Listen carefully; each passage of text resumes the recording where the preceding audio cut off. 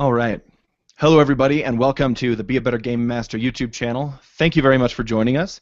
I've got four players here that I've known for a long time throughout the community, never played with. Really excited. Tonight we're going to be playing the Trenches of Hallowhall one-shot, which is my first ever official one-shot in the Tabletop RPG one-shot group. So we'll see how this goes. Again, thank you very much for watching, if you are watching. Ultimately, I'm super stoked to play with all of you. So from my left to right, we'll go ahead and introduce yourselves and your characters. Starting with Ben.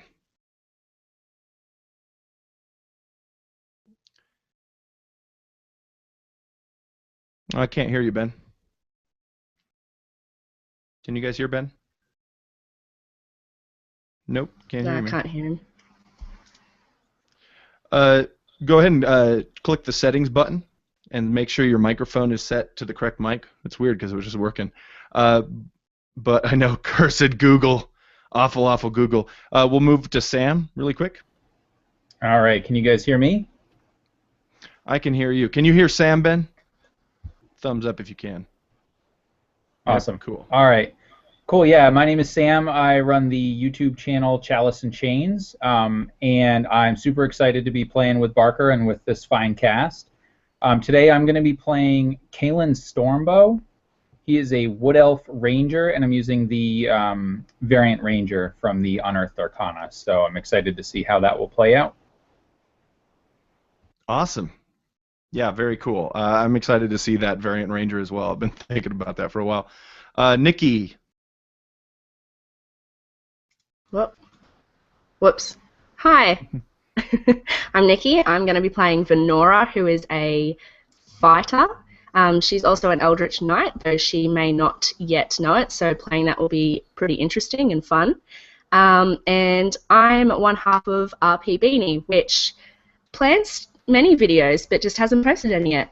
But a big shout out to Mike Lasham over at Mike the Piper for giving up his spot so that I could play today. Go over and check out his channel. He's got this really cool series that I really love about accents. So, yeah. He has other videos too, but those are the ones that I personally really love. So thanks, Mike. Yeah, definitely shout out to Mike Lasham for giving up his reserved seat as a birthday gift. Today is Nikki's birthday. Happy birthday. And last but not least, Brandon. Hey everyone, I'm Brandon, sometimes known as Tiger. Today I'm going to be playing Reed, which is a halfling warlock with a giant tome backpack. We'll see how that goes. Perfect. Very cool. Ben, is that microphone? Well, right now, man, I don't hear it. Maybe if the settings on the Google Hangout, make sure the mic is set to the correct microphone, and also, make sure you didn't mute it somewhere else, or if you're using an Apple, it might also help to have the this. If you click on settings, make sure the yeah, actually, Sam is right. Yeah, go ahead and drop out and jump right back in, and then we'll get started. This adventure was inspired by a supplement called Be a Better Battle Master over at AbsoluteTabletop.com that I made, or had a big hand in making. The rest of the guys at Absolute Tabletop super helped. This is definitely not the 100% following that supplement, but it definitely inspired this. So, Ben, we got you? Do you have me? Yes. Oh, we got you so good. All right. So without further ado, let's begin the Trenches of Hallowhall.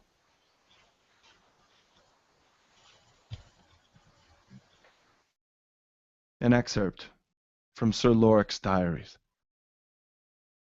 The war began yesterday. I was in my study, writing in my journal, as I am doing right now. Marjorie was at market in Bressex, and the children were playing beneath great-grandfather's old willow, when the explosion sounded in the sky. I brought the boys in almost immediately, fixing them cups of hot tea to calm their nerves. Apparently, the battle had taken place over 100 miles to the southwest, but we could still hear it, an unnatural thunder in the distance, a storm of a different kind. I confess that in the midst of all my training and protocol, I, a commander in the Gaudian fleet, didn't know what part of my uniform to don first, nor who to speak to or where to go to report for duty. In my defense, I've lived a very peaceful life.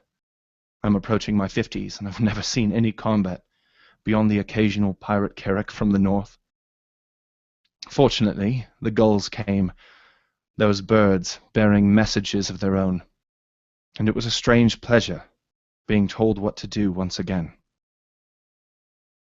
But what I found most interesting about the messages brought by the birds was not that which was related to my duties, but instead a peculiar alteration in the way the world works. You see, as a casual historian, I understand that when we look back on times long past, it serves our minds well to divide those periods into different ages, eras, and epochs.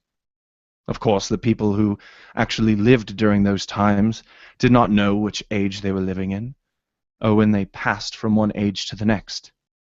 Still, we in the present day separate these periods from one another to make it easier for us to understand each one individually. The age of giants, the age of the Falthiri, and the age of steel. But according to the messages borne by the gulls, the Council of Rega, consisting of chief members of all the recognized nations of Enchea, all agreed that this war has ushered us into a new age, worthy of a new calendar. They agreed to this before disbanding the council altogether. Their final vote as an agreeable group. I do not know why, but it frightened me. So I try to find comforts within these pages. For I am aboard my ship now, the Osprey. We are currently waterlocked, but will soon be taking to the skies as I give the order.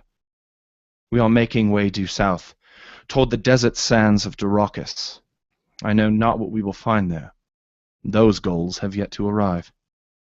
Hopefully more than burning sands and unquenchable thirst, but either way, I believe nothing will satisfy me. It has been but one day, and I already long for Marjorie. It's but time, so I'll finish here with a poem. My everything port, this succubus starboard, the sun will set on this endless sea. I left my lover for this other. Now death, I feel, follows me. Commander Lorik Rennell, aboard the Osprey, in the Sea of Stags, on the 3rd day of Maris, year 0. One moment.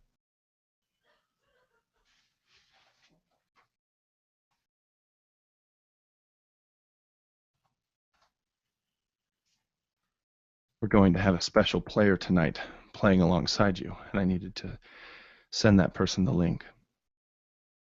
Sur Salin has never been a pleasurable place. It's been isolated, really, cold, barren. No one ever wants to go there. That was until that mystery and majesty of the magical forest there decided to bring all of the empires of the world into one place. The elves of Aurora, the humans, despite not having a nation of their own, everybody wanted a stake in it. This crimson wood. Hallowhall, to the southwest of Sur Salin, which is a land bordered by mountain ranges, is a city that has commonly been referred to as the road to Sur Salin. The one passed through the mountains to the west and south. The mountain dwarves there have constantly held root. When an assassination took place in Sur Salin, specifically the town of Myra, an assassination of a high-born girl from the elven land of Aurora, it didn't take long for them to move, to mobilize their forces. They requested passage through Hallowhall, and the mountain dwarves were quick to deliver. But the elves should have foreseen. You see, the dwarven cousins in Sur Salin, the hill dwarves, had a blood pact with the dwarves in Hallowhall. The elves never saw it coming, to be honest. The dwarves collapsed the entrance as soon as 2 legions of elves entered. They collapsed the road to the temple district, trapping the elves. They thought it would be a quick onslaught, but no, this was the first war that used the new type of weaponization, that of magic. The elves and dwarves dug deeper and deeper to avoid the fire overhead, the firestorm, until the lines were drawn and the stalemate began. There's only one way out now, and that's in the distance, that's behind the dwarven lines. And we're going to begin on the elvish side. Soldiers wounded. People, however, who aren't soldiers, now trapped in the mayhem. Venora, you're sitting in your trench. It's muddy. A couple elvish marines walk in front of you, carrying a third. He's crying out for someone named Aurora, probably his mother. You're staring down at this iron tankard, flimsy tankard of coffee, as an elf man in front of you, not a soldier, no, this was an archaeologist that just happened to be here. And he just handed you the mug, and he looks to you and says, I heard it was your birthday. A guy from the tavern told me this is the last cup of coffee. It seems ironic now. Happy birthday. Nearby, there's a body. It's been there for a few days. Just can't find the time to bury it. The flies have taken to it. A fly takes to the air, off of the body, lands in your coffee, then takes off again.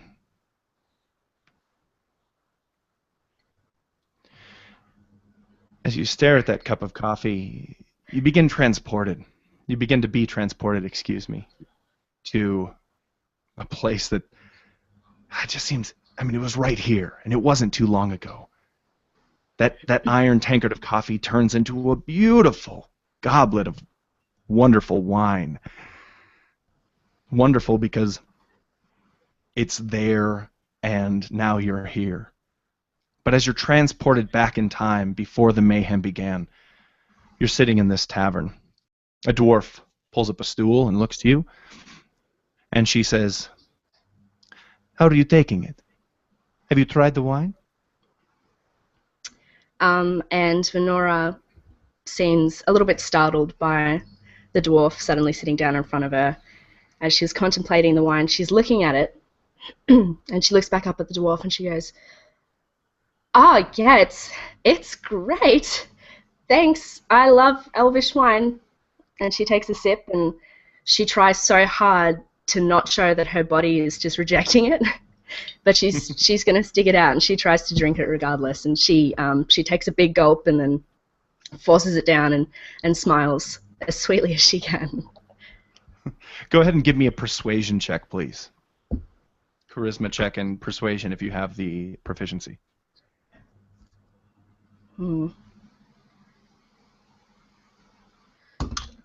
A 14. Okay, she looks at you sternly, but then a smile just crosses her face. I knew it. I knew I got it right. Thank you. No, thank you.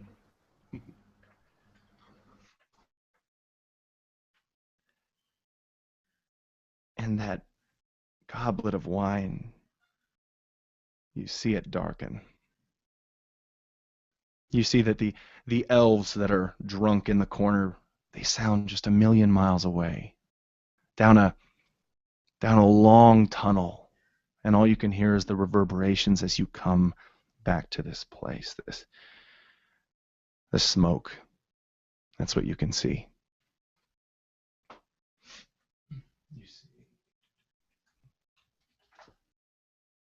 You see wounded.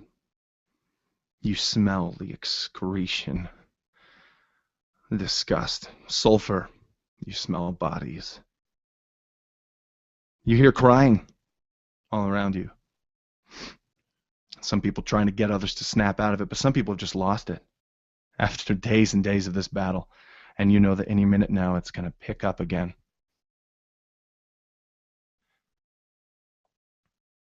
You taste this burning, just awful, awful burning taste inside of your throat. And then you drop from the Google Hangout.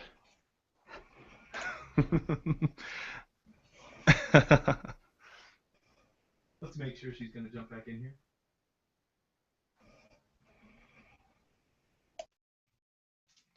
And this is all of you sitting around the trench, just waiting for the next time that soldiers of dwarves, legions, come crossing no man's land, or till, when it's your turn to cross over and retake lost trenches.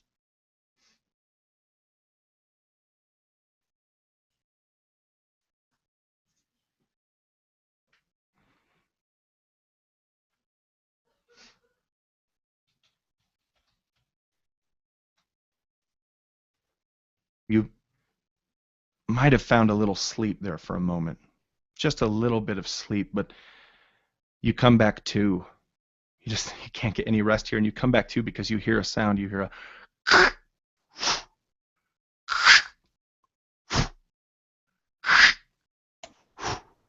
a digging sound. My brow.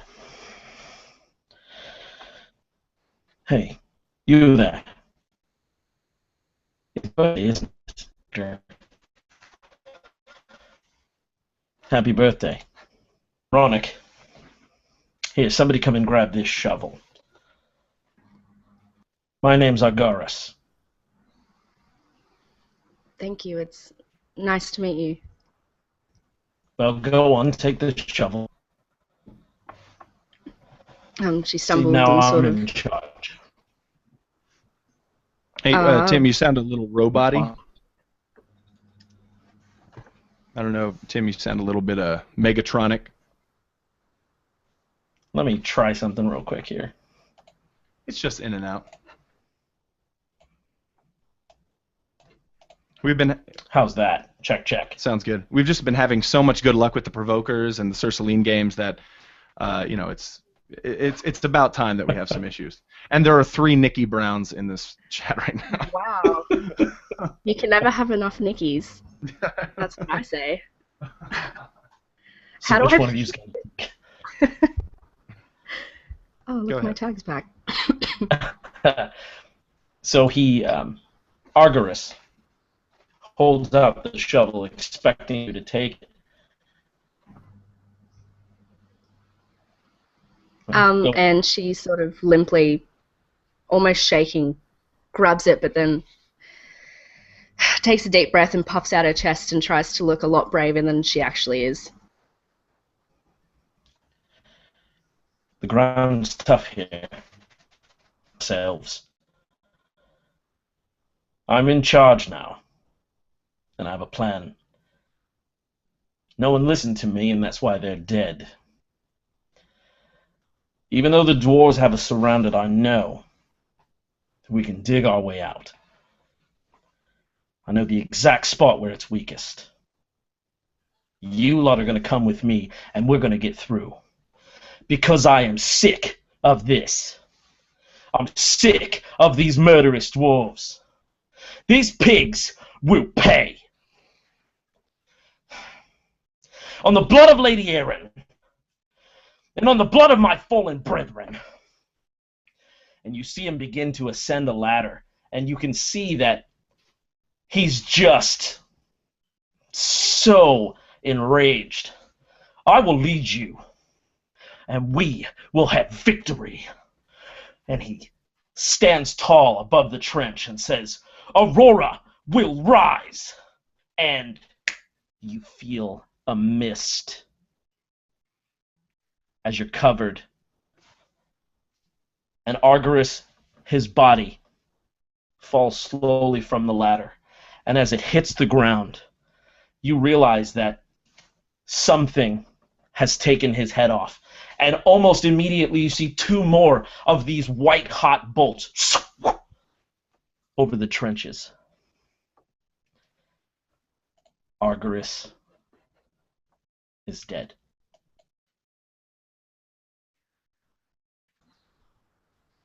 The body lands at your feet. The mist of blood still upon your face and your clothes. And before you can react, before any of you can react, you all saw this. Of course. Venora, you were the closest. You hear a sound. It's just the worst sound. It brings nightmares to children. It brings nightmares to you. It's a sound that makes your throat cringe. It's a sound that brings forth just the feeling that you're strapped to a pole, being struck again and again. It sounds like...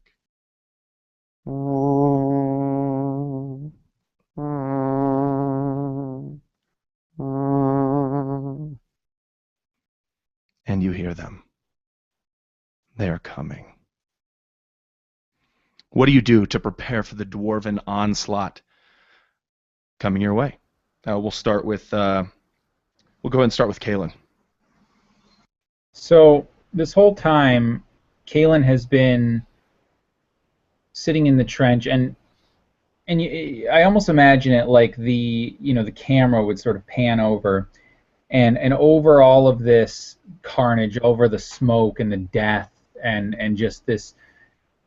This scene of horror and of betrayal, it focuses in on this elf. Not like the elves that you normally see of Aurora, those maybe more highborn. No, this is a wood elf, one that is used to roaming the Underwood. Very tribal, very primal looking. And just as the camera focuses in, it almost goes blurry again, as if he disappeared, and it would be like almost like it's focusing in and out to find him, and you realize that this is somebody that is very difficult to see if he doesn't want to be seen. But then it catches him again, and you see just these dark, piercing eyes looking at the companions, and you realize that you didn't necessarily even know this person was here until just now. He's clearly an elf. He's clearly not from here, but you realize that he has this dangerous air about him, and he just emanates danger. And yet he looks out of place, even though someone like this in a battle you would imagine could hold their own. He looks uncomfortable. He's not used to being trapped inside walls. He's not used to being trapped inside a trench with all these bodies all around him. He keeps looking all around him, looking for an escape route, and you can see, or you almost can't see, because again, your eyes can't focus on him for very long.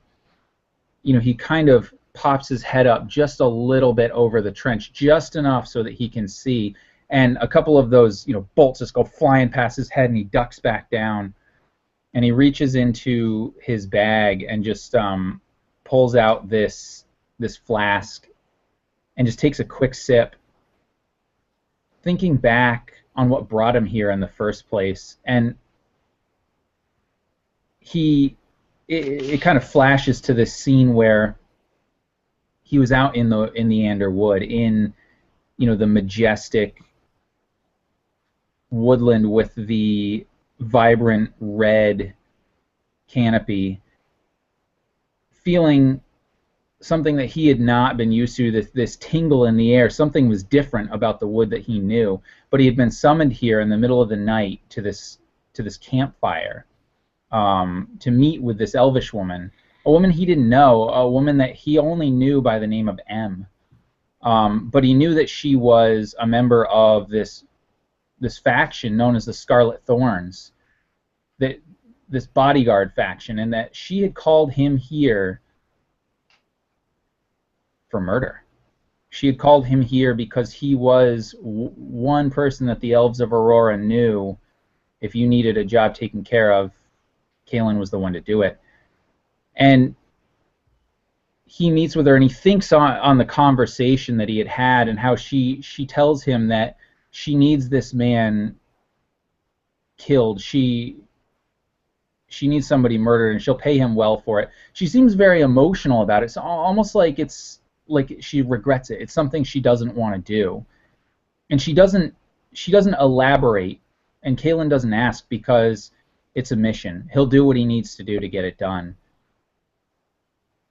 And he looks on that campfire, and then he kind of focuses, and it brings him back into the trench where he's at, and he looks to the companions near him, to the half-elf and the remnants of the elven army, and he's looking around for, you can see him squinting, looking at these bodies, trying to pick out a specific thing on each body, but you can't tell what it is. And when he sees the death of Argyris, the body kind of lands right down near him. He jumps back a little bit, and then he would just kind of lean back up against the trench, ducking, making sure he's out of the way, and he just takes another sip of his flask. He grumbles something in Elvish, and he waits to see what the rest of the trench, the soldiers will do. Excellent. And as you look around to just wait and see what the other soldiers do, you realize just how many of these people are not soldiers, and they're just here because they're sort of trapped here, much as you are. We're going to move on to Reed.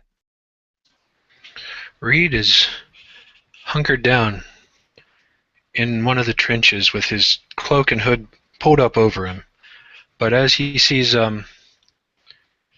Argus kind of get ready and make his little charge up the ladder, he thinks, well, that's kind of interesting, and hops out, and he's ready to follow him. I mean, he's ready to go. He thinks this is interesting and new and fun. And so he is waiting at the bottom of the ladder, and by the time the body falls, he's about scared out of his mind and realizes what's going on.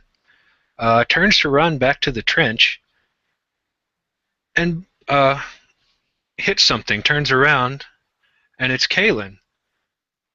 And he just kind of dodges past real fast, jumps back in the trench, pulls his hood down again, and starts shaking, going over his straps, going, "Don't worry, we'll get to Sur Salin, but you probably should have led me another way. This place is crazy." So Kalen, Reed just bumps into you, sort of, and kind of continues running past. Is there anything you say to him, or any specific thing you do when that happens? Yeah. So as he does, he kind of bumps me, and I kind of, a little bit as I get hit by this little halfling, and for a minute, I don't even see what it was that hit me. I was not focused on him, but as he does, I'm focusing in. I'm looking at him, and I see him, huddled down, and he, he's saying what he's saying, and I kind of go over, and I just put my hand on his shoulder, and I imagine that it would be somewhat of an intimidating sight with this, tattooed and scarred figure with these, piercing eyes looking down at him, and I hand him my flask. And I imagine if he would reach up for it, I would clasp his arm, trying to feign friendship, but searching for any mark that I might see possibly on his body.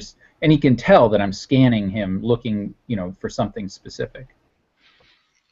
What are you wearing, Reed? You're wearing your cloak? Yeah. Any Just, notable a features on your cloak? Dark black kind of. Not really. It's just very, very, dirty and dust covered, and like it's been sort of neglected, and just something that he's always has and doesn't really mind just leaving as it is. Maybe some annoyance, or perhaps just a level of what's the word I'm looking for? Just being slightly upset at the fact that you don't see what you're looking for there. Kind of strikes you. Evo, what do you do when you hear the horns that you've been hearing for the past week? So, Evo would be sitting there, again with his back toward the front lines, against the wall of the trench, wrapped in a once colorful but now, travel-stained and dirty cloak. Many colors, patches of all kinds of different colors all across this thing. And then a fairly simple leather jerkin over a white shirt and some leather pants. Kind of sitting there with his arms crossed over his knees, with a pipe in his mouth, and he hears the horns, and just kind of shakes his head again and takes a puff, or shakes his head and takes a puff on his pipe. Blows the smoke up in the air, and you can tell he's virtually on the edge of being asleep at this point. Just maybe how some people when they get stressed, they kind of nod off and just try to shut the world around them out. And but he's also occasionally kind of peeks out of the corner of his eye at Kalen, trying very hard not to catch his eye as Kalen's over there checking everybody's bodies. And he Right. Awesome. An elf next to you kind of sees you smoking your pipe and says, hey, aren't you worried? Aren't you worried that the light, about the light, that someone will see your position? Are you not scared? At this point, there's not much point. He looks as if he nods as if he understands, but his facial expression is completely oblivious to what you're talking about. And he, then you hear the Venora. Yeah, I'm kind of in shock at this point because I was starting to gather up that courage looking at Argyris, and now that his body has just fallen next to me and I'm covered in his blood, which is I sort of reached up to touch and have just smeared it all over this quite young looking, very porcelain skin, freckles with bright blue eyes, but they're just pinpoints the pupils of her eyes, and she sort of smears a little bit. Takes her shaken hand back down by her side, and then sees the halfling, Reed, run back off and bump into Kaylin, so she sort of tries to gather herself, and she slowly walks up to you, Reed, and she places her hand on your shoulder. She sort of pauses before she does so, almost asking permission, and then she places it on your shoulder. And she tries to say as calmly as possible, "Fear no evil in your darkest hour. Trust in flame and ember's power." And it's almost like she's saying this to give you courage, but as she does this shine sort of completely covers your body almost all at once, and then it slowly goes and fades away into your skin. Are you wearing armor? No. Okay, good. So, and then it slowly sort of sinks into your skin, and she casts mage armor on you, but as this light sort of erupts and covers your skin, she stumbles back as if she didn't expect it to happen. And I'm just trying to remember the effects of that. which I have written down. You get an AC of 13 plus your Dex modifier for 8 hours, basically. But she seems completely shocked and taken aback that her attempted words of courage have actually had some sort of magical effect, and she's now on her backside in the mud, completely covered in blood and now mud, looking up at you in shock and awe that she's just done this to you and for you. And Reed would kind of come over to her and try to help her up, although he doesn't really have enough mass, I don't think, but he'll attempt to pull you back up and kind of nod a thanks that he's a little more ready for things to come. Reed, have you been in contact with these people before? These people who have commonly become known as the Touched? People who have been touched by this power within the earth? Or is this new to you? This is very new. Great. That's incredibly courageous of you, as well as resilient. A fine halfling quality, actually. And the camera just pans out, and you see the trench systems of Hallowhall spanning across the entire city, which is now a complete wasteland. Out in the middle of this no man's land is the tavern that you were just in just over a week ago, having that wine, or having your ales. As you were all there, you remember specifically you were all there, and this place is just gone. It's just obliterated.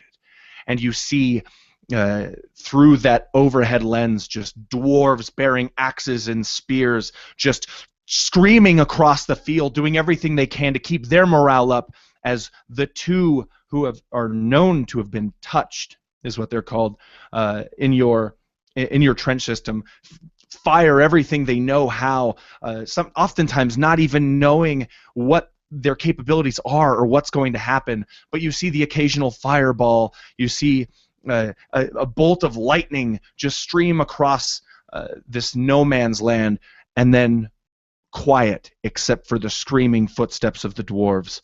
Okay, so we're in combat now as these dwarves are reaching your trench. So Kaylin, I'm going to have you go ahead and go first. You have that ability that allows you to have an action before combat. So go ahead and tell me what you do. You're all inside the trench, which is about I'd say actually 7 to 8 feet tall on the sides. Okay, so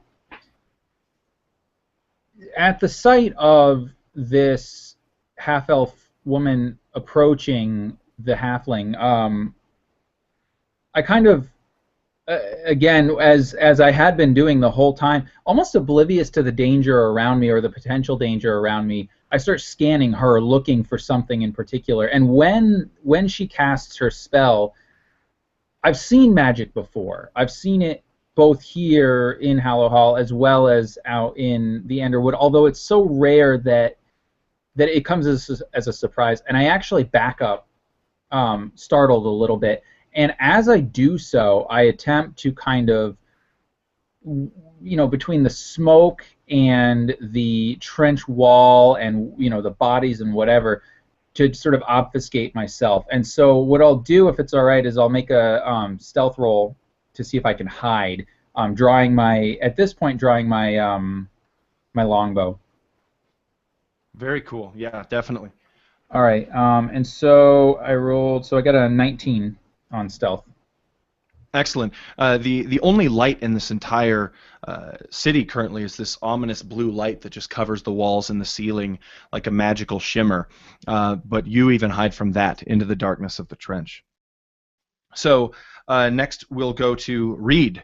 What do you do as this onslaught approaches, and it's here now? So you can either jump out of the trench and engage, perhaps, or stay in there and wait, or poke your head out of the trench and fire some shots, whatever you want. Well, first off, Reed would be looking around real quick for some small rocks or something that's on the ground. I assume there's probably some around, correct? Oh, plenty of rocks, plenty of rubble.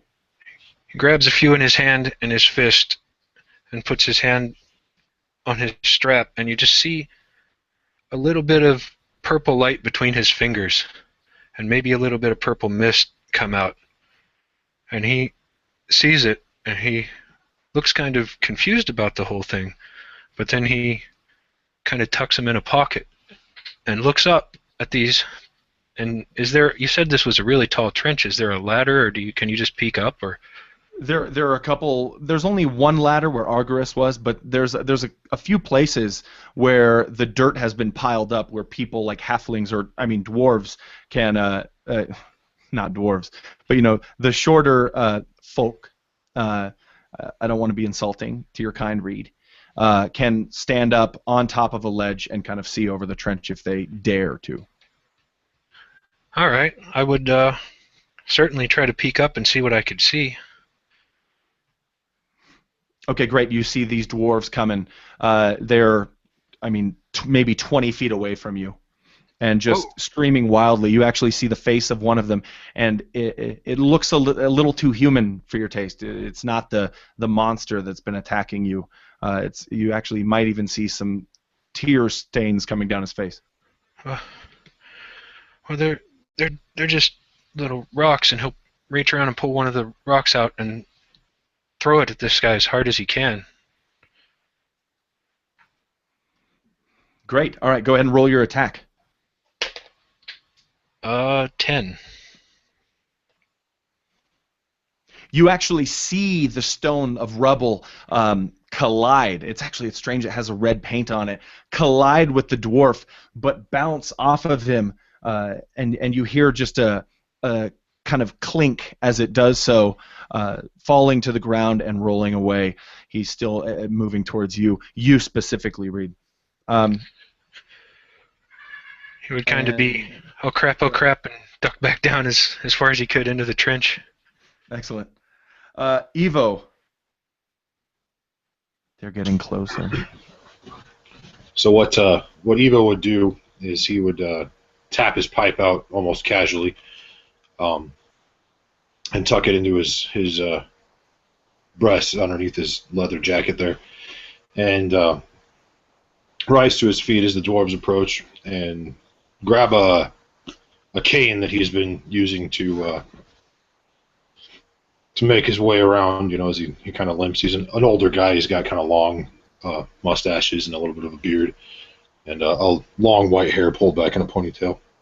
But he picks up his cane and grabs it in two hands and pulls out his rapier, basically, is what the mechanic is, but his sword that he's got in his cane there, and stands up and readies himself. And are the dwarves close enough that he could hit one? Have they hit the trench yet, or are they still a ways back? You tell me.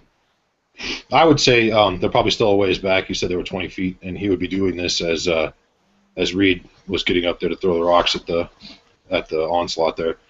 And so he'd stand up behind Reed and prepare himself, basically, so that if any dwarves make it over the wall next to Reed, he'd basically just be with Reed, recognizing that he's the smallest and most in need of protection as far as he's concerned at this point, and just ready himself, so if a dwarf comes over the wall, he'll strike it with his rapier. Great. So basically, what you're doing, according to the rules, is you're going to ready your action. If the dwarf comes up, you'll get your boom, you'll get your attack. Exactly. Excellent. And lastly, Venora. Okay. What does Venora do on her birthday? She F's stuff up. Nice. So she's going to try. So Venora's going to take out her longbow, and she's going to shakily knock an arrow. But noticing that she's shaking, it pisses her off, and she's like, "No, this is what I'm meant for. This is where I'm at. It's happening now. This is my destiny. I'm going to make a difference.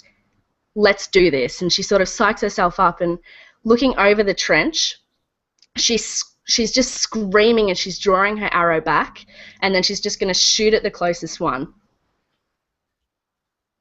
Awesome. Go ahead and give me that attack roll. That's great. Okay. Where is it at? Okay, so that was a 22. Oh, yeah, awesome. Go ahead and roll damage. Yep. She does a 5 damage, but can I use an action surge? Yes. Okay, so as she's doing this and she's really psyched herself up, she looks over the trench, she draws her bow back and screaming with the backhand that shoots the arrow, because it almost follows through to balance herself because she nearly falls backwards. That hand that she's shooting forwards, this ray of just cold frost, this blue beam, it just shoots out of her hand towards the dwarf that she just shot at. And can I make another attack roll? Yes. This is for ray of frost. Okay. As a wounded elven marine is just looking at you with wide eyes. And she got a 21 on that one. Phenomenal. Go ahead and roll damage. Yeah. And that...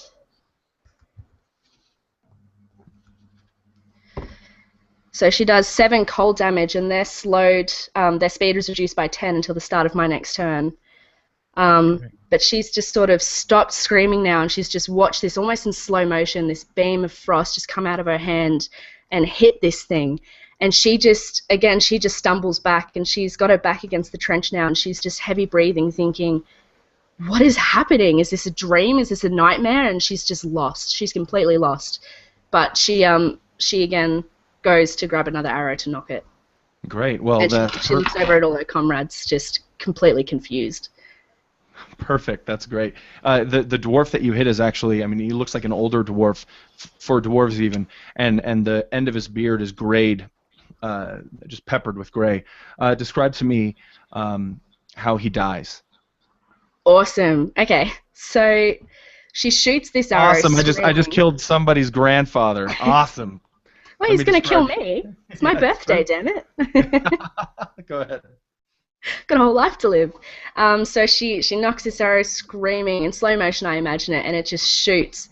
As she's come up over the trench and it fires, it hits him in one of his shoulders and it sort of knocks him back a bit and he goes to stumble. And straight after, he just looks up and sees this ray of blue frost just coming, and it smacks him right in the face, and all it does is just completely barrels him over, and he dead on the ground. All right, great. It turns a little bit of his beard blue too, and just singes and crumbles off as he falls down to the floor, the old ruined cobblestone. And then you look around. You could fix that beard. Yeah, and you look around at your comrades, just as surprised as anybody. And we're actually going to finish this turn with Kalen, when in reality we should have started with Kalen. We did his action and then should have started with him in initiative order. We'll do that next time. But go ahead, Kalen. Thank you. Yeah, no problem. And so, seeing this display, seeing the halfling, and recognizing that he may not be very much of an asset in combat here, seeing at least he hasn't portrayed that yet. Seeing the half-elf,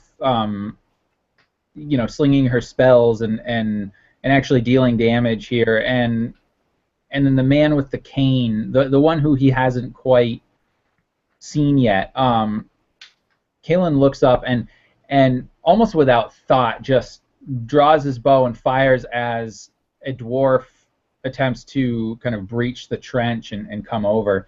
And so, I mean, I rolled a 19, so I assume that hits. All right. That'll hit. Fantastic. 2 points of damage. 2 points of damage. Okay, so where do you we'll say you hit him in the side or something that's just kind of skims across his flesh, just tearing his kind of a leather jerkin open, small spattering of blood, but not enough to slow him down. And then as a bonus action, I'm going to use my skirmisher stealth to basically stealth back into the shadows with a 16 stealth. Okay, phenomenal. You do so. All right. A dwarf bearing a spear that has been makeshifted from old metal strapped to a pole. It's obvious the weapon's running out. Jumps into the trench and strikes actually toward Reed, but realizes that Reed is actually under the protection of this other person that he did not see from the beginning. So, Evo, you're being attacked. And it would help if the DM had his dice ready, wouldn't it? Would I get the chance to strike at him first before that because of my ready? Yes, you would. Absolutely. Yes, you would. Go ahead. Unfortunately, it was only a 10. The 10 actually misses, and he will strike you with his spear, swinging it across toward your face. Please tell me how you dodge or block. Okay, so the spear comes up, and Evo, lashes out with his sword and misses as the dwarf kind of jumps over him down onto the ground into the trench there.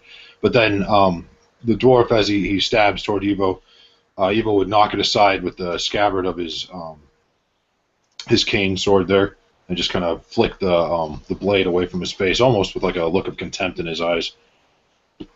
Excellent. Beautiful. A second dwarf actually jumps over the trench, over behind you, Venora, behind you, and spins around, wielding a hand crossbow, and looses a bolt. Is he right next to me? Sure. He's definitely within 10 feet. Okay. Is that an opportunity attack if he's using a ranged weapon?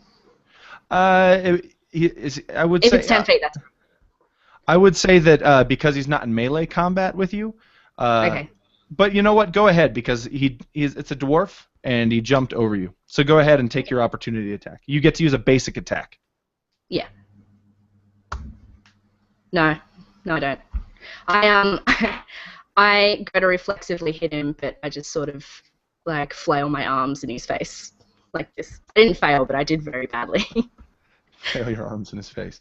Yeah. Okay, well, I mean, apparently it was enough because this bolt just lands in the dirt next to you. Cool beans. We're kind of just like having this awkward dance together where we're just trying to kill each other but doing really dismally. That's it. A few other dwarves jump into the trench.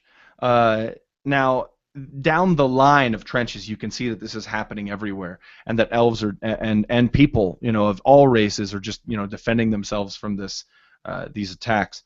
But one more actually comes at you, Evo, and strikes at a 22. Does that hit? Yes, it does. Excellent. So you're going to take 4 points of damage from the spear. Okay. Ouch.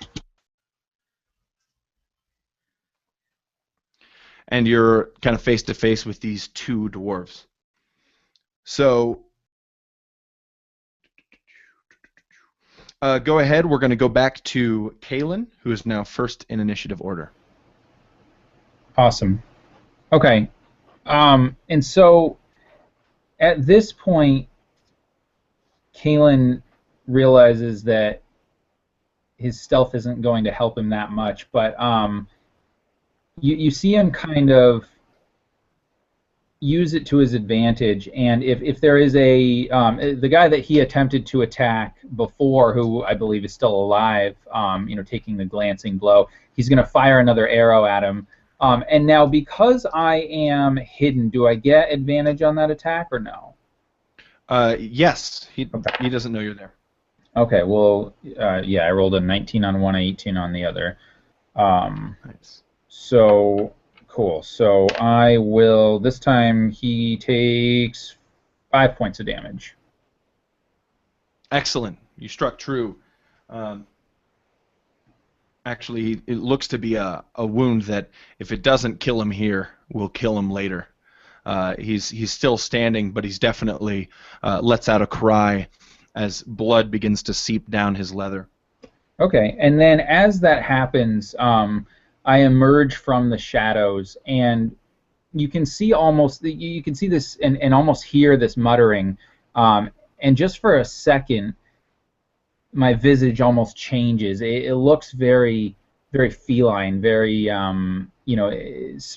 ethereal, and you kind of see as I'm speaking, these words are manifesting into this smoke almost, and out of it comes this spirit-like lynx, and kind of settles on the ground next to me, just kind of looking, and looks around for a minute, not in any kind of corporeal form, but and I imagine, you know, people would sort of walk through him and almost not even notice it, but you can see this figure there, and then I will attempt to just move kind of out of the way a little bit, as much as I can, just to kind of, you know, in case somebody jumps into the trench, it's not going to land directly in my melee range, if that's possible.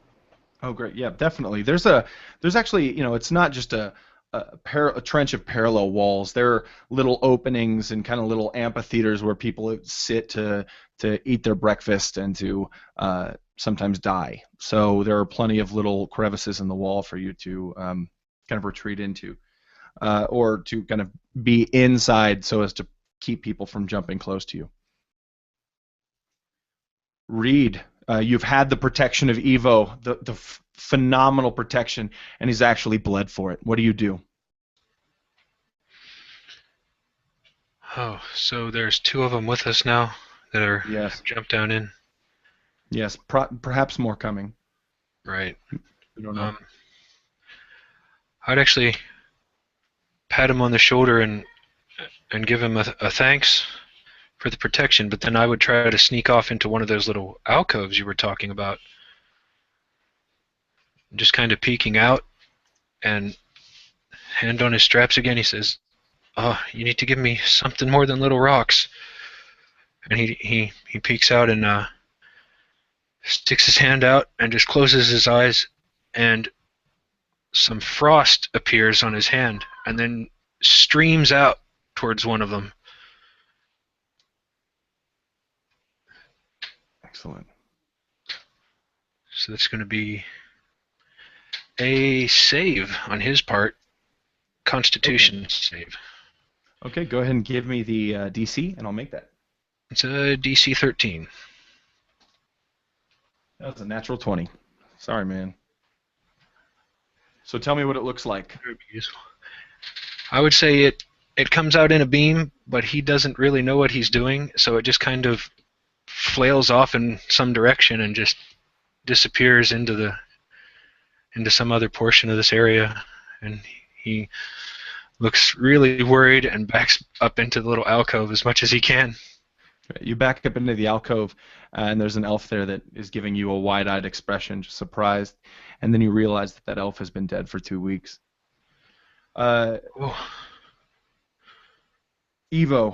your halfling companion has just retreated into the trench. You're here to face these 2 alone. What do you want to do? What do you want to say? So Evo, after having seen both the Reed and was it Verona? Venora. Displaying this magic, you know, I mean, he kind of just, while keeping his eye on the 2 dwarves in front of him and his guard up, he's kind of glancing back, you know, side eye at these guys, and kind of raises his eyebrow a little bit and just shakes his head like this is something he's definitely not expecting to see when he came here. But then he's going to go ahead and attack the first dwarf that came at him, and excellent. That would be 21. 21 hits for 8 points of damage. Is that the one that Kalen shot, or is that the other one? I'm not sure. Basically, I'm a teacher, basically giving you permission to cheat on a test if you want. Okay. Is that the one that's already wounded or the one that's not? We'll go with the one that's already wounded. Tell me how he dies. All right, so keeping the scabbard of his cane kind of across his forearm on his right arm, with his left hand, he just kind of flicks his rapier up across the throat of the dwarf in front of him, and just, you know, blood just kind of blossoms out of his throat, and his eyes roll up in his head, and he just flumps backwards. Excellent. Perfect. He does so, and his friend actually looks a little shocked, the one he was standing next to, and he shouts out, "Thoric!" Now, Venora. Yeah. Cool. All right. Well, so the guy that shot at me is still here. I'm just a bit confused with the people that are here. Oh, no worries. The one, there are 2 dwarves currently in the trench. One that is facing off against the other 3, and the one that's about to face off against you, mano a mano. Okay. I drop my longbow, and then as a bonus action, you just sort of see this whip appear in my hand, and I look at it, again surprised that it's there, but I just go along with it, and I'm just going to, because he's 10 feet away from me, correct? Yes, and I want you to roll an intimidation roll before your attack roll. Yeah. Am I intimidating? Kind of. Oh man, I'm rolling so good today. 21. 21.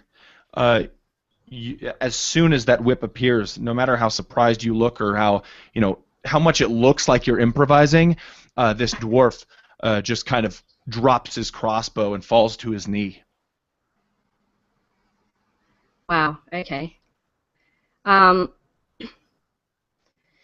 She's sort of hearing everything going on in the background with her companions and them, knowing that they're wounded and stuff. She's just going to kind of take a deep breath, and she's going to go for his other leg so that he is either he's wounded or he falls over. She's just going to try for one or the other. She's not sure which. Okay. So I rolled a 17. 17 is enough. Cool. So did you want me to trip him, or did you want me to do damage? I want you to do whatever you want to do. Okay. You tell me. Well, she's not being very careful with the whip like she would have been back when she was working at the tavern with her mum. Mm-hmm. So she is going to try and pull him down, but she's not going to hold back from it. So if he gets hurt, he gets hurt. And she's just going to... It ends up wrapping around his neck. Excellent. Which does 10 damage. And then, did you want me to do a strength check or anything to try and pull him over? Go ahead. Yes, do that. Actually, yeah, go ahead and do a strength check to see if he's grappled. Okay. 18.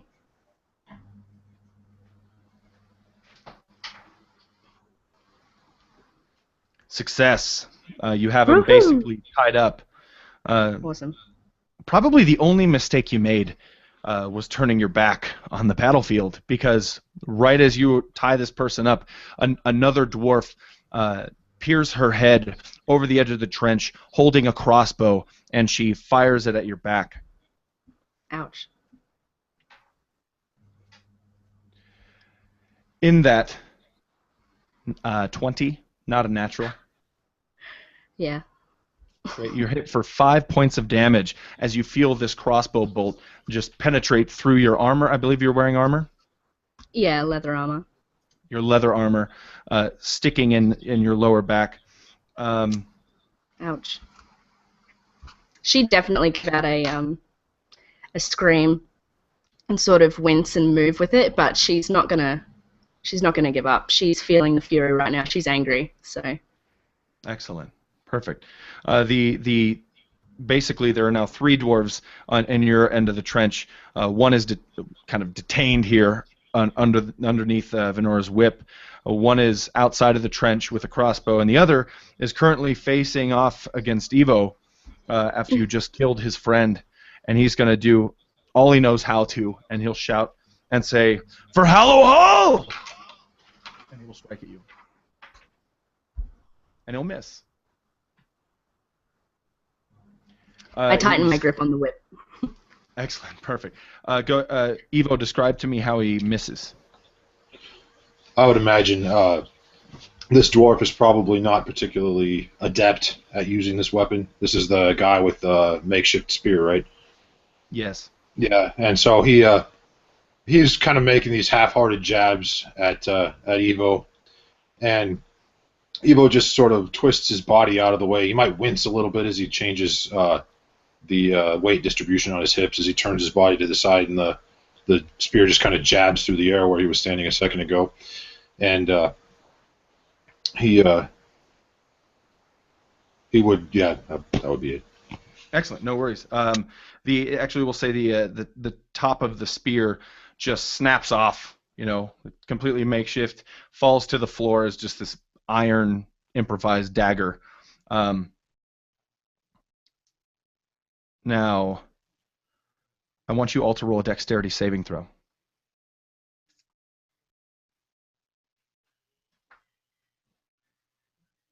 The number you want to beat is 12. Uh-oh. 9.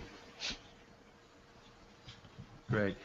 If you didn't beat 12, I want you to take 4 points of damage. That's 2 bludgeoning and 2 fire.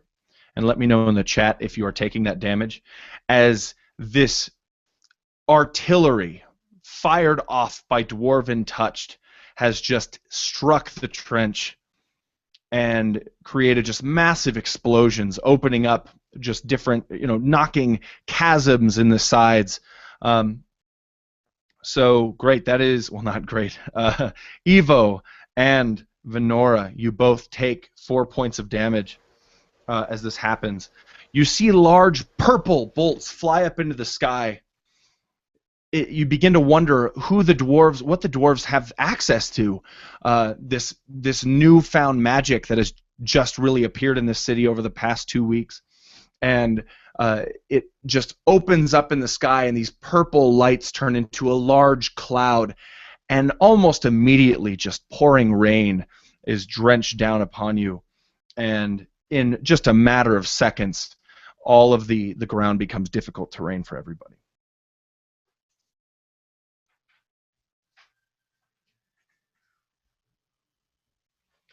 Kaylin. So, as this scene kind of unfolds, Kaylin is already uncomfortable, is already feeling, walled in, literally. And now seeing this arcane destruction raining down, seeing that, there's not a lot of hope that we're going to be able to do much more than survive, if that, by staying where we are. Kaylin would again kind of mutter under his breath, and he looks to his spirit companion, which he just summoned, and he kind of almost snaps his finger, and you see it kind of turn back into smoke again for just a minute. And then it almost materializes around the arrow that he has now knocked on his bow. And I start moving through the trench, trying to get down to another position where I can, possibly, get out of this trench. Just seeing trying to figure out what we can do. But as I'm doing that, and I'm seeing Evo, I believe, still engaged. As I'm running past, I will take a shot at the dwarf engaged with Evo and see if I can kill him. If that's all right. Do it. Do it big. Oh, nice. No, I missed. Well, I assume I missed. I got 8. Yes. Yeah. Yeah, it's a miss. Yeah, so I fire the the arrow at him, and missing him. You see, as I knock the new arrow, you would have expected some result from this smoke on this arrow, but it doesn't happen, and the smoke kind of curls around, and you almost see this fang instead of the head of the arrow. You see this fang on the new arrow that's been knocked. But I continue moving by, hopefully not taking any damage, as I'm showing no care for these companions whatsoever. Excellent. That's perfect. Yeah, looking your way up and down the trench, wondering, God, we're going to die here if we don't get out. Realizing the dire situation, all the main entrance to Hallowhall has been blocked by rubble, collapsed on purpose by the dwarves to trap you. But you go ahead and give me a wisdom check. Actually, an intelligence check. We'll make it an intelligence check. I prefer wisdom, but either way. 19? 19. You were very much remember this Argorus character when he was first promoted, not by his works or his duties or fulfillment of the duties, by attrition. His superior died, and you remember him saying something about the tunnels to the temple district, which were collapsed by the dwarves. Something about digging through them and maneuvering through the temple district itself to get some sort of advantage. That's what you remember. But as of right now, I mean, there are dwarves and elves fighting all up and down this trench, and the temple district is, a ways away to the west through the city. And so I just had a quick question. Because I am an outlander, because I'm a wanderer, and just mechanically, it's the ability for the outlander background. I have excellent memory for maps and geography, and can always recall general layout of terrain, settlements, and other features around me. Would I be able to kind of recall, okay, where is the temple district? Maybe what I would need to do to get there in the most efficient manner. Absolutely. You would recall that the temple district is, further down the trench to the west, quite a ways, but not too terrible of a journey. You can get there in some, maybe 15 minutes or so, you think. You know that it's covered in rubble, but if you could get through the rubble, then you know that you would be able to enter into an entirely blocked off portion of the city that is yet to be touched by battle. You also would know that if you maneuvered through the temple district, the only other exit would be on the side of the dwarves, so you'd be able to come out on their side. Cool, thanks. Sure. I would say that you might also remember a name of a place called Radica Pass, but you're not entirely sure what it is, but you know that it's somewhere in between this wasteland and the temple district. Reed.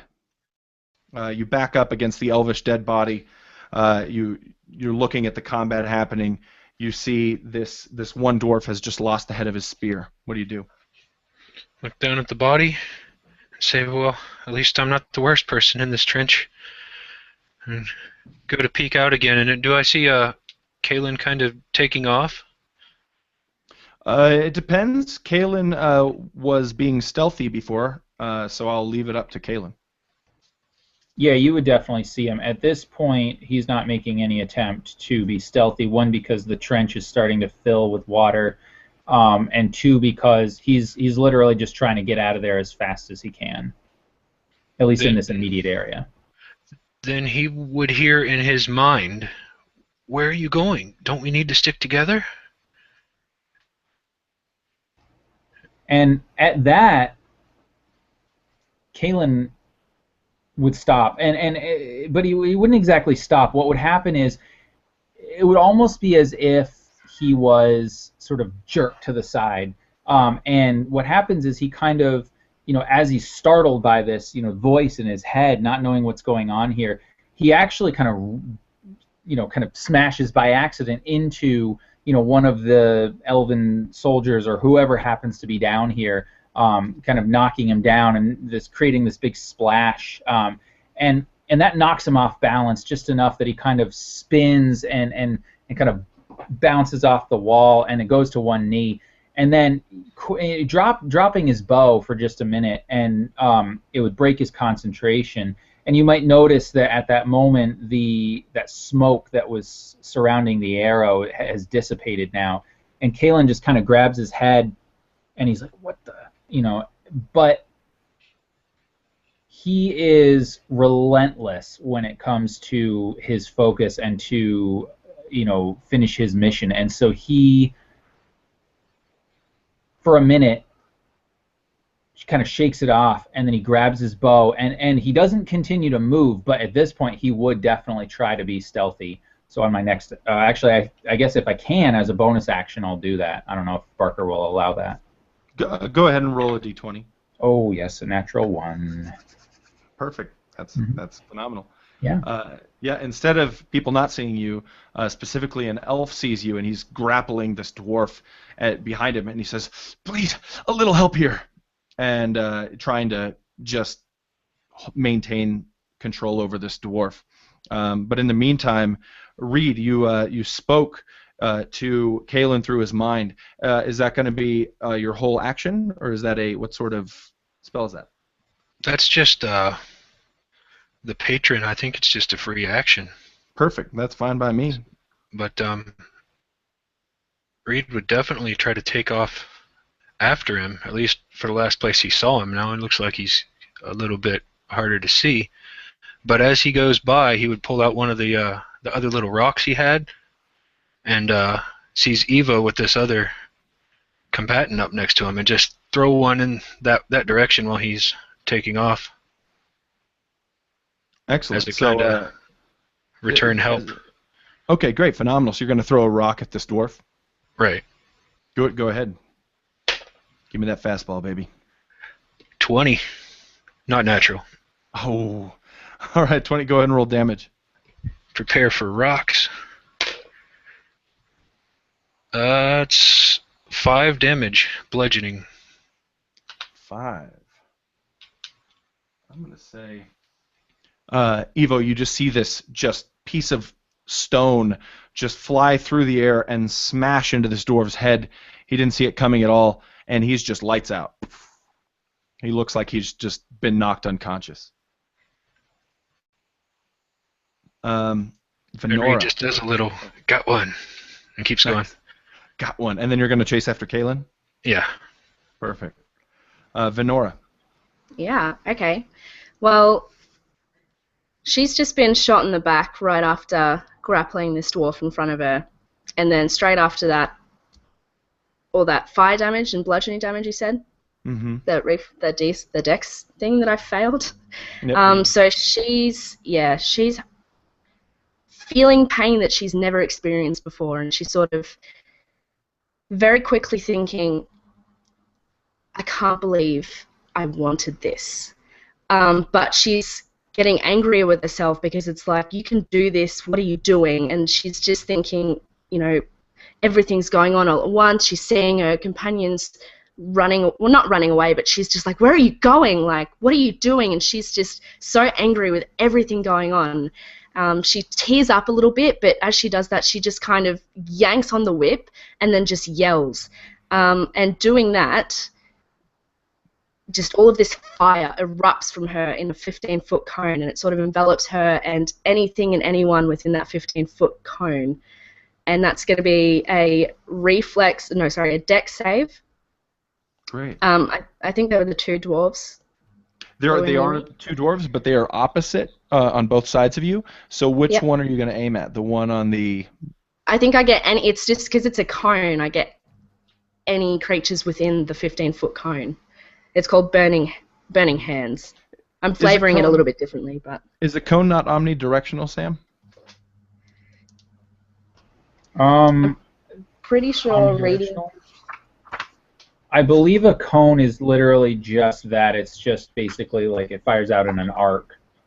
Yeah, because it says each creature in a 15-foot cone must make a dexterity saving throw. Okay. For the sake of this, we'll say we'll do it in an area. I think it's actually kind of like a blast towards a certain location, but like in one direction though. That's the okay. reason I'm talking about. Okay. All right. We'll just do it towards the one that I'm got the one I'm grappling. Okay, great. So you're gonna fire at the one underneath the whip. Yeah, it's sort of just erupting from me, so he just needs to make a dex save, which he's not going to be very good at because he's gonna have disadvantage for sure. Disadvantage for days. He rolled a 2. So, good. Go ahead and tell me how much damage he takes. 14. Describe to me the charred husk of this dwarf after you are finished with him. So she's just taken all of this damage. She's getting really overwhelmed. She's looking around, and she just looks at him and locks eyes with him at the end of her whip and just yells, but she's just in this state that she can't hear anything going on. She can't hear herself screaming, and then just suddenly all these flames just sort of erupt towards him and engulf him, and her whip just sort of limply drops to the ground, and he's just a charred mess, smoking, now Redbeard, and he falls to the ground in front of her, and parts of him just sort of break away and fly away as ash. Awesome. Yeah, she's also going to turn around and sort of take a step back away from the one that shot her, but as a bonus action, she's going to reach for her wound and just take a deep breath, but it's going to be a second wind, so I'm just going to try and heal myself. Perfect. Where's D10? It's a good idea. Yeah. And his ashes just sink into the mud, and this just brown smoke, this cloud of ash. I mean, it looks like a cloud of smoke inside the water, and it just kind of drifts down this stream that the trench is beginning to turn into. Awesome. The dwarf behind you, excuse me, yes, the dwarf behind you is going to crawl. Actually, you know what? The dwarf behind you is going to jump into the trench, trying to grapple you from above. Okay, I did turn around to look at them, but if it's cooler for the story, then... No, that's fine. That's perfectly fine. So you turn around to look at this dwarf, and she just jumps on you, trying to kind of tackle you to the ground. So go ahead and roll a dexterity or save check, or say not a check. Yeah, a check. Okay. And tell me what you get. Feck. I got a 6.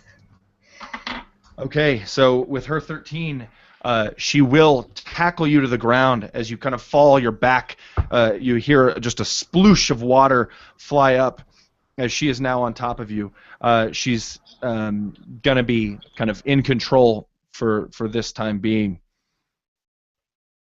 We'll see if you get any help from Kaylin, actually, who's probably pretty far down the trench. Oh, did I miss Evo? I did miss Evo. I'm sorry. We'll see if you get any help from Evo. Yeah. So Evo, having seen the dwarf in front of him get knocked out, and he kind of nods to Reed as he's kind of taken off after Kaylin, and turns back toward. Oh man, sorry, Nikki. I keep forgetting your character's name. Venora. Oh, sorry. All right, so That's right. turns back towards Venora as she engulfs this other dwarf in flames and watches the other dwarf jump down on her and begin to grapple her. And he'll walk over to the dwarf on her back, and he'll at this point, I guess he'd grab the dwarf and try to rip it off, and throw her off to the side there. Excellent. Go ahead and roll a strength check with advantage. Okay. Perfect. So strength's going to be 14. 14. You do so. Describe to me just tossing this dwarf off. I would say that it was probably not the easiest thing. Evo's not terribly strong, so he'd grab the dwarf underneath her whatever armor she might be wearing or whatever on the behind her shoulders, and kind of just strain and sort of lift her a little bit and roll her off to the side. And right. She lands just in the water, kind of striking her head up against the trench wall. You might see some blood begin to stream down her face. She isn't wearing any armor, just clothes, and she drops her hand crossbow into the mud as everybody in this area, the dwarves in this area, are now kind of nullified. Kaylin, however, is staring at this elf who's asking for assistance from you in order to either drop this dwarf or to put him out of his misery, or just to put him out of the fight. And Kaylin is torn because as he turns around and as he's still somewhat in shock from feeling his spirit companion leave him, he's feeling the rain just pouring down, the stench of just the blood and carnage and death, just assaulting his senses, and his eyes, kind of, he blinks as partly, trying to get the water out of his eyes, and also at the sudden light that emanates from this elven woman's hands, this woman that he just sort of met a couple of days ago. And then he sees her go down, and he sees the other man, the newcomer to this town, Evo, kind of assist her with nothing more than a sword cane, and it pulls at him, and it starts to he starts to realize that he cares nothing for these people per se, but yet they've shown a competence that his own people, the elves from Aurora,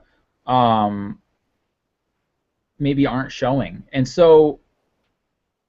yet one of his people is asking for help here. And so I think what I would do is I will put my bow away, and I'll draw my 2 short swords, and I will in fact help the elf next to me, seeing that for right now my companion, or the people that showed up,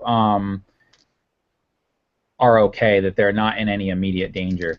So I believe, if I'm correct, Barker, with drawing the weapons, I can make a normal attack with my regular weapon, and then I can make an offhanded attack, but I just don't add the ability modifier. Is that right? Yes, that is true. Okay. So I would definitely.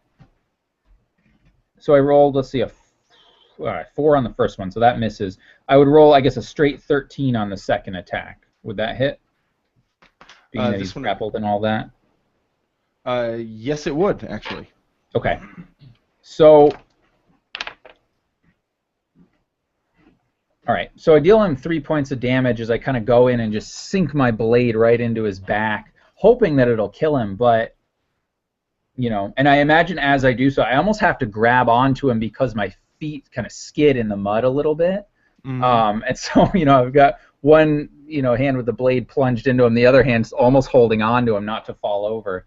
And I don't know if you want to do this, but I think I would almost think the force would knock everybody over. Yes, it does. And you collapse on top of this person who is now on top of this elf, and your blade just is driven through the upper chest, lower neck of this dwarf, and it just begins moving forward, almost hitting the elf who's lying underneath him. As this bloody blade just gets inches closer and closer, and the elf just digs his head into the mud, and then you draw your blade back as this dwarf is dispatched. The elf sits up and says, "Thank you, Roderick," and he holds his hand up to maybe perhaps have you help him up. And I will help him up. Quickly, and I look to see if he still has a weapon or still has, his blade, or if there is one nearby that he'll be able to grab. You can see that there are, weapons kind of scattered about. The one that actually matches his armor, he is a Marine from the 2nd Legion of Elves. His katana is over on the side, kind of drenched in mud, almost disappearing, but the rain stops, turns into a drizzle, and disappears completely. Wow. And so as that happens, I pause. I was about to say something, and then I pause, noticing the sudden change in the atmospheric effect, and it startles me for just a minute, feeling like this is not a natural occurrence, and having not seen something quite like this, happen. So. And Roderick notices that, but I imagine he would also kind of have a similar reaction. And then I look to him, and I look back to his sword really quick, and I say, "Well met. We must get out of here. We must make our way to the Temple District. It's the only way we're going to survive. Grab your blade, grab any men you can, and we got to go." You say these words, and, it's so quiet now that many people hear, and you just see this just desolate area that you're in, and the blue orating off the walls and the ceiling just grows in vibrance. Very strange. It's been here since you've been here, but it's just there's something shimmering off of it that wasn't there before. So we're going to jump to Reed as you're walking through the luxurious passageways of Hallowhall back when it was put together. Golden walls, beautiful cobblestone. You hear a sound of a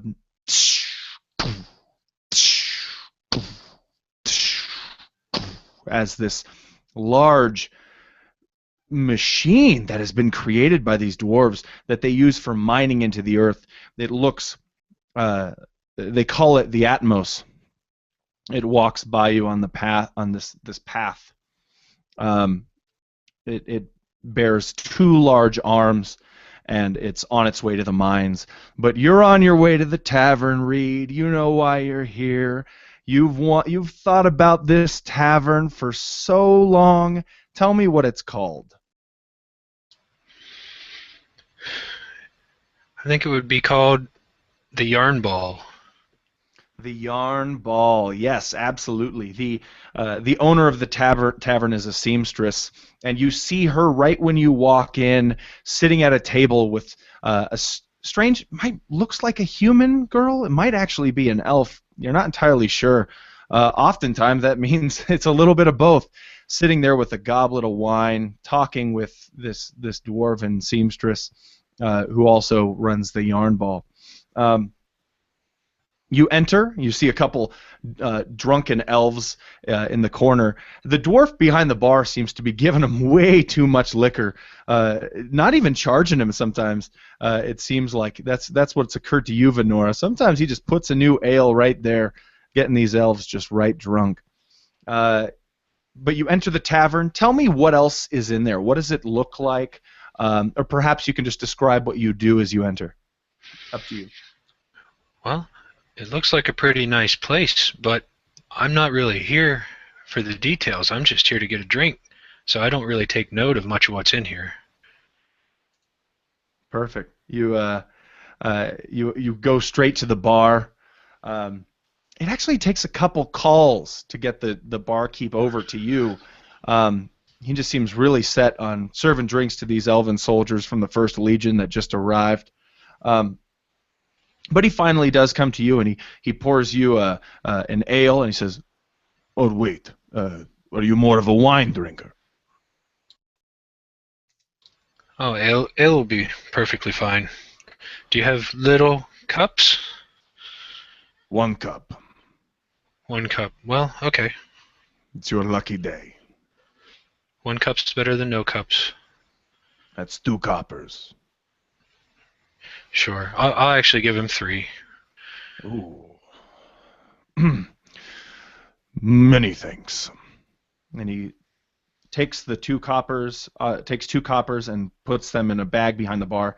Takes the 3rd copper, looks around, peers toward the seamstress, who's just speaking with this half-elven girl, and just kind of glances around and pockets it, and maneuvers his way back down the bar toward those elves. You hear someone walking in, Venora, behind you, and the seamstress. Go ahead and tell me what her name is.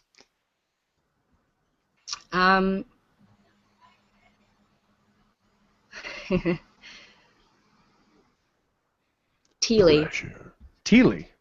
Teely. That's excellent, Teely. Yeah. You hear someone call out her voice, "Teely, Teely," and Teely looks up, and you don't recognize this woman that's walked in, but Teely obviously recognizes her, and says, "Oh, matron, yes. Well, what is it?" And this woman who just walked in says, "I just wanted to let you know that we are taking the children to the temple district today. the orphan children. If you would like to drop your daughter by later, that'd be perfectly fine.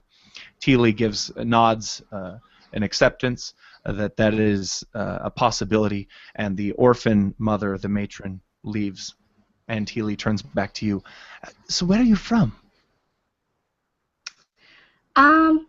Well, I'm from nowhere in particular, just a small tavern stable. It's a few months' walk from here, actually, but it's not really of note. Well, it's of note to me. I run a tavern as well. Yes, well, the gentleman who ran the tavern where I grew up, he was an adventurer and a warrior, and Hagar, he's an awesome guy. You know, I'm sure that you'd love him, but his tavern was definitely nowhere near as extravagant as this. And Venora's sort of looking around just in awe, like a child that is just excited by nearly everything new that they see. And she's just, yeah, she's very excitable and. Absolutely, and you're probably taking note of these massive tapestries that have just covered the wall that have obviously been made by Teely, and they're just, I mean, it's just rugs and tapestries everywhere. They even sell some clothes in the corner that are homemade, probably, you know, not your style, not your size, obviously, probably a little wide around the waist, but the, you know, you take note of those and give her the compliment, and she takes it with a very large smile on her face. Yeah, I'd definitely be looking up at the tapestries with just no cause for concern. I'm looking up at them slowly, and my mouth is just dropping, and I'm not, you know, I'm not going to close it. I'm just, wow, like, this is crazy. And then I'm asking her if she's made them, and I'm talking to her about that because I've never met a seamstress before, so especially not one so elaborate. Yes, I make all of them myself. Yes, thank you very much. It takes quite a bit of time, but oh wait, except for that one in the corner, and she points to a purple one. Says, my grandmother made that one. I keep it there to remember her by, but it was my first. If you'll excuse me, I must go. I have to pick up my daughter and take her to the temple district with the orphans. It should be a wonderful day. I hope you have a great stay in Hallowhall before you're going to where? Sur Salin, actually. Going to investigate a few things, probably find someone that I've been looking for a long time. But thank you for your time. And she sort of drifts off and then just kind of goes back to looking at the massive and elaborate tapestries. Great, and Teely leaves. Teely leaves. Tea leaves. Teely leaves. Teely leaves. The room darkens, and it appears strange to you, Reed. And then it occurs to you that the room itself isn't darkening. Your mind is darkening as you're returning back to where you are now, in this mucky trench. The blue light of the walls just reflecting onto everything. And you see these two dwarves which have now become prisoners. One is unconscious, one is awake. The unconscious one begins to stir. And you see that this elf who's standing next to this figure with who's strapped with a bow is looking directly at you. And he says, Well, you're touched, right? Can't you, like, read their minds or something? Touched? Touched, touched. You do the things. Come on, don't act like you haven't heard of touched before. I just do what I'm told to do. Yeah, but what about you? And he points to Venora behind you. What about you? I saw you with the whip and the ice and the I mean, you burned that dwarf alive. Can't you just get in their heads and see what they're planning?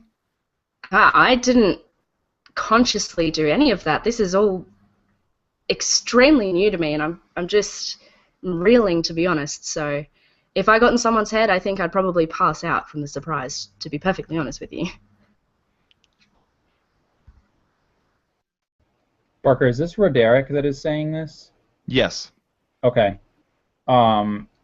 So seeing Roderick, kind of acting this way, and seeing, Venora and Reed kind of saying, no, I can't help here, I look to him and I say, listen, there's one way I know to make a dwarf tell you. Well, there's two ways I know to make a dwarf tell you what they want. Since we don't have enough drink here, we can cut on them.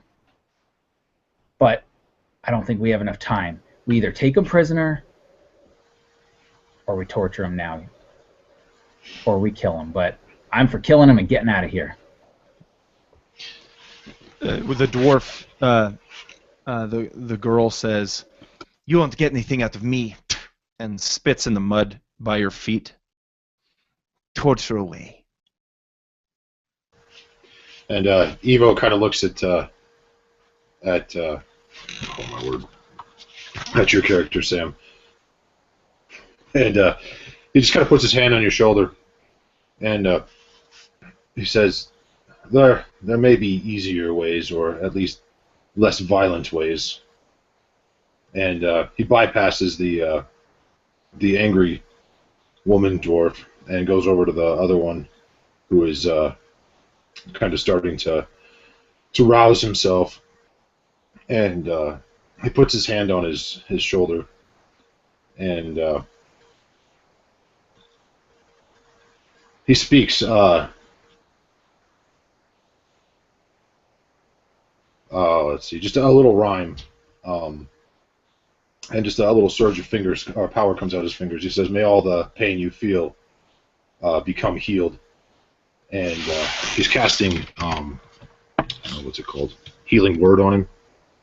Cool. On the dwarf? On the dwarf. Very cool.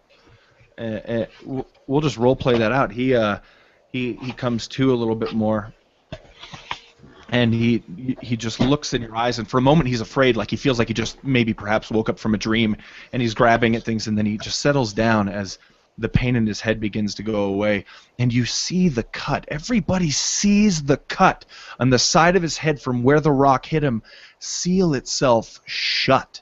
And anybody who thinks that's crazy can go ahead and roleplay like you think that's crazy. Roderick definitely thinks that's crazy, but in this past week you've seen some things that have really begun to prove the rumors that something is happening in this world, specifically in this region around Sur Salin. And it all begins to make sense, especially to you, Venora. I mean, the stuff that you've been through, especially in this battle right now, I mean, this is just crazy.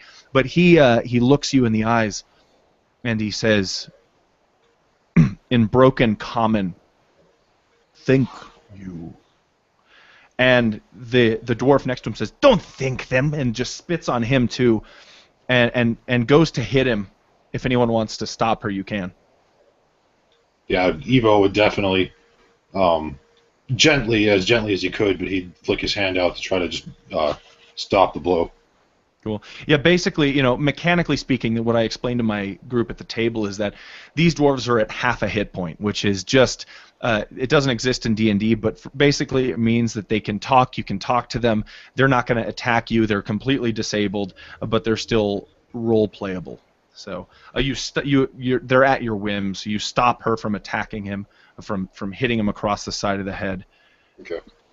Yeah, he would just kind of gently grab her hand and sort of push it off to the side, and then look back at the other dwarf.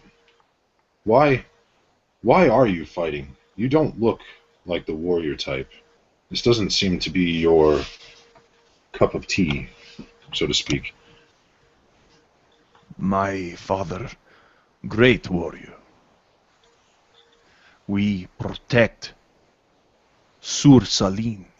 And he puts his fist over his chest, where there's a dwarven amulet.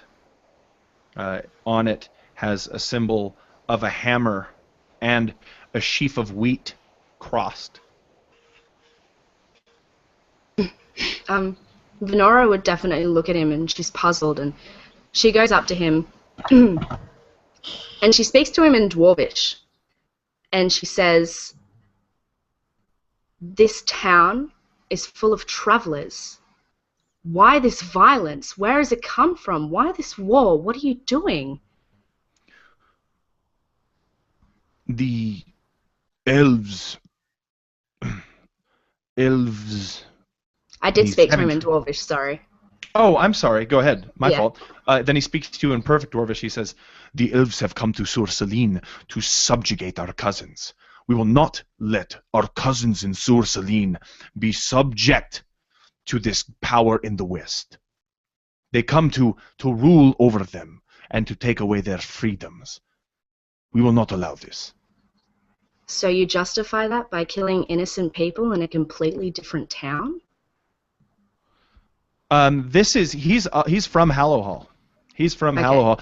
The dwarves of Hallowhall, for that you would begin to kind of put this together. The dwarves in Hallowhall are commonly referred to as just from the common folk as mountain dwarves.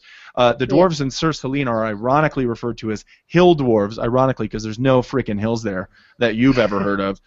But they're related still by blood, and so the dwarves of Hallowhall, like he's one of the ones that betrayed the elves.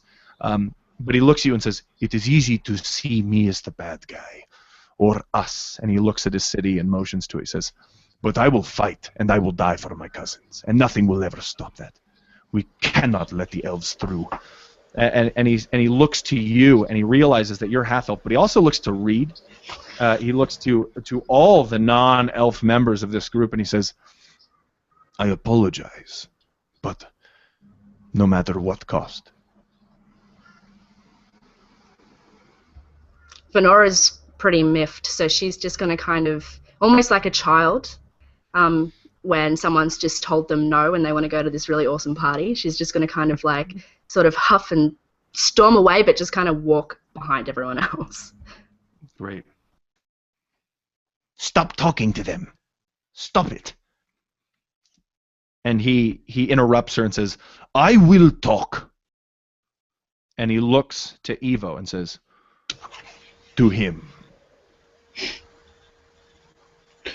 Evo is kneeling in the muck over him. He kind of reaches down, grabs his arm, and helps him sit up. And he says to him, "I am sure that you and your father, and they can see that all of the dwarves of Hallowhall are great warriors. But I'm not a part of this fight. And I don't believe my halfling associate over there is either." He kind of nods towards Reed. I myself anyway, am just on my way through. Is there a way that I might be able to get out of this? I just want to get to Sur Salin." "I'm sorry." Spits out a little bit of blood. "There is no way out, other than the pass between Sur Salin and that side of the city." And he motions toward the side where the dwarves are on.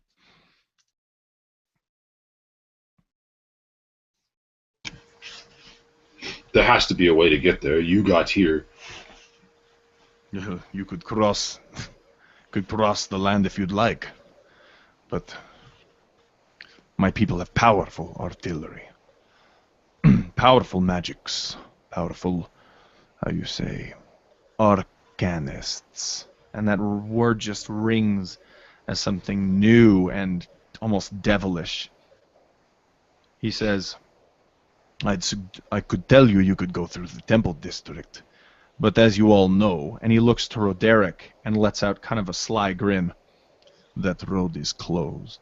And Roderick just looks at you like, "What do you say? What do you say? I don't speak this." To me. He looks to Evo. Yeah, I don't remember what languages Evo speaks, but let's go with Dwarvish and I Common. actually think he does, according to your character sheet. Oh, did I send you one with Dwarvish? Okay, because I lost it. And Yep. Cool. So yeah, he would speak. I've just been cheating on my rolls this entire time. I've just been pretending I have a character sheet in front of me. Exactly. 20, 20, 19, 20. No, I forgot what I was going to say. No, so yeah, Roderick says, what did he say after the dwarf said mockingly that the path to the temple district is closed? So Evo looks up at Roderick, and he says, "You collapsed our only way out of here, the temple district. How do we get there? Do you have any idea?" Roderick says, we didn't collapse. He collapsed it. The dwarves collapsed it. They have this. I mean, look, and he points to this magical, stuff on the walls and ceiling, this just sheen, and he says, this whole place is weird, and it's holding the city up, and they collapsed the tunnel. And I'm sorry, he says, it's that way, and we've already started digging through the rubble. And he looks to the dwarf and says, "That's right, we've started digging through the rubble. We're going there too. We're gonna go there. We're gonna get to your side through the temple district." And this dwarf says, "So are we." Venora, something clicks, and you just look at this city and the wasteland that it has become, and this idea that wherever this conflict has touched, it's just turned into nothing, just barren destruction. And you hear words ring through your head. "I just wanted you to know that the orphan children will be in the temple district today if you wanted to drop off your child." Oh my god. Her face drops, realizing this, and the words sort of just ring in her head over and over again. And she turns to the dwarves, and she's just focusing her anger on that. And she goes up to one, and she's in their face, the one who keeps telling the other one not to talk. And she says, "Orphans and children, people were there. They're not in this war. They don't know what you're fighting for. They don't know what's happening." And she's just desperate. And the dwarf looks strange. He has a peculiar face, almost as if he's confused. What did she say? And if someone that you speak Dwarven. I'm sorry, I keep forgetting. Yeah. He says, "No, we got all the children out beforehand. The orphans, they must have missed it." And he says, he and the elf simultaneously, the elf Roderick, simultaneously say in their own separate languages, "We've got to get them out of there." And that is where we're going to take a little bit of a break and take about 5 minutes. I'm going to use the restroom and go kiss my wife. So I hope all of you are having a good time. If you're watching, thank you for watching. Sorry for the technical difficulties at the beginning, but we're going to go ahead and take a 5-minute break. Oh, it wasn't your fault, Nikki, not at all. I was talking about Tim sounding like Starscream. But no, all the way, it's been fun for me, so I hope all of you are having fun, and we'll take 5 minutes. Yeah, it's been awesome. All right. All right.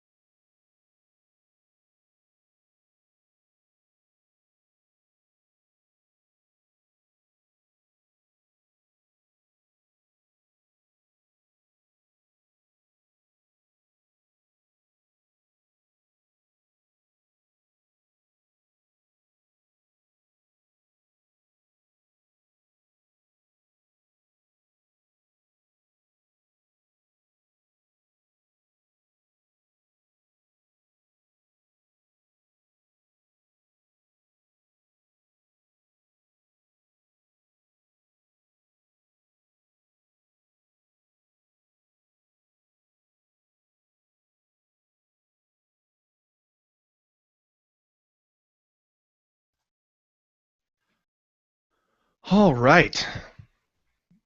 Got myself a Coke. Thank you, everybody who's watching. Thanks for coming to Be a Better Game Master. I just want to take a moment to say that. Also, I want to take a moment to apologize for the lack of comments or chat. What I did is I don't know how YouTube works anymore, but I made the Hangout, this live stream, via Google Hangouts instead of through YouTube streaming. And it says that comments are enabled. It says that the live chat's enabled, but for some reason there's no comments or live chat allowed in the stream. So I hope you're enjoying it, and I hope you post your comments afterwards. Yeah, and thanks for everyone who's watching. Super good job to the role players, especially the two of which that are back as well. Thank you. That was fun. Yeah. YouTube video has 2 thumbs down so far, so that's good. Must be doing something right. Awesome. That's just expected. Yeah, it's been a ton of fun so far. Yeah, I've had fun too. I think this is a really fun group to bounce ideas off of and improvise a little bit and fun narrative stuff. And I like the yarn ball. Yeah, that was cool.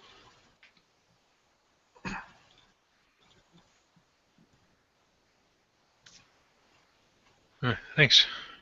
I love how nice you guys are to these dwarves. Jeez. I'm trying to decide if there's going to be some murder and violence here or not. Being an elf from Aurora, anyway.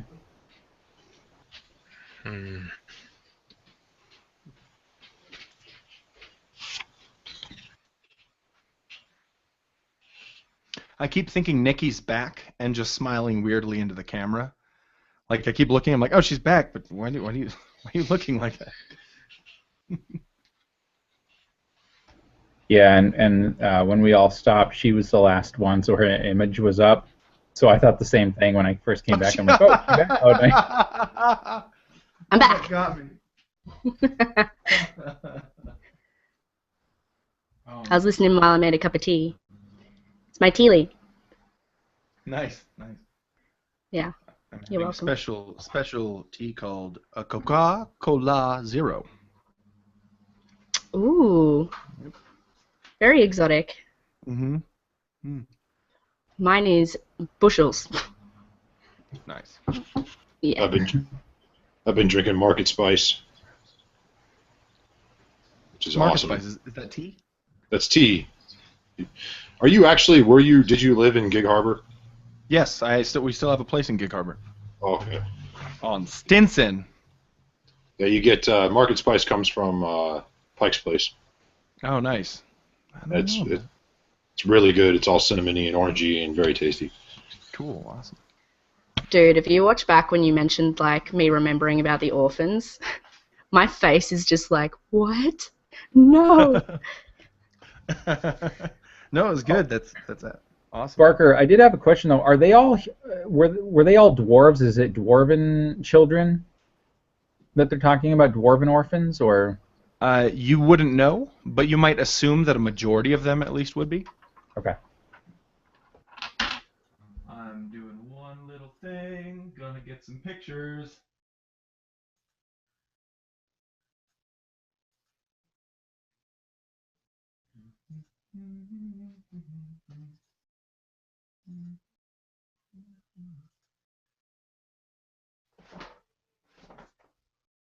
Okay.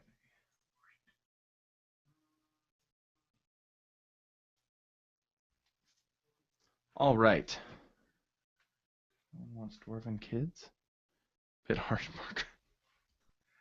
Oh, chat got public. All right, so let's get started.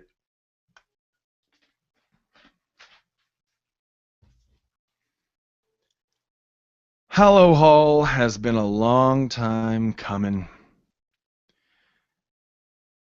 Evo, you arrive in the city. You know, a lot of people here. You expected a lot. Never been to Hallowhall personally, but you've heard that it's just massive.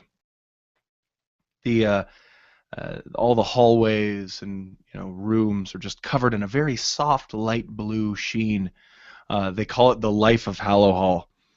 You hear that it keeps the city moving. Not entirely sure how, but just walking through, you see market stalls and caravans traversing through the streets, maybe on their way to Sur Salin, maybe on their way just to make a buck or two in Hallowhall, to trade. The merchants have just arrived. But an inordinate number of elves clad in armor. You, in particular, look over and you see two of them who are talking with a couple dwarves from the city, you presume, and before parting ways, they shake hands and bow and move off. You actually, I'd imagine that it's been a long journey. You might want to kick your feet up, but where would you want to go in this city right now, Evo?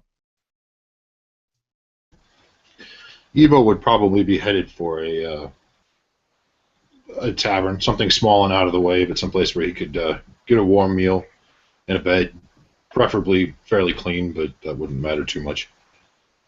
Right. You actually see a tavern. These two elves are going to the same place, and it's called the Stockhouse. And you almost maybe go in there, but one of the elves says, "Oh, no. You got to go to the Yarn Ball." It doesn't sound like it's a great dwarven tavern, but trust me, it's phenomenal. We'll take you there if you want. All right. Well, sounds good to me. He says, "Oh, Lally, you're always making friends." All right, yeah, let's go. And actually, Hallowhall is filled with these platforms that rise up to different levels of the city and lower down to the lower levels.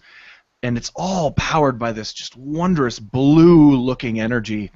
It's just gorgeous and it's amazing. It's magnificent. You've heard the rumors of this city. You've heard the rumors of this entire region, really.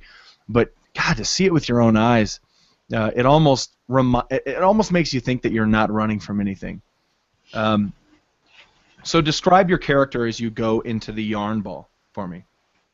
All right, so as he's walking along and seeing these blue lights and seeing the light on the ceiling and all that, he is, just kind of admiring it with kind of a smirk on his face, just and this kind of glint in his eyes as he's wandering through. And he walks into the Yarn Ball and he smiles at the lady behind the counter, and looks over at all the tapestries hung all over the place, and he kind of just takes it all in with this sort of a sense of wonder and awe, And he's not young anymore, but he still gets to see new things occasionally, and when he does, it really it gets to him. And he'd walk up to the counter and ask for just a small glass of something hard, rum, bourbon, whiskey, something like that. You arrive there, and basically the only people in here are you and the two elves, who immediately go to the end of the bar. The woman behind the bar looks to you and says, "Oh yes, I have just the thing," and pulls out just a looks like a growler, and says, "For this, 5 silver." It's just he'd pull out a gold piece and basically just slide it onto the counter. Don't let it run out. Oh, I can't imagine you will need the whole thing, but how generous of you! Thank you. And she slides the growler over to you. And he'd ask for a glass too.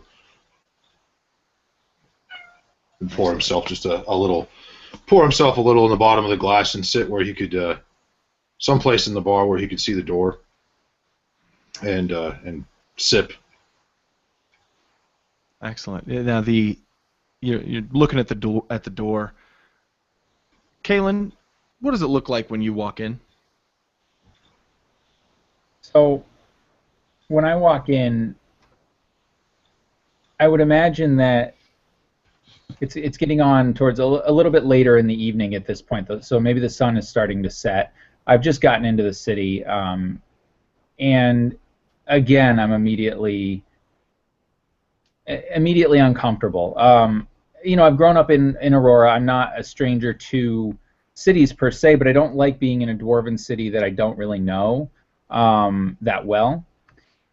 I'm used to stalking the woods, the mountains, and so as I walk in, kind of taking in I guess maybe I would refer to it as dwarven splendor. It's somewhat well done. There's good furniture. Maybe some of the finer woods cut down from the Anderwood would make up the tables and the chairs, and this is an establishment that might not be one of the finest in the land, but certainly isn't one of the worst. Mm-hmm. And I see this man sitting there. I see 2 elves up at the bar and the woman behind the bar, and all I can think of is just getting a drink and finding my prey. And so immediately the man sitting somewhat by himself draws my attention, and I go over to the bar, and I look to the woman, and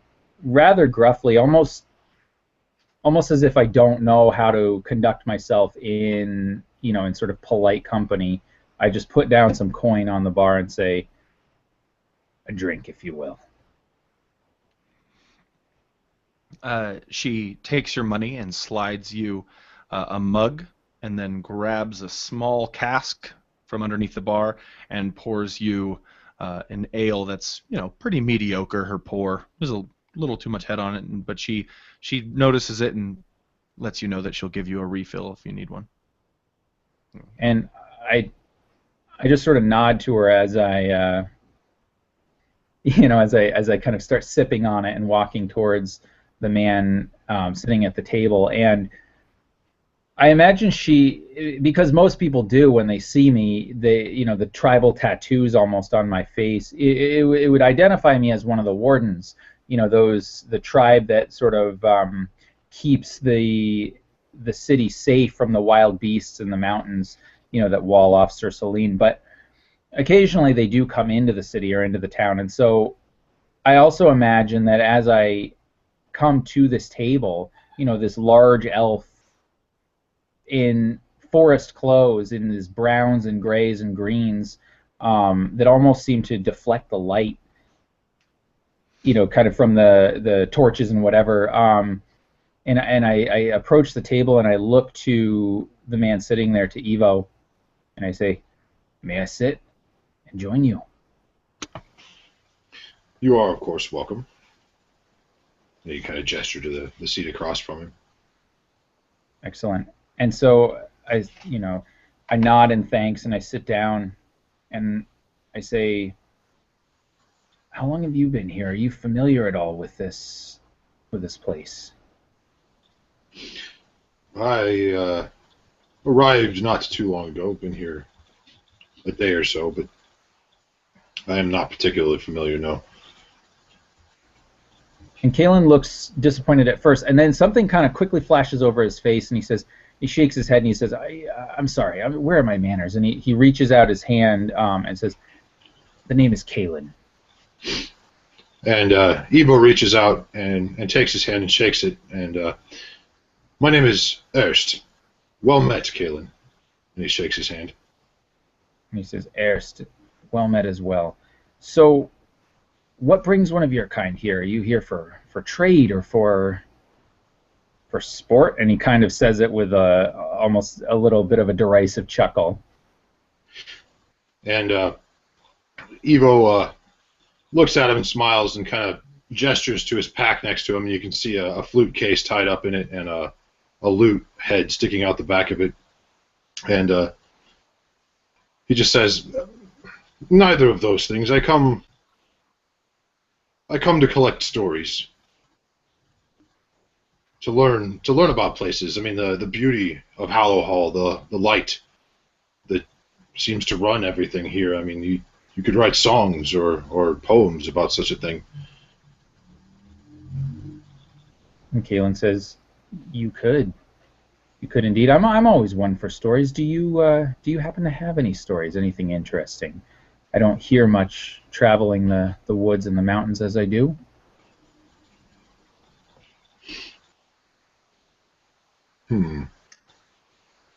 So just while this is happening, I sort of bust in and I go straight up to the bar. I'm sort of just like strutting up to it. I just slam my forearms down onto the bar next to you, Kaylin, and I go to the barman. How much for your finest elvish wine, sir? And I seem very excitable and like a tourist almost. And you see the back of Teely, and Teely turns and says, and you see that it's not a sir. This is a ma'am of Hallowhall. And as soon as she sees your face, like, oh, oops, she'll say, it happens all the time, my dear. And she'll slide a golden, beautiful goblet towards you. I only serve my elvish wine in this glass. And she'll take this beautiful crystal carafe of red, and she'll pour it in there. And as she's pouring, she stops and says, are you a half-elf? Almost proud, I'd look back at her, and I go, yes, actually I am. You can tell? And I'm so excited that someone's noticed that I'm part elf. I can tell that you're not human, and I can tell that you're not elf. It's very rare that we see your kind, but I can deduce what you are. Here, can we grab this table over here and talk? Sure. And I just sort of wander on over to it, and Kaylin and sorry, Ben, is it? Yeah, Evo. They catch my eye, and I almost seem just in a trance momentarily by you, Kaylin, and I'm sort of just like looking at your ears and the tattoos on your face, and I'm kind of like, whoa, it's a wood elf. But I just sort of like scurry on over to the table, but you can definitely see I'm sort of like, there's an elf. There's a wood elf. I've never seen a wood elf, and he's got face tattoos, and I'm just like, this is so exciting. Sitting at the table, being a dag. And I definitely notice it, and it's funny because, of course, as Venora walks in and this scene happens, I would imagine both the man that I know as Ernst, I believe you said, Ben, right? Yeah, and myself would be sort of taken in by her, just because the simple fact that we would also notice that she's a half-elf and that they're somewhat rare around here, and I find it interesting only because of the reaction that everyone has. You know, for me, it's very much, I'm not super comfortable in social situations and with people in towns. But I'm also, you can also see this flash of sort of annoyance come over my face as I'm trying to figure out who this man is, sitting in and hopefully getting him to draw him out and get the tale that he's about to tell. So the momentary interruption is sort of startling and slightly annoying, but I don't say anything, and I look back to Ernst and say, so. Tell me a tale. So tell me your tale. I'm actually going to jump in really quick and say that your annoyance continues as right before he starts telling you a tale, you hear a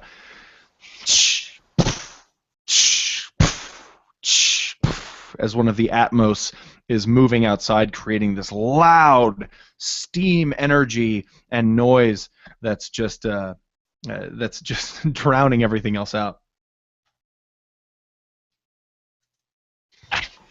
As that thing goes by, Erist would down a glass of the whatever it was that the bar lady gave him, and pour himself some more, and offer the glass to Kaylin. And at this point, Reed walks in through the door. He takes a look around at the tapestries and nice things, and just ignores him completely and walks over to the bar. And tries to get some attention. He's jumping at the edge, trying to get up to the edge of the bar and asking for a small cup. And there's your third annoyance, Kaylin. Civilization is just, it's not for you. It's not the peaceful place you thought it was. You've got machinery. You've got half-elves. You've got jumping halflings. halfling jumping right next to you, trying to get up to the bar. And I actually look over to the halfling and I kind of rap on the bar a little bit to get the woman's attention, the barmaid's attention. And I imagine as she looks over, I kind of just point down a little bit towards Reed, and I look to Reed and I say, you might be better off if you climb up on the stool. And then I down the drink, not the one that the man I know as Ernst was offering me, but my own, just kind of amused and taking in the scene. Taking the advice, he would begrudgingly hop on a stool. He doesn't even like this amount of height.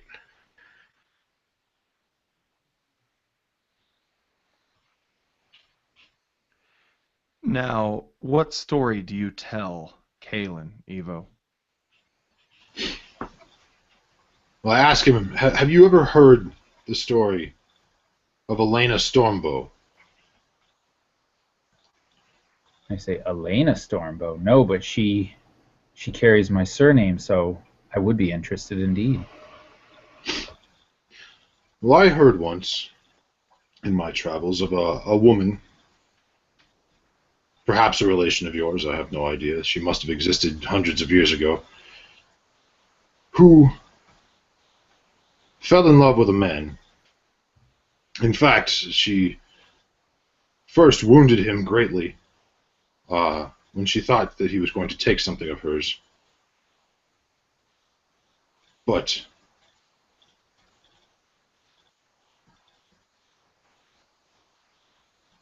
they fell in love, and she apparently was the mistress of the leader, matron of a large tribe of elves, wood elves, I believe, even here in the Underwood. Maybe the story's not clear, but she and this man fell in love, and they grew too close, I guess, for her taste. They had a child together, and the man said that he wanted to stay and raise this child, and perhaps even go someplace with her, away from the cares that she had, and out to live a calm, peaceful life. And while perhaps she found this tempting, she found that also she could not abandon her responsibilities, and she couldn't be really associated with a man of his, a human man, nonetheless, of his, how do you say, social standing. And one night he perhaps said some things he should not have, but they got in an argument, and she sent him away with a price on his head.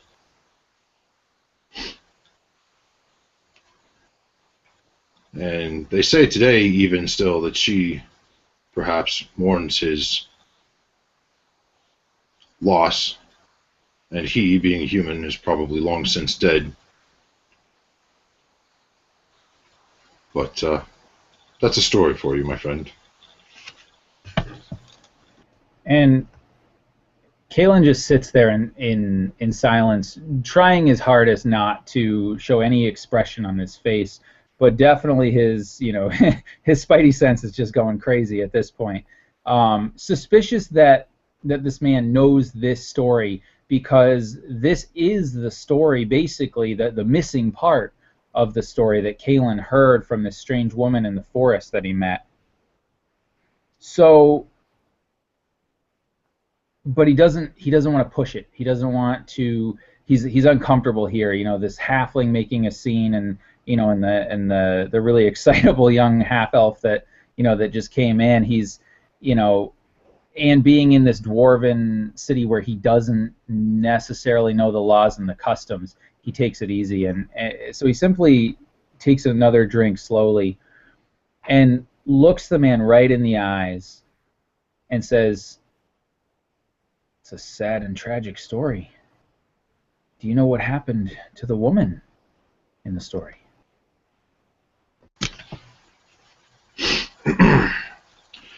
Some say she maintained her matronship over this elven tribe. Others say that she left in sorrow for the loss of her love.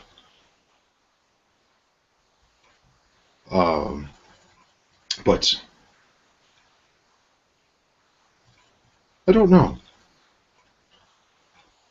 I should hope that the latter happened. Perhaps she raised her son or daughter or whatever child that they had in loving memory of this man. Of this man. Of this man. Of this man. Of this man. Of this man. Of this man. And you find yourself trudging through the mud in this trench, Kalen, just staring at this armored and cloaked left shoulder of your new compatriot, just wondering what's underneath, just wondering if he's the one. He's got to be the one. You never thought you'd see him again. You never thought you were going to get the bounty, but here he is. Even in the midst of battle, we have 4 extraordinary people here. Specifically, the one that you think you might be looking for. You're not sure yet. But if there were ever a time in your life to stop believing in coincidence, it might be now. Everybody make a dexterity saving throw.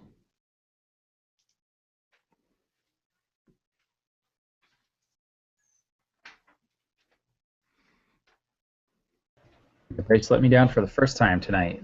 Rolled a 6. You're distracted, man. Yep.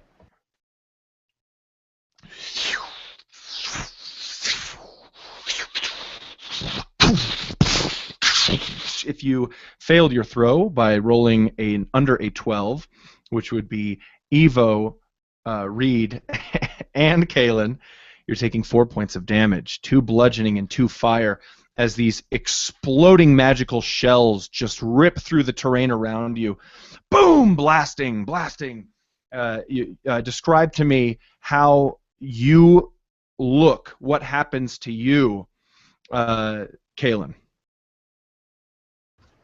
So, as I'm fixated on Evo, having just recalled this memory, this story, one that had left me for just a moment, because I'm not necessarily a bounty hunter, but I do it on occasion, and it was driving me crazy. I wanted nothing more than to just hide and stalk off and leave these people, because they're sitting here talking to these these dwarves, just showing empathy for these dwarven children that I care nothing about, but I'm transfixed. I'm stuck. It's almost as if the mud at my feet is physically sticking there, but it's not. It's mentally, and it's at that moment that I feel something like a sense, like that sense that you have as a hunter in the wild when you know prey is stalking you and you know that you're in danger, but I'm distracted just enough that I don't pay it heed, and I would imagine that I get this, all of a sudden this force, just kind of propels me forward, something, cutting into my back, something burning on my flesh as I fall forward, and actually fall, maybe kind of glancing off, Roderick, and sort of stumbling into the middle of my companions. And I don't know if I would fall on any of them, but you would see almost like a little bit of fire kind of burning on my cloak and my armor. And while I can feel burning on my back, I'm not quite aware that there's fire on there. So I'm just sort of dazed at this point, knees in the muck. Excellent.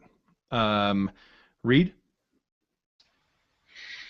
Here's a little bit of this whistling, and is awfully confused because he's never heard it before.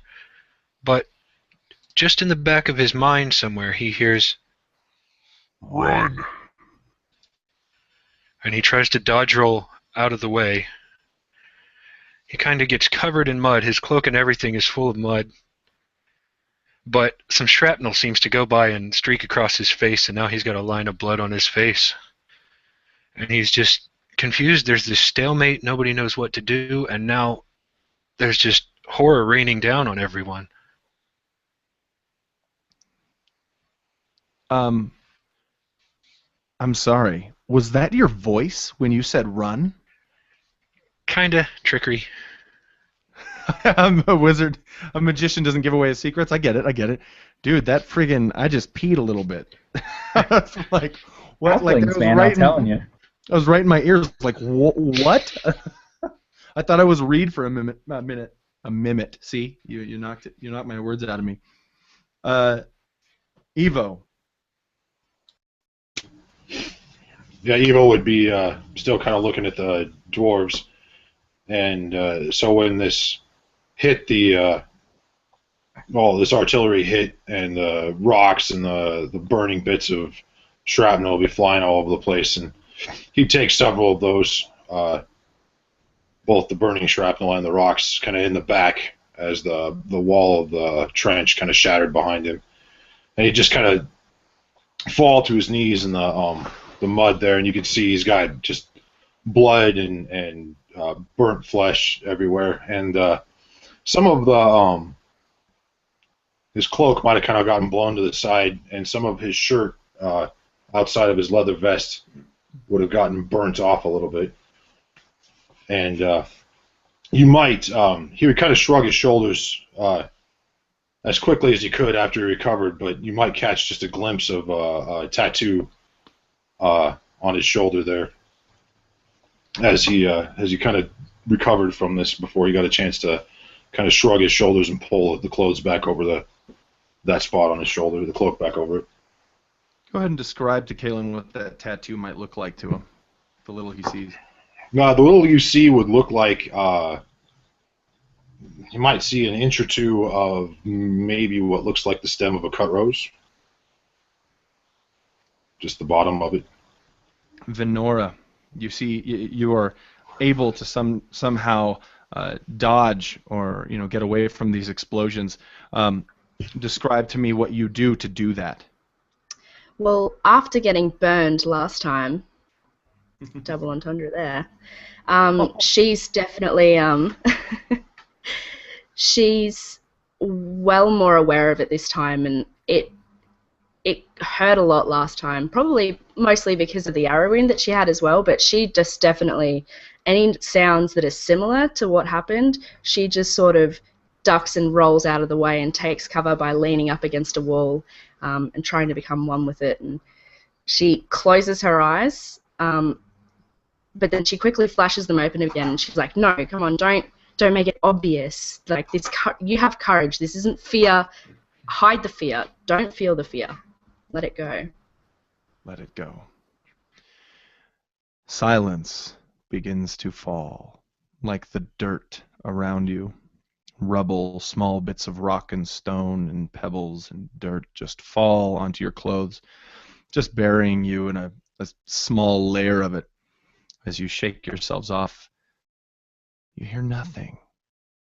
And then a small sound in the distance.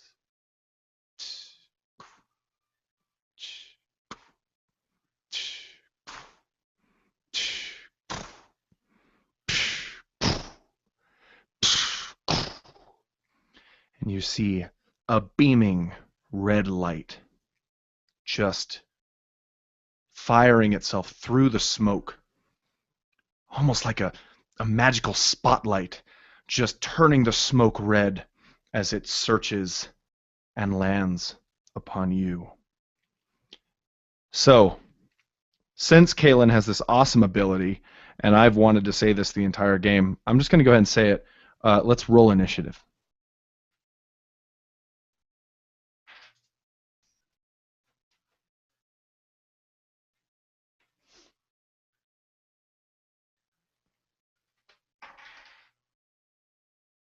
Ooh.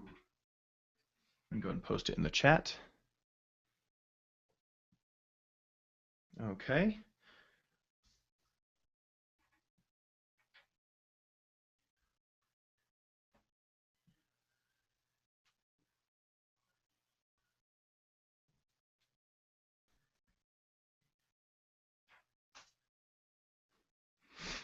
So you see this in the distance, Kalen. Before the initiative kicks in, you will have a chance to either attack or hide this massive Atmos that is emerging from the smoke. But before you do, I'm just going to share an image of it.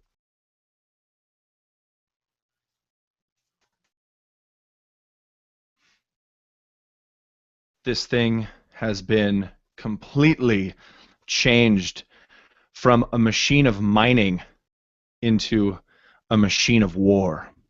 Its right arm still maintains its claw-like form as steam just bursts out of it. But it looks more vicious than before, and its claw has been sharpened. On its left arm, you see a massive orb, and the very tip of which is an opening, a strange opening. Okay, Kalen, what do you do? So, as this sort of horrific automaton comes bearing down on us,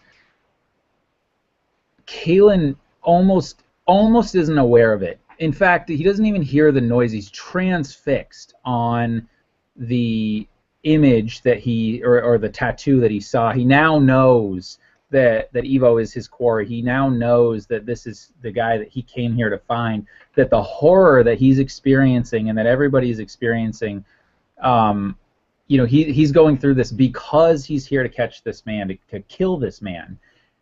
And yet, and he's about to do so, and then this red light kind of flashes on him, and it sort of kicks him out of this, this sort of laser focus that he has. And I imagine that Evo would notice it too. He would see it.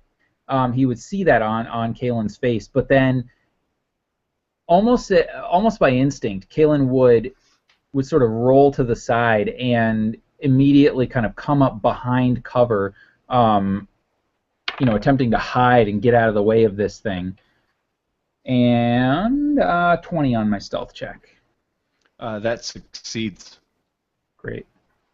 So I would be hidden, but not keeping my eyes on the automaton, but laser focused on Evo to see what he does and where he goes.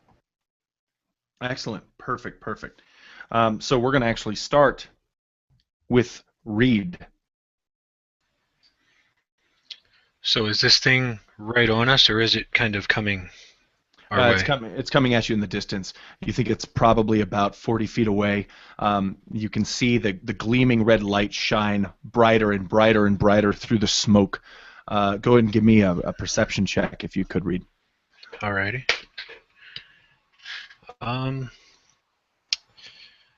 17. It's difficult to see with the smoke and the steam that's just bursting out of this thing, but you see two figures, smaller figures, to the side of it, holding battle axes, walking next to it a little bit behind. Okay. Well, Reed would definitely take a couple steps back. He's probably heard the sound before, has seen the thing, but he's not too sure what this particular one is. It sounds a little different, but he remembers something he's read in his book. So he's scrambling through his little pouch to find something, and he pulls out a very strange-looking rock. And as he rubs his strap, the rock starts hovering in his hand, and little purple tendrils kind of come and connect to the rock, and he holds it up. And he just puts his hand forward and pulls back his fingers, and it shatters into a million pieces, and the voice comes up again. Break! And he casts Shatter at it. Awesome. So, Shatter, go ahead and give me the description of that spell so I can read. It'll make a noise on it that yes. Everything in a 10-foot radius makes a Constitution throw, which is going to be a 13. Okay, great. Anything that is not organic gets disadvantage. Oh, cool. Everything fails. All three of these beings. So, what do they take?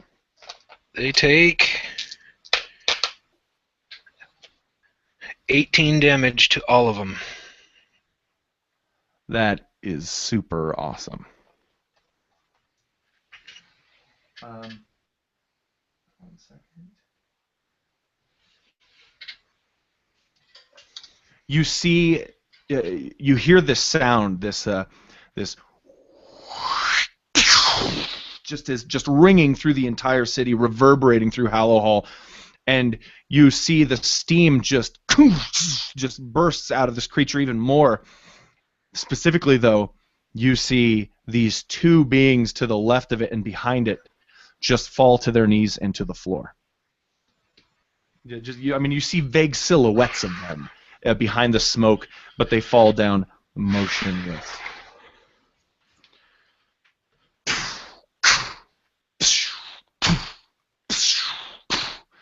This Atmos comes toward your trench, and you're all somewhat grouped together, I assume. No one's moved out of the way as of yet. So everyone go ahead and make a DC 12 dexterity check.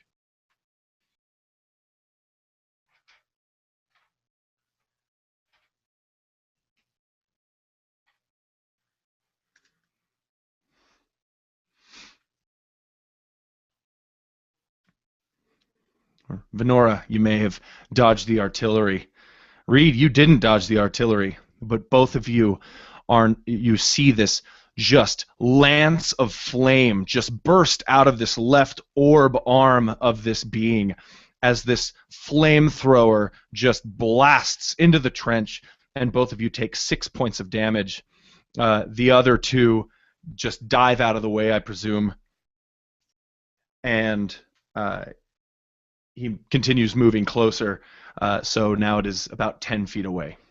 So, actually, excuse me, he would be about 15 feet away because of speed. So, next up is going to be Kalen. All right, and so using all of the skills and the training that Kalen would have had as a stalker, as a this elven, this warden, manages to remain hidden even while jumping out of the way, and he knows he's confident that he can approach this man without, or this creature, this automaton thing, without being seen. And in fact, using skirmisher's stealth, I can remain hidden from this one particular creature during my turn, regardless of my actions or the actions of others. So if I can use the same stealth check, I will. Otherwise, if you want me to roll a new one, I can. I think that stealth check should last throughout the turn, like each turn, or the round, okay. Rather. So it's still good.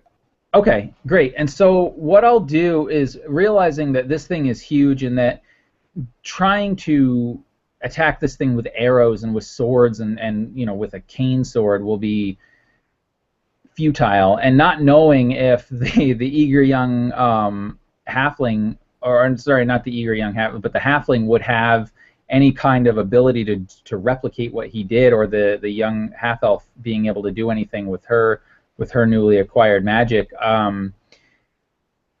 I sort of sigh, torn, trying to figure out what to do, but I realize that if I don't try to take this thing out, it could actually kill my prey, and it could kill me as well, and if I'm dead, I can't collect on the bounty. So I grab my rope, and I tie one end of it around a short sword, holding onto the other end, and I jump up out of the trench and run directly towards this thing, using the bodies and the stealth and the bodies and the smoke and any rain that there might still be to remain hidden from it. And what I'm going to attempt to do is, if I can, is take this rope and kind of wrap it around its legs or its feet and tie it off, and then sort of stick the sword into the ground as an anchor and hold onto it.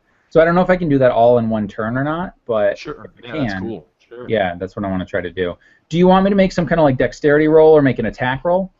Go ahead and make an attack a dexterity roll. Dexterity roll. Okay. Ooh, yikes! I got a 5. So you described to me how it doesn't work out as planned. Yeah. So as I'm going up to do that, I actually managed to get the rope around one leg and then around the other, but as I go to stick the sword into the ground to act as an anchor, it actually slips because of the mud, and I slip as well and fall. And so as the automaton just moves its leg forward relentlessly towards the trench, doesn't even notice what happened, and I am sitting there on my ass in the mud, disappointed and looking sheepish. Hopefully, or hoping beyond any reason that my companions didn't see that happen, but knowing that they did. All of a sudden, as you're sitting there just disgruntled, upset, a little bit afraid maybe, you see a hilt of a sword just flash in front of you, held out for you, and you follow the blade of the katana up to Roderick, and he says, "Here, you could do it better than I could." And you may control Roderick, which has a +4 to attack and we'll say I should have had this already. We'll say a D8 +2 damage to be done with his katana attack, and you can do that at the end of all the initiative orders because he'll go last. So, Cool. But you definitely see him here. Evo. So the first thing Evo is going to do is he's pretty beat up, so he's gonna touch his hand on his own arm on one of the places where he's burnt the worst, and he's gonna cast Healing Word on himself as a 2nd level spell. But he just says basically the same rhyme, let the pain you feel be healed, and that same kind of energy will come out of his hand into his arm, and you'll see those wounds on his arms kind of knit up, and some of the burns kind of dissipate into just scars as this kind of mild white light sort of creeps his way up his arm and into his back. Then he's going to kind of run up so that he can get as much cover as he can from this thing with his back up against. It's not in the trench yet, is it? No, it's about 10 feet out, but the artillery shell has created a path up from the trench, so it's not really a trench anymore in this area. It's more just a slope. So Gotcha. It's about 10 feet out, though. All right, so he's going to try to find whatever cover he can to the best of his ability. There's cover everywhere, by the way. I mean, there's rubble. This is a busted-up city. There's a piece of someone's house right here. This is just completely demolished urban terrain. This is like 20 minutes into a 21-minute-long Battlefield 3 game. Like, it's just nuts. So you can absolutely narrate whatever cover you find. All right, yeah, so he'd probably run up to that chunk of house and kind of hunker down behind it. Hopefully this would be somewhat closer to the thing. Yes, it is, actually. Yeah, so he'd run up, probably, I would imagine him being within 10 feet or so of the thing at this time. But as he does that, then he would he'd yell out to Kalen, and he would say, I don't know how he put it. Yo, yo, yo! Yo, yo, yo! He would just he would yell some words of encouragement. You can do it. That's the best idea I've seen so far. Just try again, man. And he would basically, at this case, be using his bardic inspirations. That would give you an extra D6, and the next time you try to do that, within 10 minutes. Awesome. So that basically, again, that means he has advantage. No, it gives him a D6 to roll in addition to whatever he rolls in the D20. Okay, excellent. Perfect. That's really cool. And So that's the end of my turn. Kalen is being super inspired, given a katana, an extra NPC to control, and some words of encouragement. I feel like this is a Rocky montage. I have the tiger. Anyway, so next, after you, Evo, excellent action, we're going to move toward Venora. What are you doing? Okay, so after being hit, she's going to... You just see this rapier appear in her hand. Again, it just materializes, but it's just kind of there for comfort for her, and she's psyching herself up, and she's just thinking back to simpler times when she was living on that tavern, not in that tavern, sorry, on that farmland with Hagar, the innkeep, and her mother. And she just can't believe that she misses it. Like, she just never thought ever in a million years that she would miss that life.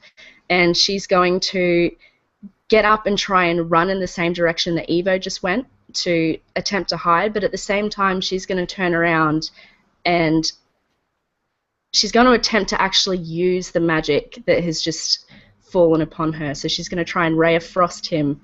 I don't know if you want me to make a roll to see if I can actually do it when I'm meaning to, because it's sort of intuitive, but it's up to you, Barker. The Ray of Frost? Yeah, which is just a cantrip. Yeah, so if I believe Ray of Frost is just an auto hit, kind of like Magic Missile, or I think no, I still have to do a spell attack.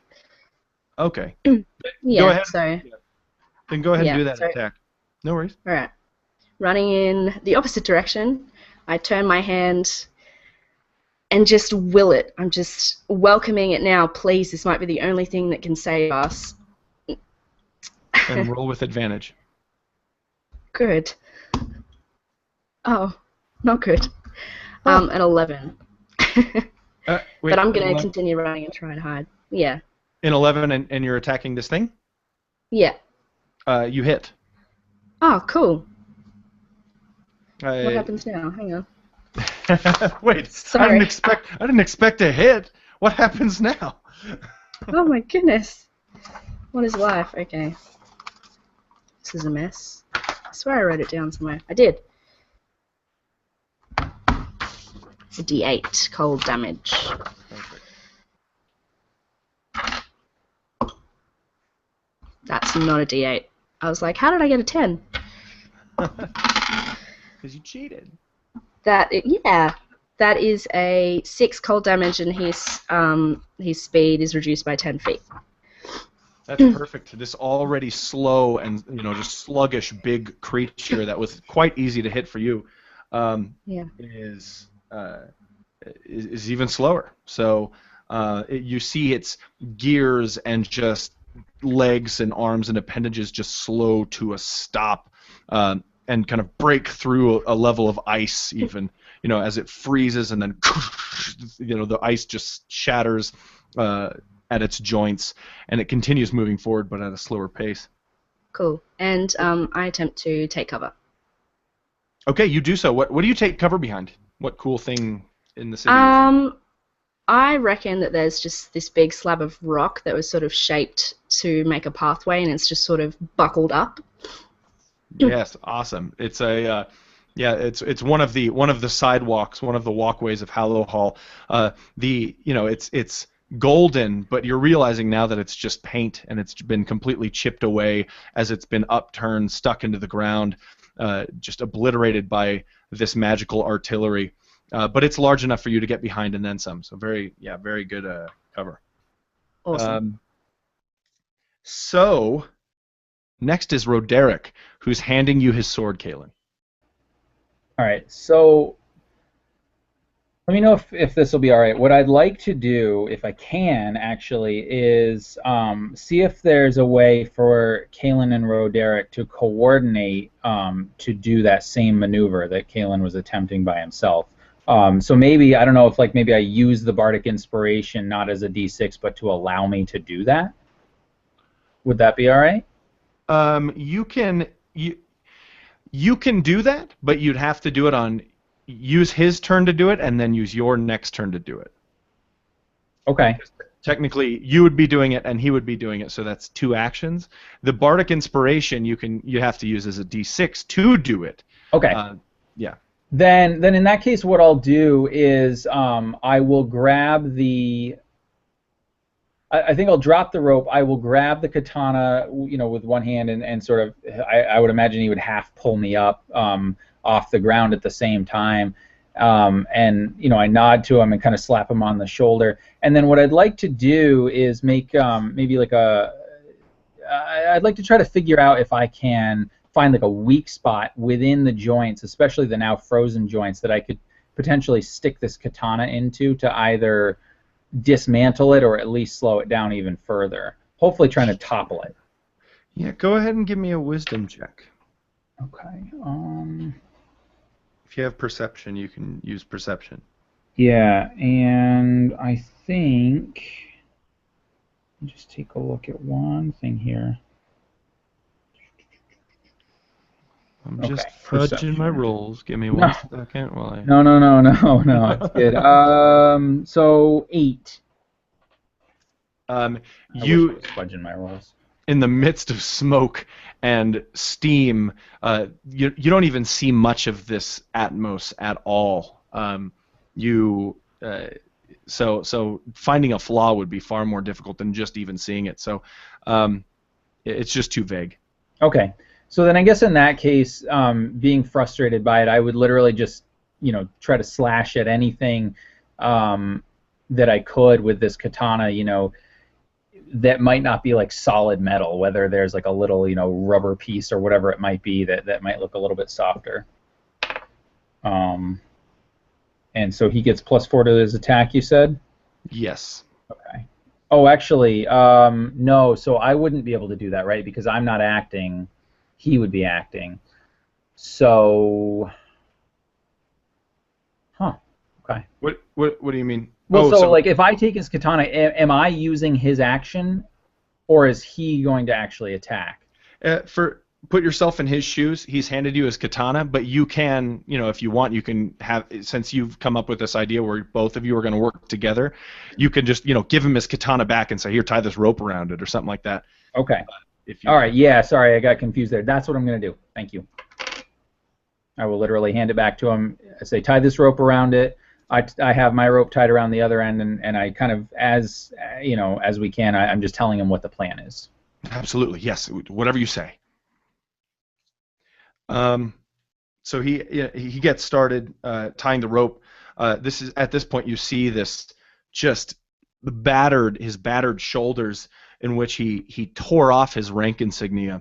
You know that the rank insignia for these elven marines are just bright gold.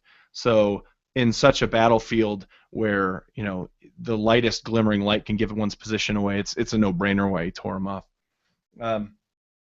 So we're going to go back to the top with Reed. You are behind cover, correct? Not yet, but I would be trying to follow everyone else and look for some. Okay, great. Now, really, what did you do on your last turn? I didn't skip you, did I? Oh no, I did that shatter. Okay, that's what. Okay, I'm just making sure. I was like, what was that? Okay, great. Good. So you did that. Now it is your turn. I imagine there's, if it's okay, there would be like a window, just a window, and a little bit of wall just standing there, and maybe I found that for cover. But I'm feeling a little more confident now. Be peeking up out of the window and looking at this thing, and I'd start to hum a song at it, and I would say, "Death is coming, it's coming for you. You should be running. It's all you can do." Jesus Christ. And he will need to make a wisdom saving throw. Use your gain a point of inspiration after it. I think we all need to make a wisdom saving throw. So that's 13 DC. Okay, and you're trying to find a plausible weakness on this thing? Oh no, this is Dissonant Whispers. This is damage. Oh, great, nice. Go ahead and so you did a 13 against AC? Or he does the saving throw, wisdom. All right, I'm sorry. I'm not a Matt Click. I don't memorize the spells. He actually succeeded. He rolled a 17. All right, then.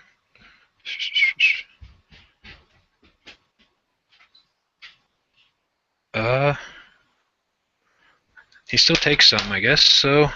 Yeah, I think it's half probably. 5 would be half. Great. Describe to me what that looks like or feels like. It looks like, you know the ripples on a hot road from the heat? Yes. It looks like that emanating from my mouth, and it just washes over him. Man. And bits of him start coming off. Awesome. Yeah, you see little pieces of metal just begin to kind of fall off, little bolts and nuts and things like that. But it still moves forward. And it's going to just fire a massive stream of flame out in front of it. If you are behind cover when you make this saving throw, go ahead and have advantage.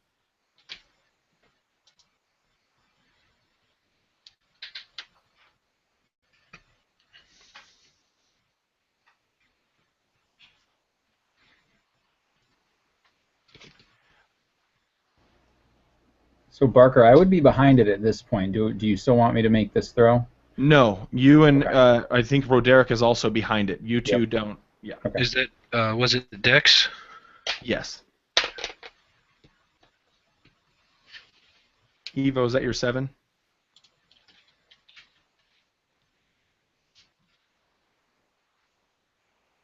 Ten. Okay, and you did roll with advantage, correct, Evo? Okay. Yeah, yikes.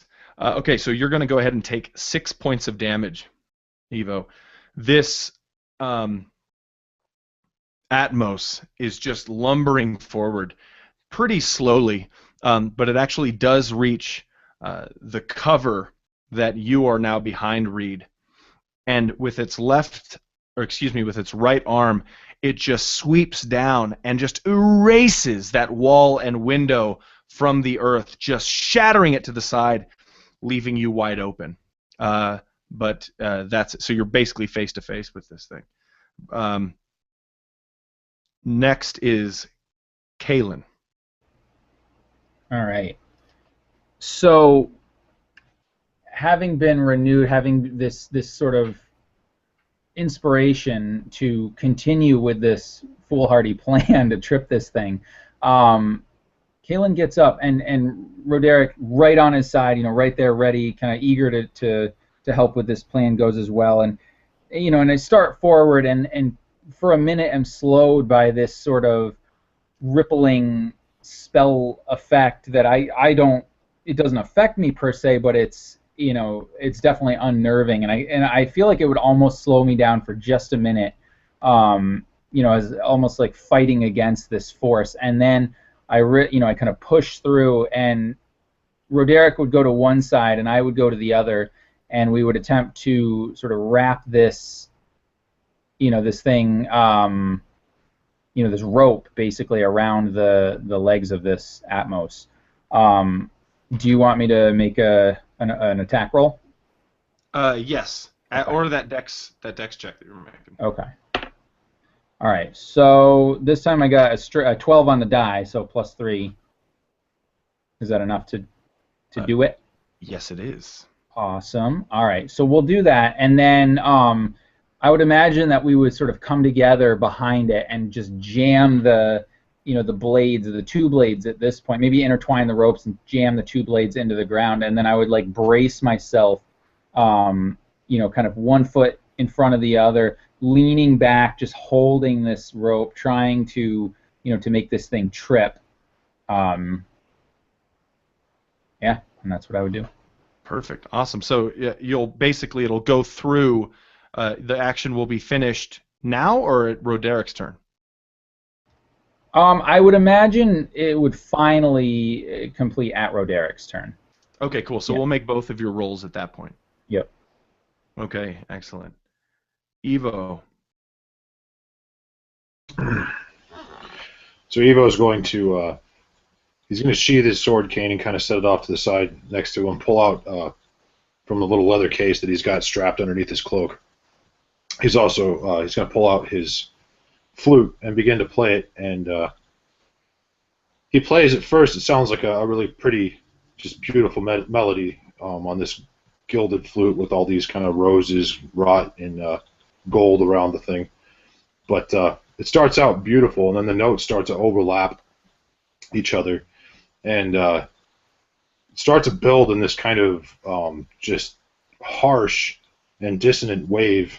The sound does, and as he's playing, he kind of peeks out around from behind the cover, and similar to what Reed just did, this wave of dissonant sound and energy begins to kind of build and ripple toward the Atmos, and he's got to make a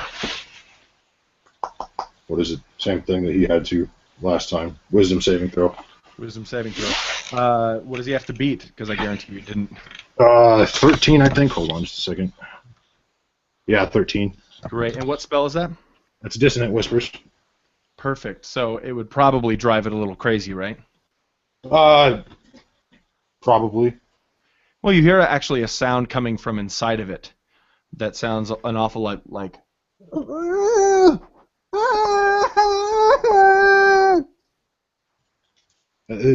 Yeah, cool. It does damage too. Oh yeah. Let's see here.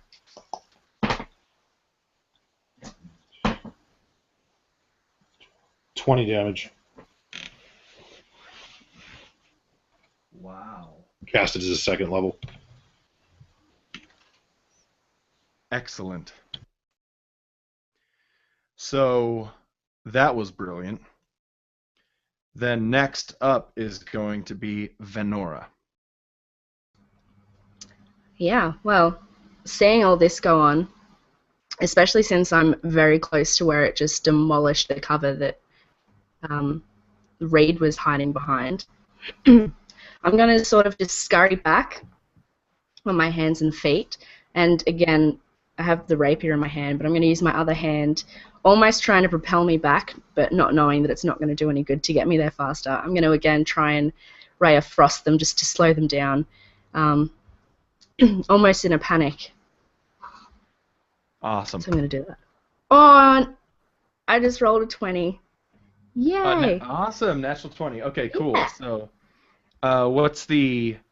Go ahead and roll your damage once, and then roll the die again and add that to it. Sorry, so roll the damage twice? Yes, but you only if you have a modifier to your damage, like D8 plus 2 or something, you only add the plus 2 once. No, yeah, I don't. 10. 10, excellent. And again, I don't know if the 10 feet thing stacks. The slowed thing. Well, it's definitely working its magic. It's slowed down. It's only operating with legs. Its arm is fixed in one direction, and it's very, very slowly lumbering forward. You could easily outrun it at this point. But that brings us to Roderick. Because Venora actually just lowered it below 0 hit points, I'm just going to let you describe, and because you were doing the awesome thing, and I don't want to take that away, describe how this icy machine just falls to the ground. Awesome. So it goes after that. After what just happened, it goes to take its last step forward, and it can't do it because as Roderick and Kalen are just with all of their might holding these ropes and these blades into the ground, the creature attempts to make that step, and its leg gets stuck, and just like the walker in Star Wars does, it goes and falls right to the ground, and it'll fall right forward. So I don't know if any of my companions are in the way or not. They may have to dodge out of the way, but as that happens, these chunks of ice and metal and wood and whatever just start to like break off of it and kind of fly up into the air, creating this debris. And I would imagine that if there was any kind of glass or anything in there, it would just shatter everywhere, just adding to this rubble and this big sort of concussive force as it falls and hits the ground. And while Kalen would just sort of slump back and kind of sit down, Roderick, like pumps his fist in the air and is, super pumped and really excited about it. This is the first thing that's gone right all day for the elves, and so he's cheering on, and he's, yeah, and then quickly realizing the potential destruction that this thing falling over could have caused, he then, looks and kind of pulls Kalen up, and they start running over to see if the if the others have been injured, and Kalen especially looking to Evo to see where he is. And one more thing on top of it, as you're running over, I want anybody who's 30 feet away from it or less to make a dexterity saving throw. Including me? If you're 30 feet or less in there, yeah. Oh, yeah. If you're a little further away, then no. All right. 20. I got a 12. Can you do me a favor and roll for Roderick? He gets no modifier. 11. Okay. You all made it. This thing explodes. The fire inside just becomes volatile, and the explosion just rocks through the city. You hear the initial sound, and then the echoes of the sound throughout the walls of this underground area. And I want you to describe to me, Kalen, how Roderick dies. So, and sorry, Barker, I cut out there for me for just a minute. Can you just describe what you said right before you asked me to do that again? No worries. It explodes, basically. Fire and flames, kind of like the AT-AT does. Yep, okay. And so, you guys, I would imagine you would see it. So, like, if it was like a movie and you're the audience and you're watching Roderick running, kind of half skipping, arms in the air, woo woo, and running towards the trench where the companions were, it's like, it's safe, we're safe, get up, and then all of a sudden, like, in mid leap almost, you see his body just kind of lurch forward a little bit, and the grin on his face is almost locked in that position, but you see the grin turn into this sort of rictus of pain, and then just as quickly you see the light in his eyes just go out, and they kind of go gray, and you see him just fall face down, flat on the ground, his face in the mud, this big chunk of smoldering metal sticking out of his back, blood kind of pooling all around him, and just as that happens, Kalen almost sort of had to dodge out of the way to avoid, the same fate. And he kind of rolls and ducks and kind of tumbles down the embankment into where you guys were hiding. And Roderick's body kind of slides in the mud just a little bit, and then is just lying there, the smoke from this, flaming wreckage dissipating above him. Perfect. So, it's only a few seconds to gather yourself before you hear the sounds of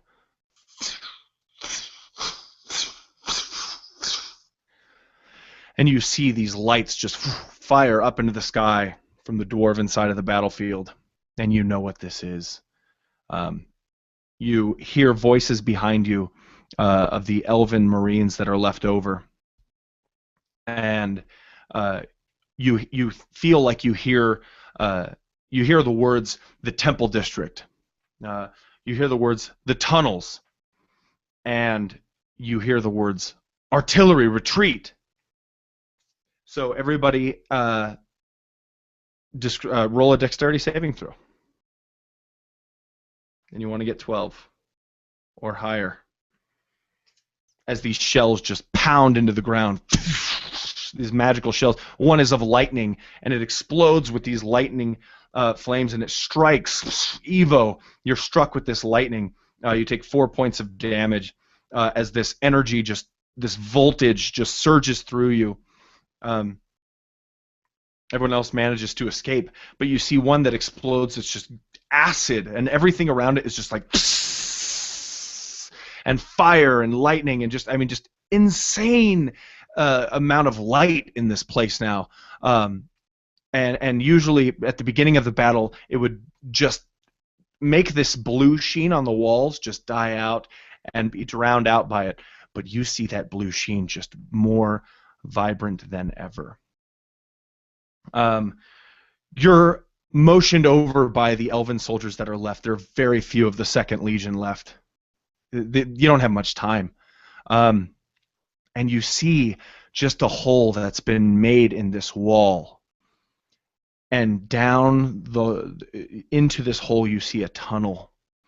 And it's just glowing in this blue light. And it slowly turns this passageway toward the temple district. It slowly turns into the entrance to the yarn ball, as Reed has just taken his seat on the bar stool. Kalen has just heard his story, and you hear some excitement outside. Excitement of happiness and joy. Someone runs into the tavern and says, "The First Legion! They're all here! They're all marching through!" And another voice can be heard from behind him. "They know it! Everybody knows it! Come down! Let's watch!" And this woman behind the bar looks to the other barkeep and says, "Oh, are you coming?" Excuse me, she's at the table with Venora, and the man behind the bar says, "No, I can't. I have duty at the quarry. I've got to keep the ceiling up, you know. Don't want that thing getting too overheated."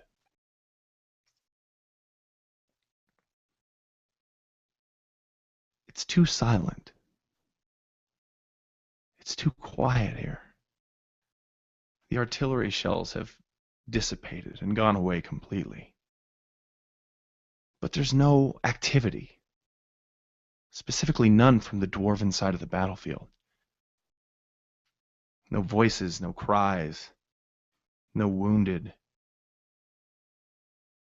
It's almost like they've gone.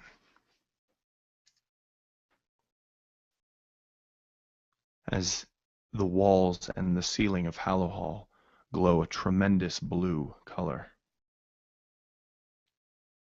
You're facing the path toward the temple district. What do you do?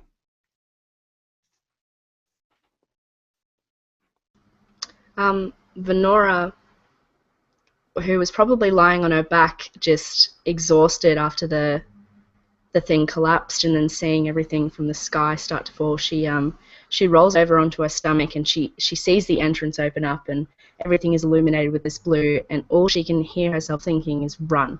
So she just gets up, probably tripping over herself, and she's just running for this entrance. Excellent. So you begin running through the tunnels toward the temple district, correct? Yeah, correct. What about the rest of you? Reed would be doing the same with his stubby little legs. Probably falling a little behind, but he's terrified at this point. What's going through your mind? He's almost jealous that he can do these simple little things, but there's all this huge, massive stuff he wishes he could do all around him. He feels a little shamed, but he still knows he's got to get out. I see. Looking for a bigger part, feeling like, you know, if you haven't let other people down, you might have let yourself down, that you're better than what you've shown, right? Right. Great.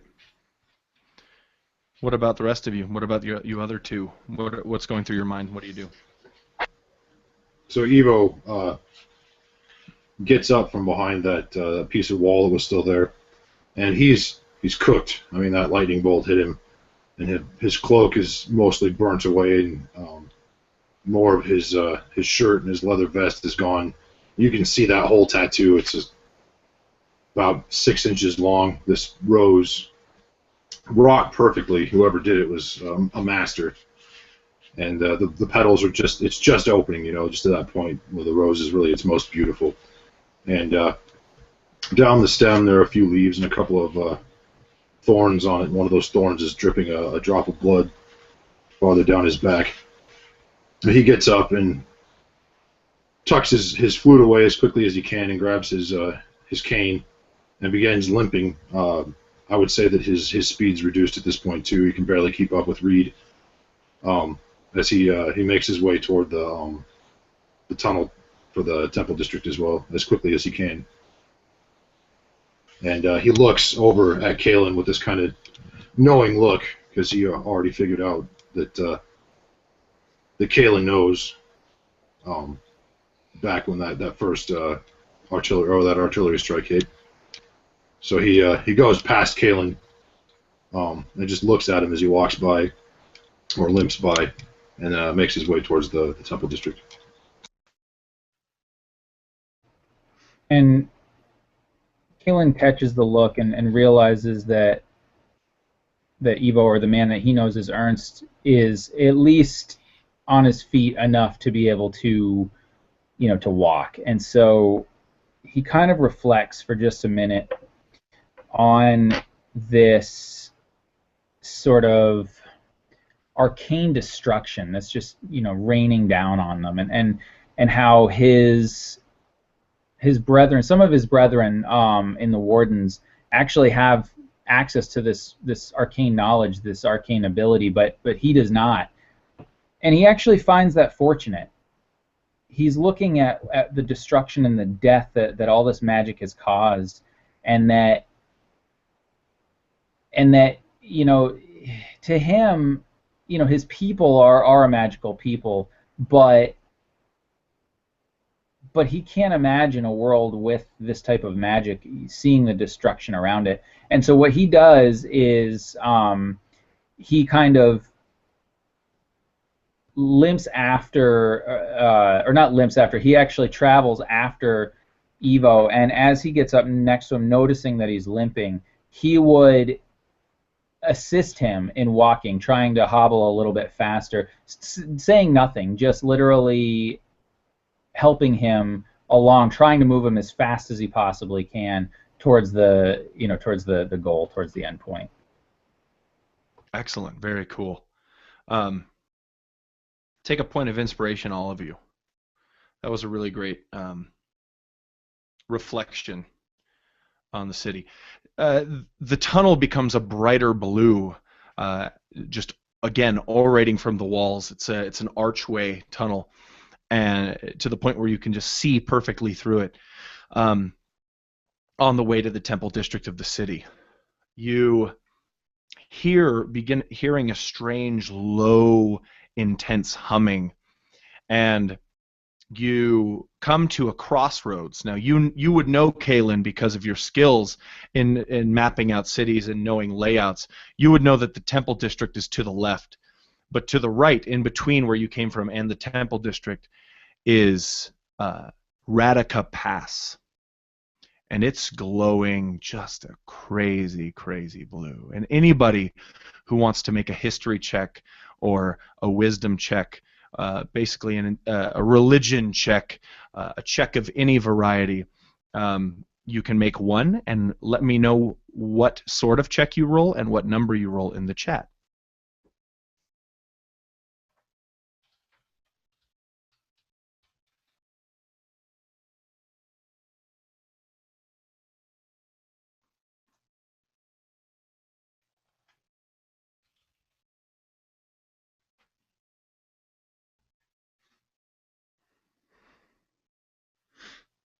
Nice.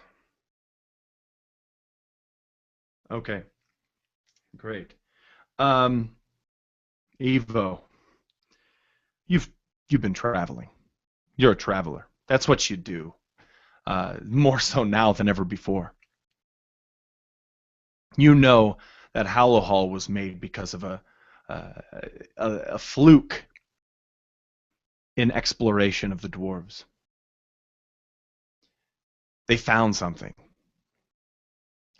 just crazy, something that has been turned into a source of power for the entire city. And you've heard about it, you've never seen it, but it's called the Quarry. And it keeps the city held up, both rhetorically or philosophically, metaphorically, and physically. This glow around you is there because of the Quarry. It is defying gravity, creating a ceiling where instead there would be no space. The mountain would collapse in on itself. You know now that this blue light is exceeding in color, and that something's going on with the Quarry. Putting two and two together and perhaps realizing the silence on the dwarven side of the battlefield might make you a little afraid. So you're at this crossroads. To the left, the Temple District. To the right, Radika Pass, where the Quarry is located. What do you do?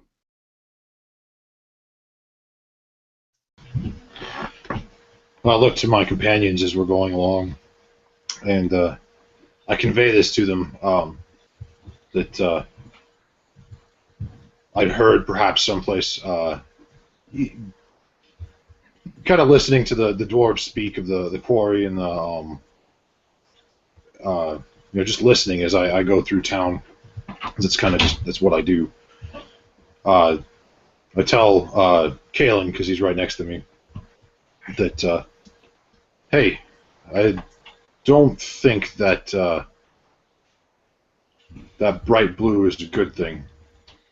I'm pretty sure that whatever they call the Quarry has something to do with keeping the ceiling off our heads. And I know that those children might be in danger over there, and I know you probably don't care too terribly much, but I don't think anybody's going to live if that Quarry goes out, or something goes wrong there. I'm pretty sure that'll be the end of all of us. So I don't know about you, but I think it might not be a bad idea to head that direction. See what in the heck's going on. Sure. And Kalen takes in those words and he looks around him, surveying his surroundings, trying to figure out, okay, are any of the seemingly all the remaining survivors of the Second Legion are all heading the other way, thinking that the safest way to get out. And again, he's torn, because on one hand, this man is going to slow everybody down, but he may have just given everybody what they need to save their lives, or at least, given them a shot to save their lives. And at this point, hearing that Quarry's keeping the roof up on our head, and basically getting the idea that, if that thing goes down, that he'll be trapped inside the city forever, is motivation enough for him to say, all right, then let us go check it out. Let us find what is going on in there, and if we need to shed some dwarven blood, well, that's just a bonus. And then he kind of whistles to the half-elf and the halfling up above him, and if they look back, he kind of motions towards the Quarry, and as much as he can, half hobbling, half aiding his friend, I would imagine we would start heading that way. Venora, you might feel a little troubled because there's been no complete proof that all of the dwarves have left, and the Temple District might still be in danger of becoming obliterated. The Temple Yeah, District. for sure. I'd be looking back at them and seeing Kalen motion towards that direction. Just confusion and anger. annoyance. I'm thinking to myself, but why? What about the temple, the kids? And I just noticing everyone go in that direction.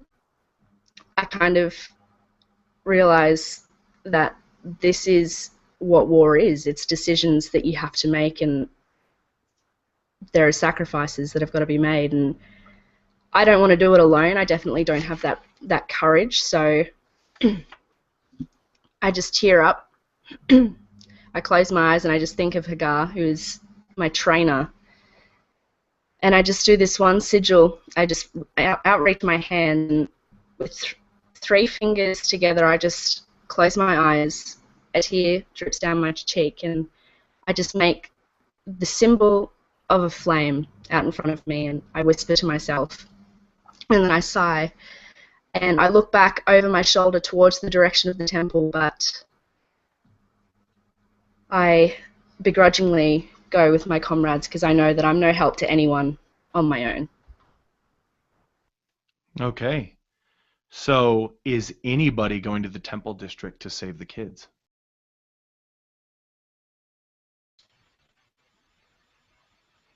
Now, Reed's just thinking it won't matter either way if the ceiling and everything comes down. I mean, True. they'd be just stuck maybe in a bubble under who knows how much mountain Yep. with no hope, which might be even worse. Very true. Okay, so all four of you are headed into Radica Pass, is that correct? Yeah. Yep. Okay. Radica Pass is a large road heading just in a straight avenue. To the left are buildings that look like royalty built them.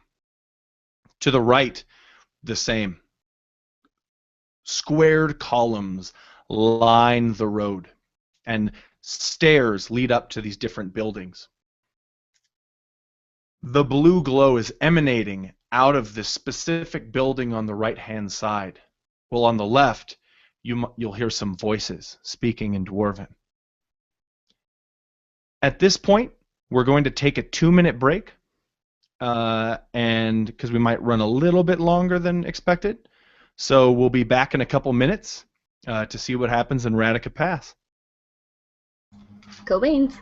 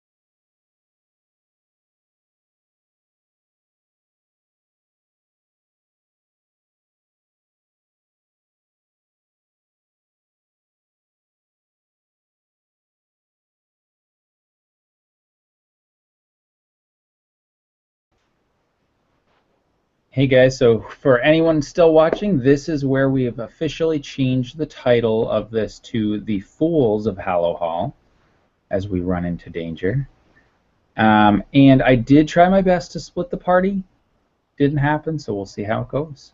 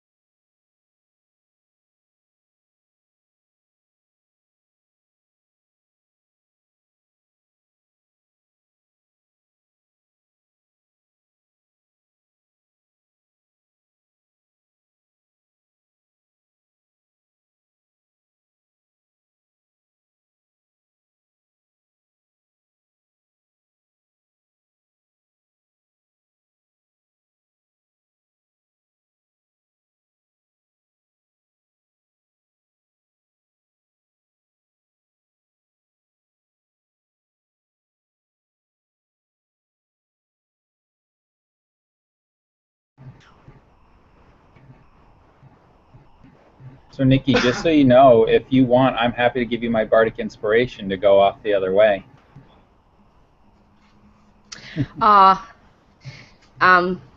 Venora's pretty immature, so I don't think, like, she has a lot of confidence in herself, or she did, and it's just sort of really been shaken because she's quite a dreamer, a childish dreamer, and she always wanted to be a warrior and in war, and she just never actually really imagined it because you can't.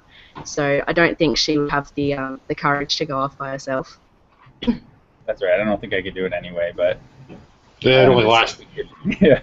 It only lasts 10 minutes, anyways. Oh, that's true. Yeah. Yeah. All right, so you want to Awesome get game, started? Oh, sorry, Nikki, go ahead. What? I was just saying it's an awesome game. It's fine. Interrupt me. It's cool. No, I'm having fun. I really am enjoying the role play. A lot of this stuff was not in the notes. The tavern scene where people walked in one at a time was just off the cuff, and you guys just killed it. I'm having a blast. So I hope that you could say the same. And either way, Yeah. let's close this puppy out. Yeah, totally. Yeah. Lots of fun. You see a bearded face, gruff, old, human. The light of a lantern reflecting off of his face. He's talking to two children who are eagerly listening. And he looks to them and says, "Now wait. Just wait. This next part.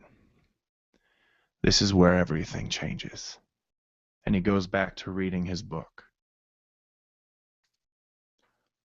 Radica Pass again. The one avenue on the left, dwarven voices. They sound like they are arguing.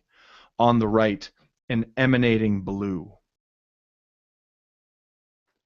Straight ahead, you actually have what looks to be a barricade,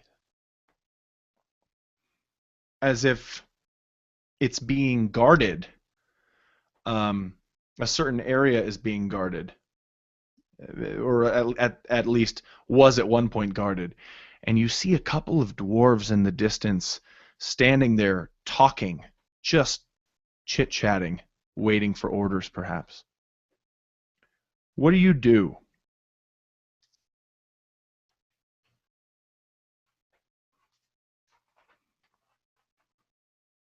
Don't all unmute at once. I'll go ahead and go through the last initiative order. Reed. I would, to be fairly honest, I would try to get behind Verona and just try to hide from everything. I'm scared, and I am with these people just for protection at this point. Nice. Venora, your nickname is Venora Verona. Venora Verona. I've done it every single time I'm about to say Venora. I'm like, oh crap, I have to check the paper. So you get behind her. Venora, what do you do? I just kind of stop, and I don't say anything. I almost stop breathing, and I have to remind myself to continue breathing. And I never in a million years would have imagined that the sight of dwarves would have scared and worried me.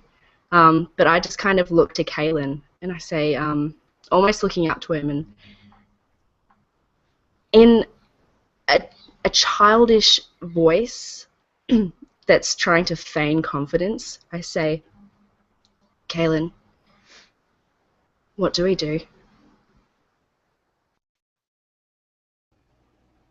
And Kaelin looks at her and he says, "We do what we must. We do what any of us would do. We try to survive.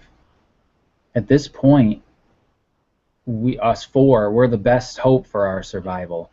Unfortunately, I cannot do much for my people, for my countrymen, for the elves of Aurora, unless we survive. So, and he pauses for a minute, and his eyes sort of unfocus, and you can tell he's thinking about something, and then he comes back, and he looks at you again, and he says, "Everything tells me to go the other way. Everything tells me to try to save those children, to do the right thing, but the easy path is not always the best path, and the dwarves are tricky. This is a tricky situation, and I think, and I call him Ernst. I think Ernst is right. I think that, which might surprise you guys because you wouldn't have heard that name, but you kind of get the idea of who I'm talking about. I think he's right. I think that if we don't go here, if we don't take care of this, we will not get out alive. And if we don't get out alive, nobody will. So we must press on. Who's Ernst? Evo. Okay. That's the name I gave him in the bar because I wasn't giving out my real name. Oh, yes. Excellent. Perfect.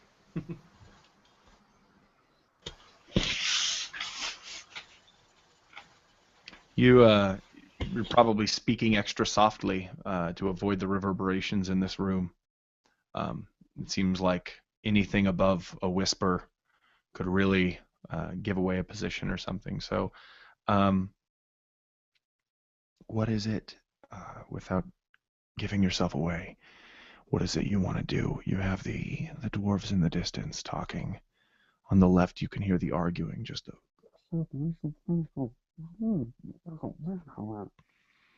and to the right, the blowing glue emanates out of a columned building. Out front of it, flanked with two dwarven statues, one containing an axe and the other holding a sheaf of wheat. So Kalen would, knowing that he's the best suited for this particular situation because of his ability to hide and to sneak along stealthily, he kind of motions to his companions, hold on. And he says, in a whisper, wait here, let me search ahead. I'll go down the right passage, let you know if it's safe. Try to hide the best you can for now, okay?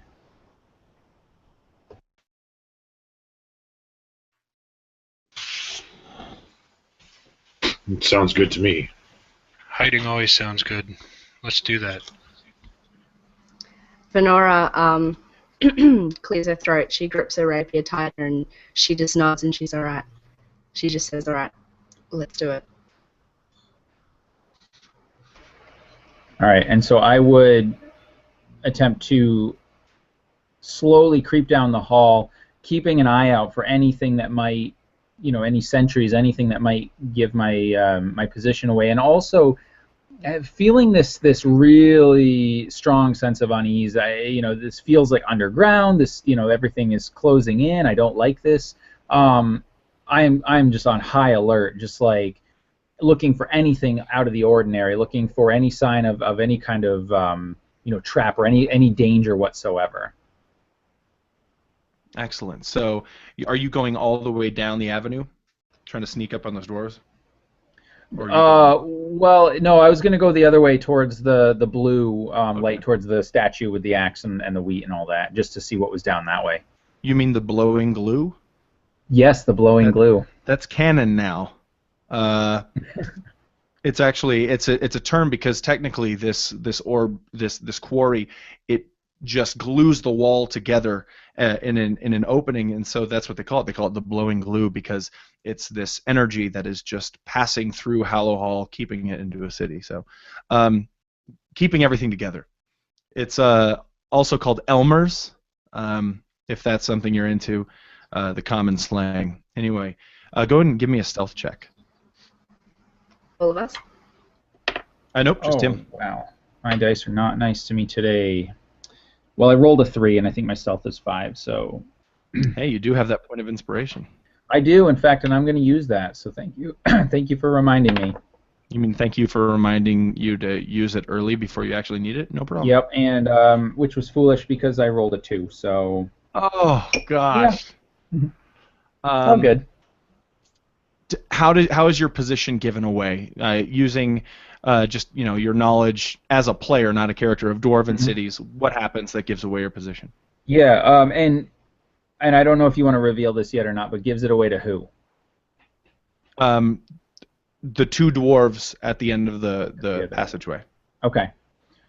So as I'm attempting to creep along, I think what would happen is the mental strain that I'm under, just the fact that I'm somewhat terrified that there's going to be some kind of horrifying magic that's going to happen in here, and the fact that I don't like being stuck like this, being trapped inside here, actually prevents me from concentrating on what I'm doing.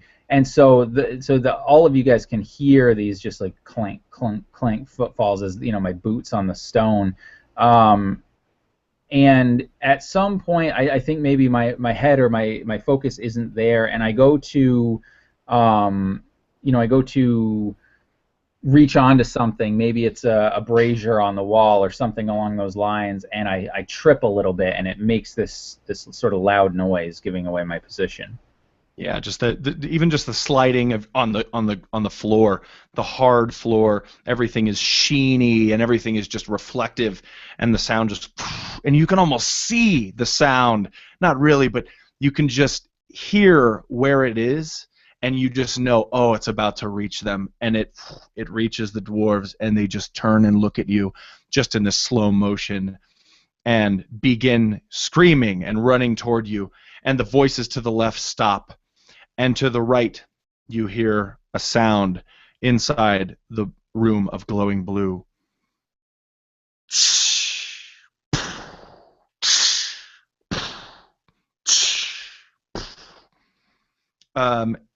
We'll do one more initiative roll. Go ahead.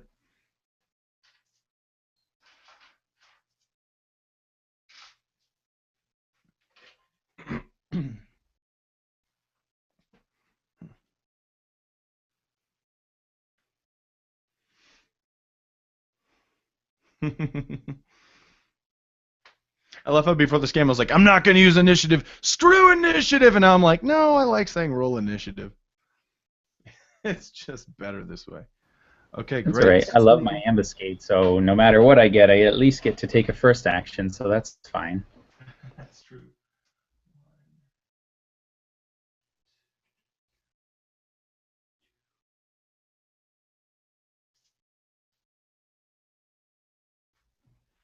All right, Venora, what do you do? You're about, there's probably about 100 feet between you and those dwarves.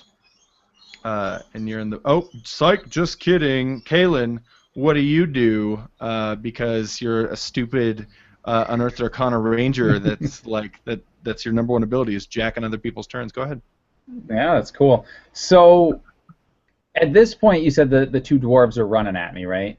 Yes. Okay. So, what I'm going to do then is use my, quick wits to be able to basically, come out of this failure and sort of go into, almost predator mode, right? Where I'm like, okay, now I realize there's danger and I need to act. And so I'm going to pull out my bow and attack one of the dwarves that's running at me.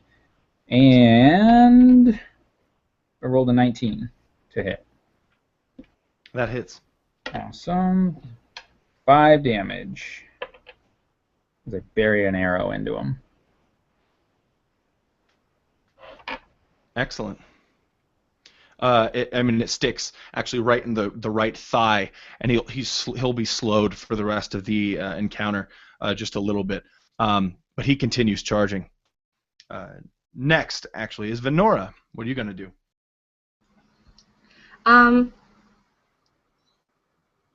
She goes to reach for her longbow, and then she remembers that she dropped it and it's not there, and it's in the trench somewhere, probably covered in water and probably totally obliterated by now from all of the falling fireballs. And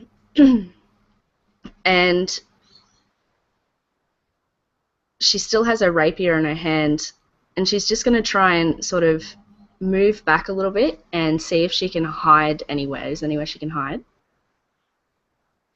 It's pretty wide open. You're already sort of hidden, actually, because you were hiding before Kaylin moved forward. So I'm just going to assume you're already hidden, that he's the only one that these dwarves can currently see. Yep. Okay. She's just going to go back and she's going to kneel down on one knee and she's just going to try and gather herself and think what it is that she can do. But while she's there, she remembers what Hagar had taught her, which she'd done earlier to try and give herself the courage to go with her companions and move away from the orphans. And she once again does the sigil of the flame in front of her. And Awesome. it's painful for her because the memory of Hagar and all things simpler, her wanting to be able to use this in battle, she just feels stupid, that she'd wished this upon herself, but she does it anyway, so yeah, she casts Blade Ward without realizing that it's a thing that will actually protect her. Awesome. That's awesome. So, describe to me a memory of Hagar that's going through your mind while you're accidentally casting the spell that will protect you against blades. So she just remembers being really young, and Hagar, this big human man with this massive beard and just all of this unruly brown hair, he's sort of kneeling down to her and he's trying to show her the movements with her hand, and he says to her, "Now, this will protect you. Just remember it, and before you go into battle, just make sure that you do it. And if anything, I just hope that one day it gives you the confidence." And she just remembers the cool air around them when they were in the fields and how excited she was to be in training with him against her mother's wishes, and she just misses it. She misses being that 8-year-old kid being taught a sigil to draw in the air, and she holds on to it.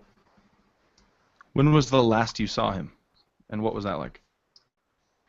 Probably when Venora was 16. She'd taken it upon herself to stop telling all of these stories about becoming a warrior and get up and do it. She was sick of seeing her mum just plod around and waste her life away working on a farm, not for any money, but just to live. And she kind of always thought that was so pointless, her life just wasted. So she went into the tavern where Hagar was at the barkeep, and she went up to him and asked him for rations, and he looked at her almost hurt, and he said, "Venora, what are you doing?" And she said to him, "Hagar, no, come on, not you too, please. I've had enough of this from Mum. You know this is my dream. I want to go to Sur Salin. Everything that you told me and all of these stories that are coming from there, all of this magic that's happening, I have to see it. I have to see it, Hagar. And what if my father's there?" And at the very mention of her father, Hagar just shakes his head and he looks down and goes, "Girl, I've put up with your stories. God bless you because you remind me of my sister. But if you go chasing them, you're going to get lost in them. And no one will be able to pull you out." And she just remembers being so shocked that he was so disappointed in her wanting to leave. And she can't help but think he was right. You finished drawing the sigil in the air, thinking those words. If you go chasing them, you're going to get lost in them. Gain a point of inspiration. That was awesome. Thank you. And you were protected from blades, as Blade Ward works. Yeah. Evo. So how far are the dwarves away from where we were, or are? They were about 100 feet away. They're probably, they're running toward you, so they're about to be, about 60 to 70 feet away. Okay, well, I'm going to sneak. Sneaking, you go half your speed, right?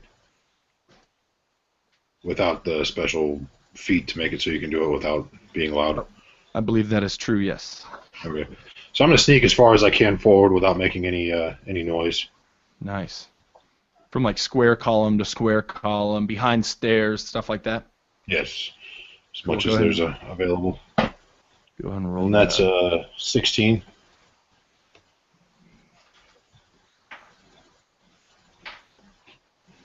You definitely succeed at staying away from the dwarves. What side of the road are you going to be on? Are you going toward on the left side where the arguing was coming from, or the right side where Kalen is and the blue aura? I'll stick to the left side. How wide is the road? Probably about the. Hold on. Probably about 30 feet. I'll stick to the left side. And I won't Strategically make 30 feet. okay. I won't make it very far, only about 12 feet since I'm gimped and burnt pretty bad. Okay, great. So, and that's a you're lowering your speed because of your injuries, right? Your HP. Yeah, I'm Cool. way low. Awesome. So, yep, you're on the left side, behind a certain, almost like a large bowl that looks like it was filled with water, but it's just been completely depleted. Perhaps had some to drink, used for drink for the troops, for the dwarven soldiers. So you're behind that large ceramic, or we'll go ahead and say stone bowl. Kalen. So, staring down the two screaming dwarves that are coming at me, already having buried my arrow into one, I will take a shot again at the same one, seeing if I can fell him with an arrow. And 13, does that hit?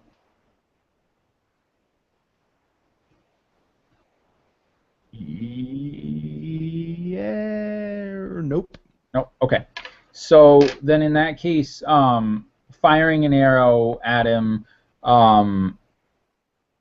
seeing it miss, kind of, he manages to dodge out of the way, and it goes right over his shoulder, clanking, off the stone wall. I then, using the stealth that I have, what I'm going to do is I'm going to actually that one that's not injured, I'm actually going to use my action or my bonus action to be hidden from him. Cool. Yeah, so, but I'm not necessarily actively hiding per se. The other one can see me, just that guy can't. Okay, excellent. So the one that's injured can't, or the one that's not? No, the one that's not injured. Okay, perfect. Yep. So yeah, the one's still screaming while charging forward, limping forward. The other one is kind of looking around, like what? So next up is going to be Reed. All right. How far away are these? The dwarves are probably about 90 feet away from you. Okay. I'd do my best to sneakily kind of go up along the edge to get over to Kalen. Awesome. You can reach him. Go ahead and roll a stealth check. All right. That is a 13. Okay, hold on, let's see. That is a 14 on the die total. So that will you sneak, but they see you as their focus is already on Kalen, so they see your movements just out of the corner of their eye. And actually, the one that's not injured, which again I have to remind myself, that's the one that doesn't see you, right, Kalen? Correct. That one is now focused on you, Reed. At least I can be a distraction. Kind of. Nice. Go ahead. Definitely at least grab some more little rocks and bits that's on the ground and do the familiar purple glow in my hand, and then just kind of prepare myself for whatever comes. Excellent. Cool. Okay. Whatever comes. So the voices to the left have stopped. To the right, you hear the familiar sound of an Atmos. Hopefully just one. But your dreams are thrown to the wasteland as two of these massive machines emerge from the building to the right. Inside of them, you hear screaming. But they are maneuvering just as the other ones did.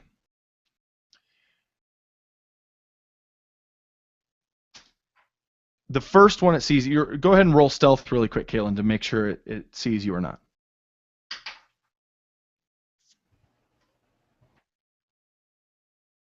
So I rolled a 15, and I would have so 20 total. Okay, so you're still hidden from these. Perhaps they walked out and just didn't see you. When it comes to Reed, immediately one moves.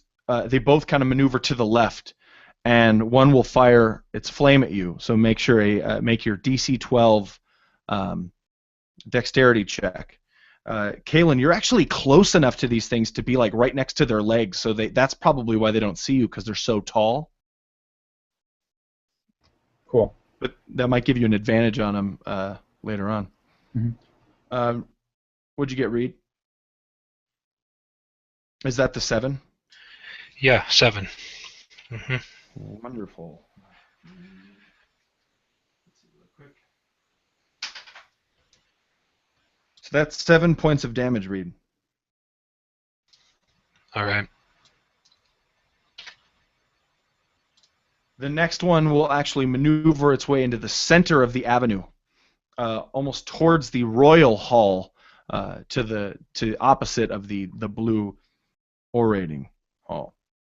And that's it. The two voices, at least two, inside the royal hall have stopped, but nothing has emerged from that area. So back to the top with Venora.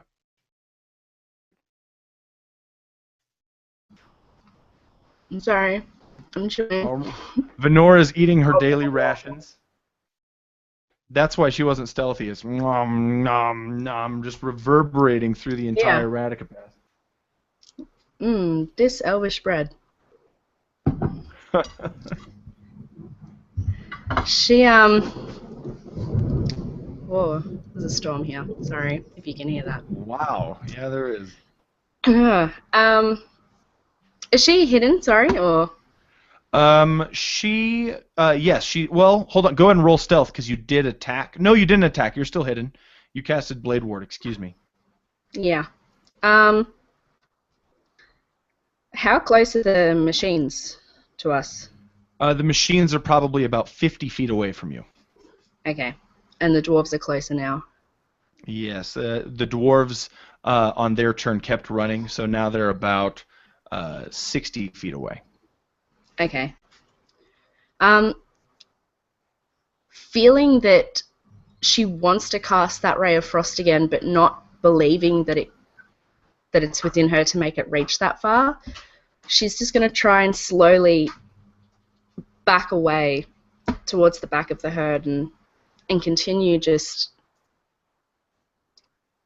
trying to get some sort of idea how they can get out of this or get through it. Okay, great. So go ahead and roll a wisdom check. Not very wise. Oh man, I literally had a 0. You have. I rolled a 1 and got and I have -1 wisdom. You do have advantage or an inspiration if you want to use it.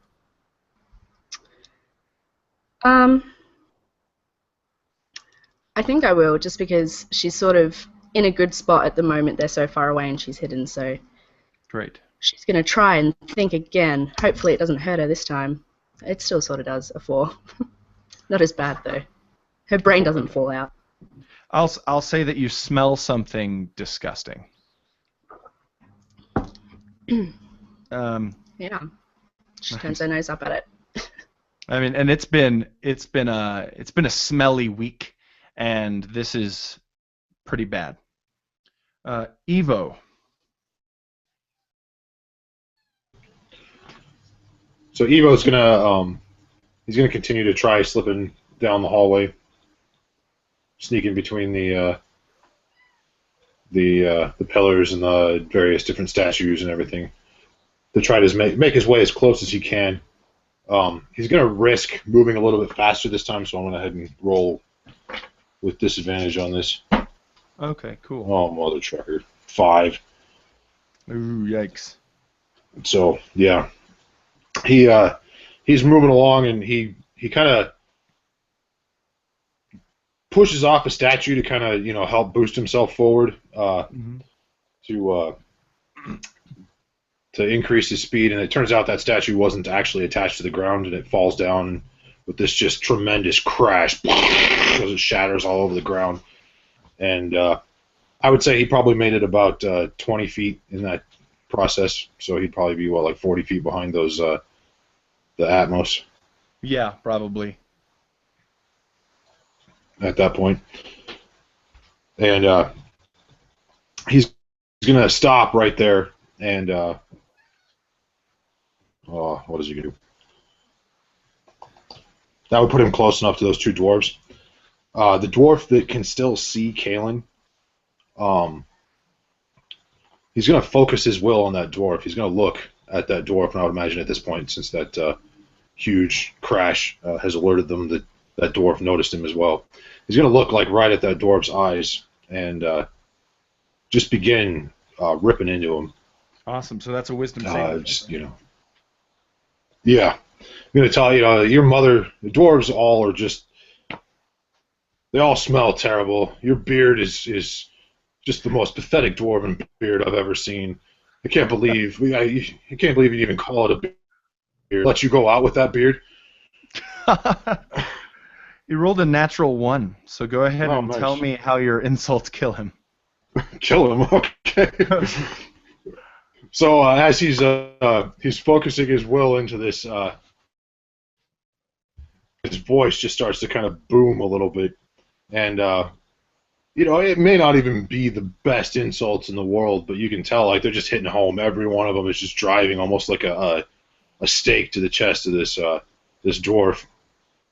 And he kind of he grabs his beard and he's just trying to and he's panicking about how terrible his beard looks, and he's just kind of clutching at his chest, and his heart just stops from just awesome. Embarrassment, really. It happens, man. He is the 0.01% of all the casualties at the Battle of Hallowhall that died from embarrassment. He died from shame. That number could still increase if Reed keeps rolling low. I'm going to be honest. So it's completely up to you, though. Awesome. Yeah, he falls down, collapses. Dude, you want it in here. What are you doing? 1 second. Sorry. All right. Okay. He's not having it. Okay. So, yes, you get that kill off. Next up will be Kalen. All right. So, seeing that scene and seeing the dwarf go down, the one that I knew was aware of me, and realizing that these machines they're not aware of me, and knowing that the other dwarf isn't aware of me, I'm going to attempt, knowing that I'm not going to be able to use the same maneuver that I did in the courtyard to take this thing down. I'm going to attempt to climb it and see if there is a way that I can either disable it or somehow maybe get inside of it from up above. I don't know. I'm going to be that guy. Very cool. Awesome. No, I love that. So go ahead and give me a dexterity roll to climb up this thing. All right, and I'm going to change my dice and see if that was a good idea. Well, maybe. Yeah. 12. Go ahead and use your inspiration. Oh. No, I already did. Yeah. Oh. Sorry. Yeah. Okay. So. You're not sorry, Barker. You know what? I'm not. But I feel like I should be.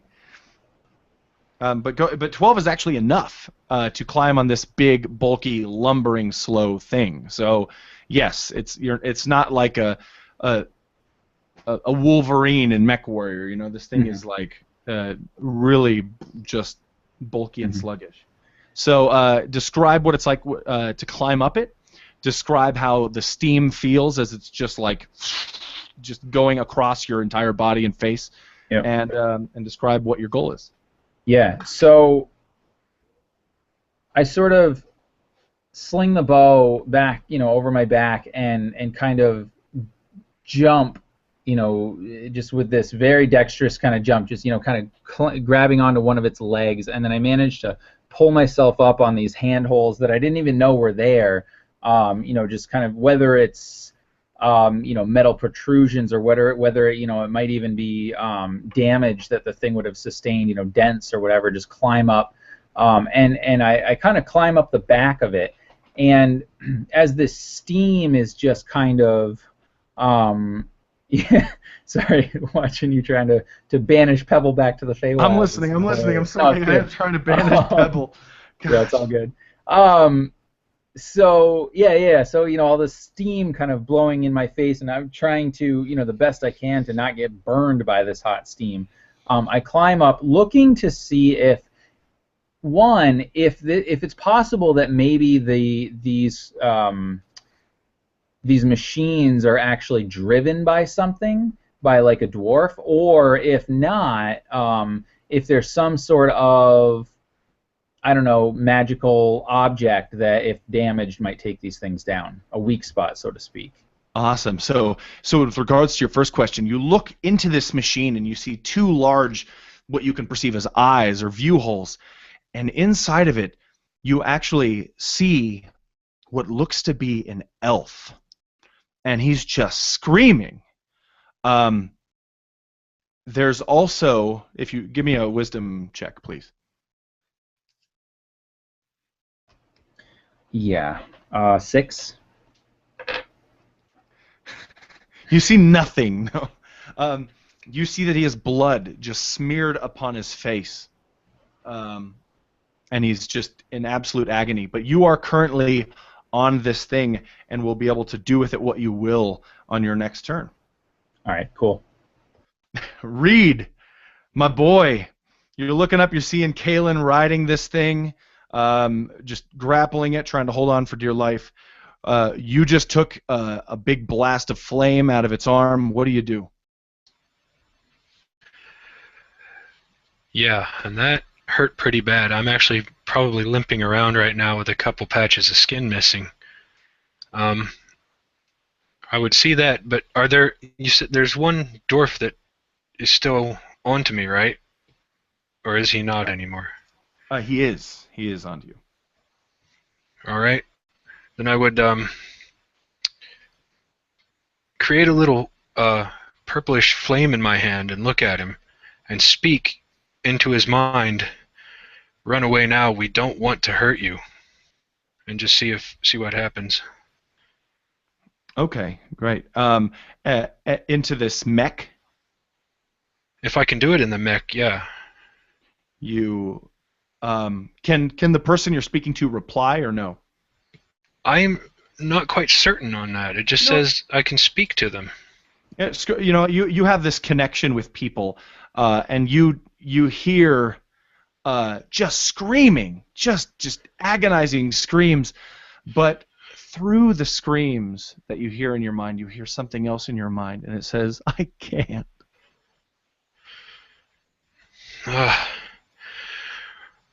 Well then, turn around and throw this purple fire at the dwarf instead of the giant thing. Excellent. And go ahead and give me a persuasion check while you throw that purple fire.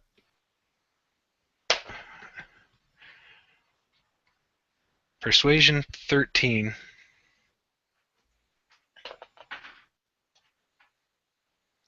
Okay. Same on both. Great. So that's an attack roll, that 13? Yeah. Okay. Tell me what it looks like as it misses hitting the solid floor. It streaks off, and as it kind of careens through gravity towards the floor, it gets closer and closer to the floor, and it leaves a trail of burning purple for about 15 feet. And there's this like the tracks from Back to the Future, but purple. Excellent. Okay. Cool. Yep. It just misses him. Tracks from Back to the Future. That got me. I'm sorry. That was good.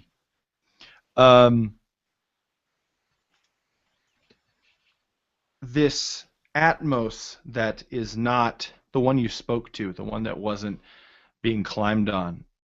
It seems to be moving slower or more sluggishly than usual. You might not be sure why.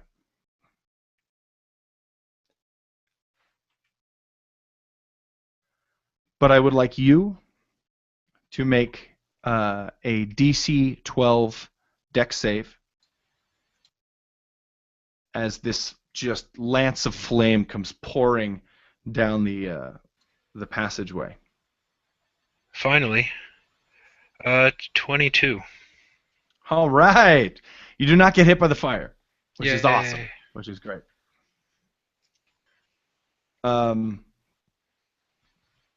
This other one, it doesn't attack.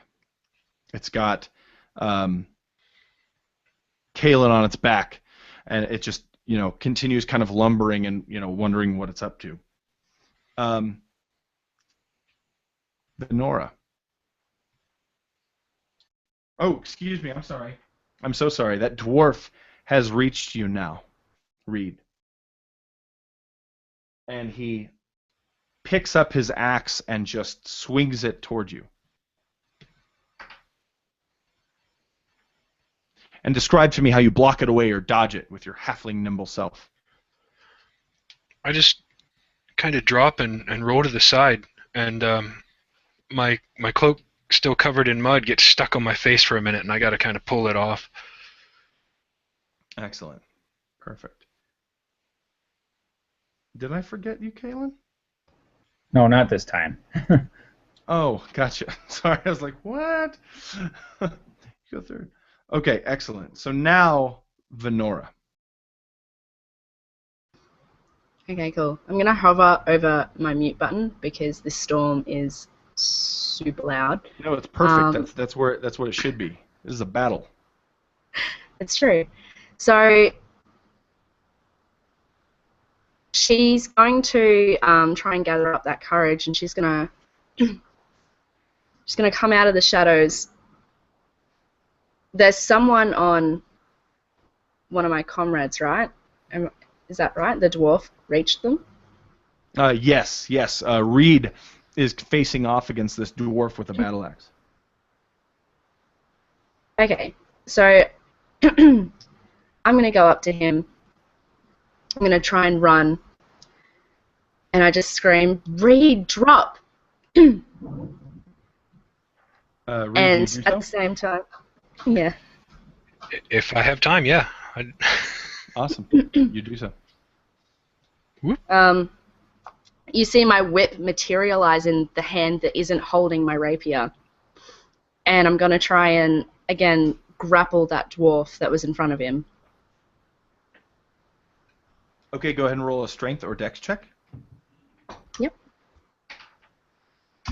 Man, I should 16. picked a good time to start rolling sucky. That was a 2, so you go ahead and do your thing. Alright, so the whip just kind of, it goes around the arm that's holding his weapon, and I just kind of jerk it down towards the ground, towards me, out of the way of Reed. Okay. He's still able to hold on to his weapon, but it is jerked down. You have successfully protected your companion. Awesome. Very awesome. Very. Next up is Evo.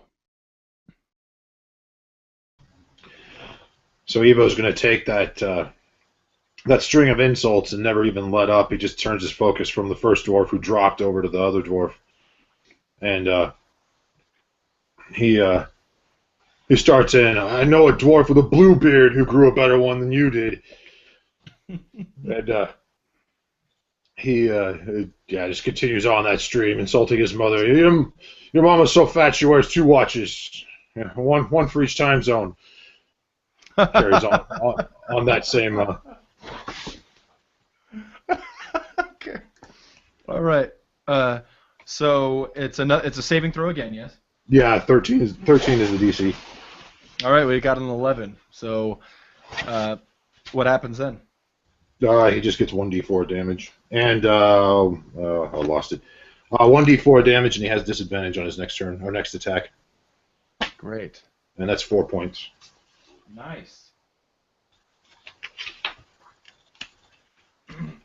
All right, the whip just drags his weapon down, scraping across the ground. He lets out a shriek, not necessarily from the whip, but instead from the person that's in his mind that's really insulting the only thing he's got going for him, which is his beautiful beard. Outside of that, is there anything you want to do before we move on to Caitlin? I'd like to also try just, to close the distance and get as close to the or to those Atmos as I can. Okay, nice. There's an Atmos in the middle of the avenue that you can reach. It's the one that Kaylin is currently on top of. Okay. All right, Kaylin. All right. So hanging on to the top of this thing, having sort of peered. Oh, go ahead. Hold on a second, Sam. Yep. I also want to use my bardic inspiration on you, so I would just encourage you. We got to find a way to stop these things. I don't think I can. I don't think I can handle another hit from one, man. You're up there. You got to do something. That's a bonus action I can use for you, so I'll give you another d6. Sweet. All right. So, feeling inspired, feeling pumped, but also a little freaked out, having seen this elf inside this, this automaton, basically. Wondering what the hell's going on. If I can do it quickly, what I'd like to do is try to again ascertain if there's any sort of entrance, any sort of hatch that I could get into this creature. But if it's going to take any kind of sustained effort, I'll try to see if it's possible to bust through that glass eye or whatever that is. Okay, so roll a wisdom check. Man, changing dice didn't help. Is it? You get that d6, I think, right? Yeah. Well, so am I rolling perception specifically, or could I? Yes. Yes. Okay. Yeah. Go ahead. All right. Let's see. Yeah, I might use that d6. Well, so unmodified, I get an 8. So 13 with the bardic inspiration. Okay, that's just enough for this. You actually do see a handle on the cover of this. It almost looks like a cupboard handle, but it's really small, and there's one on each side of the face of this thing that you presume you could open and reveal the person behind it. Yeah, and I'd like to try to do that if I can. You feel, it's very strange, as you maneuver your fingers in there, it's almost like it automatically opens. You don't have to pull much. Just it knows that you're in it, and it just, the steam just flies out at you. I want you to take 4 points of damage from the steam. All right. As it's just so hot in this Atmos. It's just so hot. And you see this just sweating, bloody elf that's inside of it screaming. Okay. Go ahead. Oh, I was going to say that the way I'm interpreting this in my mind is that somehow this elf, and whether this is accurate or not, this is how I think about it. Somehow this elf is being controlled by the dwarves. Somehow this elf is, whether it's mind control or something, which is a little bit weird for an elf. That's normally something that they're resistant to, but these dwarves are tricky, and I don't like them. And so I assume that they have a hand in this, and so I'm going to try to knock that elf out. I'm just going to try to kick him right in the head, right in the face, to sort of knock him out. You get an automatic hit. Okay. And you do so. You knock him out. He falls unconscious. And the machine is still going. Mm-hmm. It's almost like it's using just its life, this elf's life, to give itself life. Okay. Oh, ascertaining that, if I can, I would kill the elf. I would stab it. You can definitely do that on your next turn. Yep. Sounds good. Awesome. Reed, you're up. So after the response from the last one, I would try to get into the mind of the other one and just tell him, we'll try to free you. We'll try to get you out of there. You just have to bide your time and don't hurt us. It's almost like it hears you, Reed. It's almost like it hears you. Roll perception, or excuse me, persuasion.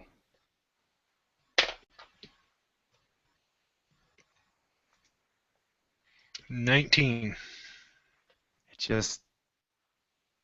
It just stops for a moment. And turns toward the other Atmos slowly. And a blast of flame emerges from its hand, its left orbed hand, directly at its compatriot, at its companion. It is caught off guard, and its companion just bursts into flame. Sam, you said be right back at probably the worst possible minute. Reed has persuaded this, has gotten into the mind of this, of the elf that's inside of this Atmos, and somehow made it turn on its companion. So I need you to make a DC 12 Dex save, Kaylin, to avoid getting burned. I don't avoid getting burned. I rolled a 2. You take 12 points of fire damage. Nice. Ouch. The mech itself also explodes. If we are within 30 feet of this mech, I need you to roll a DC 12 Dex save. I imagine I would be, so let's see if I die right here. You get disadvantage, man. You get disadvantage. Disadvantage? Not sure. All right. Am I there? Reed, it's up to you. I was on the way there, but I think I stopped about halfway from what I remember. Then I'll leave it up to you. If you don't think you're within 30 feet based on your mind's eye, then don't worry about it. Did you just roll a 4? I don't think I would be. I mean, I didn't move after, and I don't actually go that far in one turn. I don't think I would honestly be there. Yeah, I don't think so either. Okay. And I was attacking that dwarf thingy with the whip, so I don't think I'm there either. Yeah, he slowed me down too. And thank you. How many hit No points do you worries. have, Kaylin? Now I have 7. Okay. You drop to -3. You drop to 0. You take 10 points of damage. And you go flying off of this thing as it explodes. You get smashed into the wall. The bones in your body crack. Your ribs, from back to front, are either bruised or broken. You feel the blood fill into your lungs. You feel... You tell me. I feel all of that. I feel the pain. And then it's almost like it goes numb. More replaced by a psychic pain almost. Like the physical pain has manifested itself and gone out of my body into my mind. And I start to have visions of the family that I left in Aurora, the family that I barely saw, the family that I never spent very much time with because I was in the woods so much. But the family that I was supporting, was trying to take care of, my uncle and his, his wife and his kids, because of their injuries, their maladies. I did what I did. I took the bounties that I took and the jobs that I took because I was trying to help them. And knowing that it's likely that I'm not going to be able to do that anymore. And then, for some perverse reason, the bounty that I had accepted, my most recent job, I kind of think about it, and I'm upset because I tend to hunt down my prey with just this relentless focus, and now I'm failing not because my prey was better than me, or not because it somehow was more skilled, but because I probably did something stupid and am paying for it. And I sort of take a breath and then cough a little bit and out, kind of sprays blood, and the physical pain in my body returns as my ribs, being sort of moved by my, my spasming lungs are just, shooting fire through my whole body as in that pain. So, and then I black out. So I'm gonna go ahead and say this now. I probably should have said this earlier. I hate death saving throws. I'm not a big fan of them. But as you black out and you feel just like death, there's still something inside of you, Kaylin. You can't really pinpoint it. But all of a sudden, it's like you open your eyes and everything's black and white. The whole world is seen in grayscale, and you see the combat happening, and you see the remnants of that Atmos, just the legs tip over and fall down. You see your companions maneuvering through the avenue, and you might take a look down at your hands, and you see that they're just wisps of smoke, that your entire body has become made of this strange smoke. You have one piece of magic left in you. This companion that you released earlier on in the battle is still alive in you, and it doesn't have much time left. And everything is gray, but you can still see the bright, orating light emanating from that far building.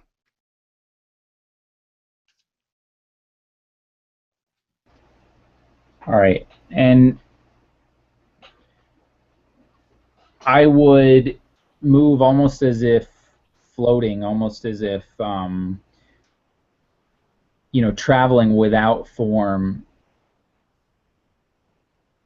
knowing that normally I would be able to, except that my master, I guess you would call it, is not conscious, is not able to summon me into a corporeal form. So I travel along and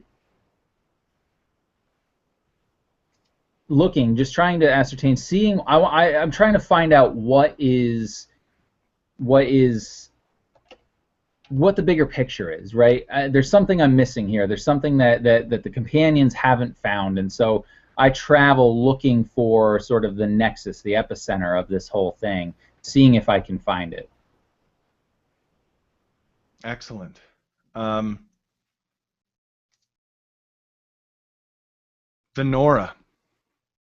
your turn. You see a dwarf thrown through the doors from inside this building. The doors just crash open, and this dwarf just falls outward and tumbles downward down these stairs. And out of the door walks another dwarf. She is regal in dress, and there's obviously some sort of argument happening. And she says, "I can't believe that I let this happen under my watch. We're done here." And then she looks to the Atmos and says, "Kill him!" But the Atmos is just basically looking towards whatever dwarves it can find and blasting it. So it hasn't happened yet, but that leftover Atmos has now turned towards those dwarves, those two dwarves that are fighting. What do you do, Venora? I'd probably run over to Kalen. I'd just drop the whip, seeing him get hit and then flung. And, sorry, my cat's digging in something. I know what that's like. Oh, man. And I run over to him, and I'm kind of fighting back, tearing up, because I'm sort of thinking to myself, stop it, you idiot. You know, you hardly know this person, but I'm looking at him, not just one of the first wood elves that I've ever met, but something and someone that I really hoped I would meet one day. You know, almost looking at him, even if he's not that much older than me, but like a father figure. Like, I really need someone to look out for me, and I go up to him, and I'm going to try and stabilize him, but I'm kind of shaking him and like, you can't leave me. Like, I can't do this without you. We need you. Kaylin, please. And I'm just pushing back tears and, yeah, trying to rouse him. Okay. Evo, you approach Kaylin in the same way. Is that what you said? I'm sorry. You go ahead. You said that in the chat. My bad. Go ahead. Well, first I would. You said that Atmos is going after the dwarves, right? It looks like it's about to. Yes. Okay. So yeah, I would run that last distance that I could, and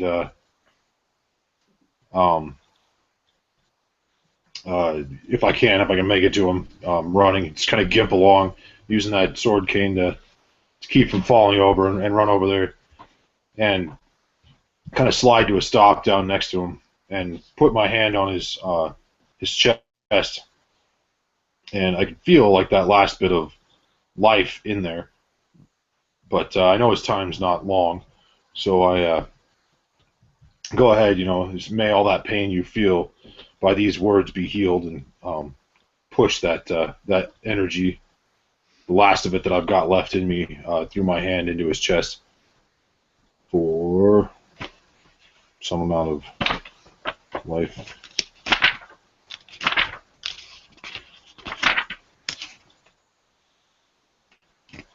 Sorry, hold on a second.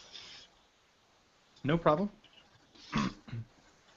It's not much, but hopefully it's enough. That would be 5. No. Spellcasting 7. So. No, sorry, yeah, 5. I was right the first time. Okay. Either way, I think it's really cool that you're bent over this this person that has been trying to kill you, that has been looking for you to kill you and trying to save his life, and almost metaphor, this amulet that you have around your neck, this ruby encrusted arrowhead just spills out of your cloak, and the power is channeled through that as it goes into Kaylin's chest, and he regains those 5 hit points, returning to 2. Now, strangely enough, though, he's still unconscious. He hasn't woken up yet. Go ahead and roll for that right now, Kaylin. Go ahead and give me we'll do a wisdom, probably, or constitution. Oh dear God, let's not do well, maybe we should do a wisdom. I haven't had a lot of luck with those, though. Oh God, no, I rolled a 5. That's fine. You're still unconscious. You're alive. Yep. And now it's your turn as you're seeing the world in grayscale. You walk into this room and you see what looks like an orb in the center. It's made out of crystal and it's just glowing. You can't tell the color, but you presume it's blue because of the you're seeing in black and white. And it's surrounded by rotating orbs that are moving around it. 3 of which are broken, completely broken, like sparking. And it's like this machine. It's like a sun being rotated around it by planets made out of crystal and blue. And yeah, that's what you see. All right, and I see that, and the way I sort of imagine this is that I see it, but then it's almost as if I'm being sucked out of this room, like, almost like the vision, you know, it goes tunnel vision only in reverse, and I feel being like sucked back and almost being sucked back into nothingness, and I'm traveling back through the hall, you know, where I came, basically back to the form of Kalen, and all of a sudden it's like shoo, into the body, and I cease to exist, and Kalen comes back into consciousness, but not necessarily awake, but you know, back into his body. So Great, perfect. So you kind of you can wake up a little bit if you'd like. You'd tell me. oh yeah, all right. And I imagine at that point what would happen is I would gasp awake. I would come awake with a start, and my hand would just instinctively grab in front of me, and I imagine it would sort of grab right onto you know, Ivo's like tunic or whatever he's wearing, and you know, and not in like a hostile way, just you know, a reflex basically. I'm like, and then I, you know, just as soon as that happens, I let go because I have almost no strength left, and you can see as I pull my hand away, it's just burned. It's just this raw, you know, flesh. Even though you know, you healed me from death, I'm still very badly burned. I'm still in bad shape. You know, you may have felt the bones and the body knit, but there's barely, you know, the elf is you know, a shadow of what he used to be. And I kind of look, and I lock eyes with Ivo for just a minute, realizing what has happened, realizing that, you know, somehow he must have brought me back, but I can't summon words. I can barely think, and I just take a couple of breaths, and then all I can do is just put my head back down on the ground and just breathe. And that air comes into your lungs beautifully. For a moment there, you thought you would never breathe again, and there it is. Nearby you, though, is a companion of yours that has struggled until now to find purpose. Reed, you're staring at this Atmos as it's about to let loose flames toward these dwarves. What do you do? Where do you go? Well, I would be watching them run up to Kalen to make sure he's all right, and I assume I would see him kind of startle up and reach out, and I would realize that they did something, and just kind of let out a sigh of relief, and then look back to this Atmos and just try to sneak around the side to watch what happens, because I'm not too sure what's going to go down. Okay. You see the Atmos just light up both of the dwarves. Both just burst into extreme flame. Both die. And the Atmos itself stops. And its limbs, one by one, just begin to fall apart, as it has no more enemies here to destroy. But behind it,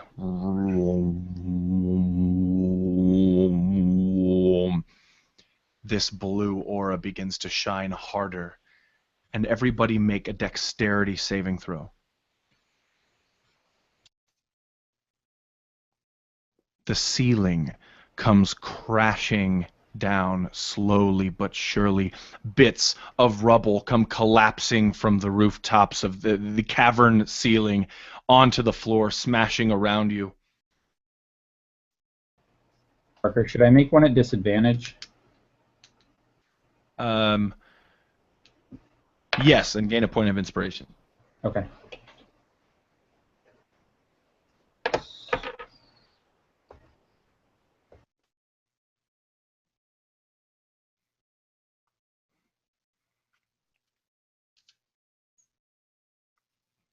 Okay. It's still your lucky day there, Evo, as you only take 1 point of damage as just your leg is just hit by this large piece of rubble. Kalen, describe to me how you get out of the way. Or maybe it's Evo that pushed you and took the blunt force. Yeah, so as the ceiling is collapsing, I'm watching it happen because I'm lying on my back. And I miss almost the destruction, this fiery death that these dwarves, encounter, but I hear it. and I smell it, and I can almost taste it, and then I see this reverberation, and I see the roof start to crumble, and again, it's just like those instincts. It's those instincts that have been bred through countless nights in locations, in the mountains where footing is treacherous, and where the only thing that keeps you alive is your dexterity and your wits. And so I managed to kind of shove Evo out of the way with the last bit of my strength and dive myself, half diving, half rolling. And I realized that my shove was almost more of to propel myself, because I didn't have the strength to really do it myself. But I imagine it propelled him out of the way just enough that he didn't take a huge slab, but just maybe managed to get him on the leg or on the ankle or something. Still injuring him, but managing to get us both out of certain death. Excellent. Phenomenal description. So the building is beginning to collapse. Every 30 seconds, I'm going to tell you to make a dex check, or dex saving throw. So what are you all going to do? Evo's going to call out to that female regal dwarf up there. You know what's going on here. Oh, they're both on fire. They both died from the Atmos. Even the female? I thought there was 3 of them total. I'm sorry. Nope, just 2. Just No, 2. they're sub-race crispy now. Okay, never mind then. I won't do that.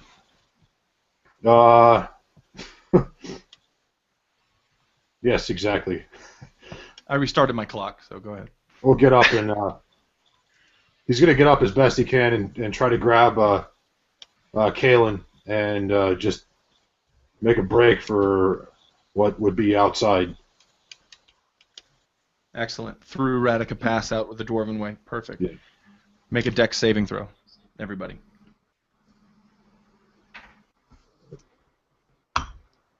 Oh, nat 20. Nice. Man, I never get nat 20s. That's really good for you guys, because I rolled the max damage, so it looks like everybody got it. So the world is collapsing around you. Through Radica Pass is where you're running, right? Is that correct? Is anybody staying behind, or anybody going to go into that room? Okay, all right. So go ahead, Kalen. No, I was going to say, hell no, I'm getting out of there. Awesome, perfect. You sprint through this passageway, and you enter into a tunnel that was just like the one before. You have the blue that's just pulsating around the walls. It looks like it's rippling as pieces are falling off, and then exposing an area where there is no blue, and you're just kind of running through this tunnel. Almost to the point where it looks like the other side of the city. Everybody roll a dexterity saving throw.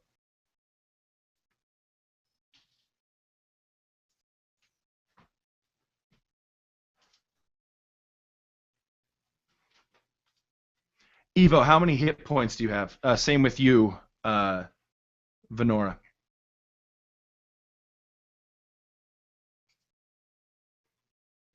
Okay. So, Evo.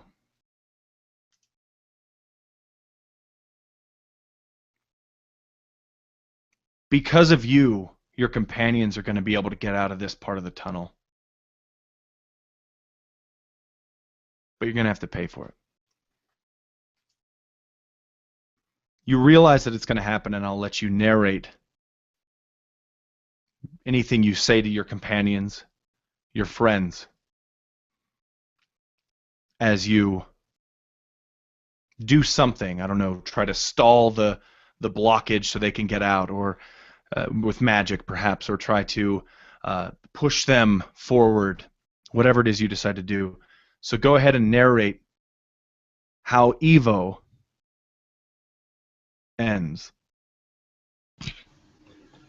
So as we're running down this this hallway here, and the ceiling's falling off, those giant chunks of blue rock are crashing around us. I I look up in front of us, and I can see that a really big piece of the ceiling is starting to just kind of crack and break off. And I grab that pendant on my neck and just rip it off. And Kalen's a bit ahead of me. I just toss it to him. And I tell him, you give this to her, she'll pay you. I don't want anybody to die because of my foolish lover's spat. All of you, run. Run as fast as you can. And with like the last ounce of strength he's got, he's going to just run up and shove and push and like just give as much as you can, like kind of push everybody sort of into each other and past this piece of the ceiling as it starts to break and fall. And as they pass past the range of this thing as it breaks loose and comes down on him, he stops and watches them go. Glad that they're safe, but he stops and just kind of closes his eyes and takes a deep breath and remembers Mara, the one that sent Kalen after him. Remembers the good times.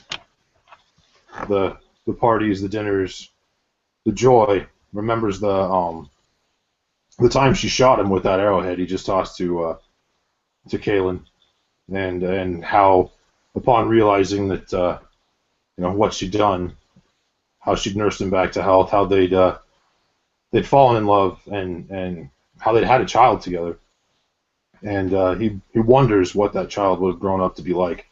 He hopes that Mara's at least told him about Evo, but at the very least, he knows he's lived a good life. He's loved. He's had joy. He's had a full life, and if this is the way that it has to end, then so be it. At least he knows that he did it with honor and without bringing anybody else down because of his own mistakes. And just as those memories flood through him, that rock just whoom, lands on top of him, and he's just gone.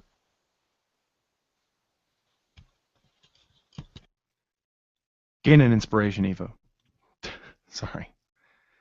That was just so good. So good. The city of Hallowhall collapses. What once was a war-torn battlefield now turns into a mountain.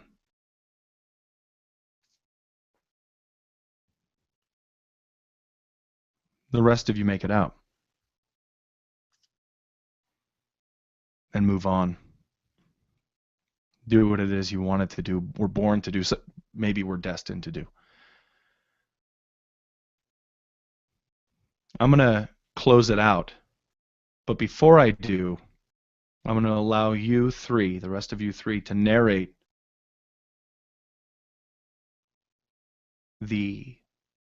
your character's end of the story. And we'll start with Kalen, because he's been going first with everything. All right, cool. So we're running as fast as we can down the hallway, knowing that the ceiling is collapsing all around us, and it's difficult. It's very difficult for him. I mean, he can barely move. He can barely run. But the man that he knows, well, he doesn't know is Ivo, but Ivo, in fact, this man who saved him, who he built this connection with that he wasn't expecting, the man that he expected to kill,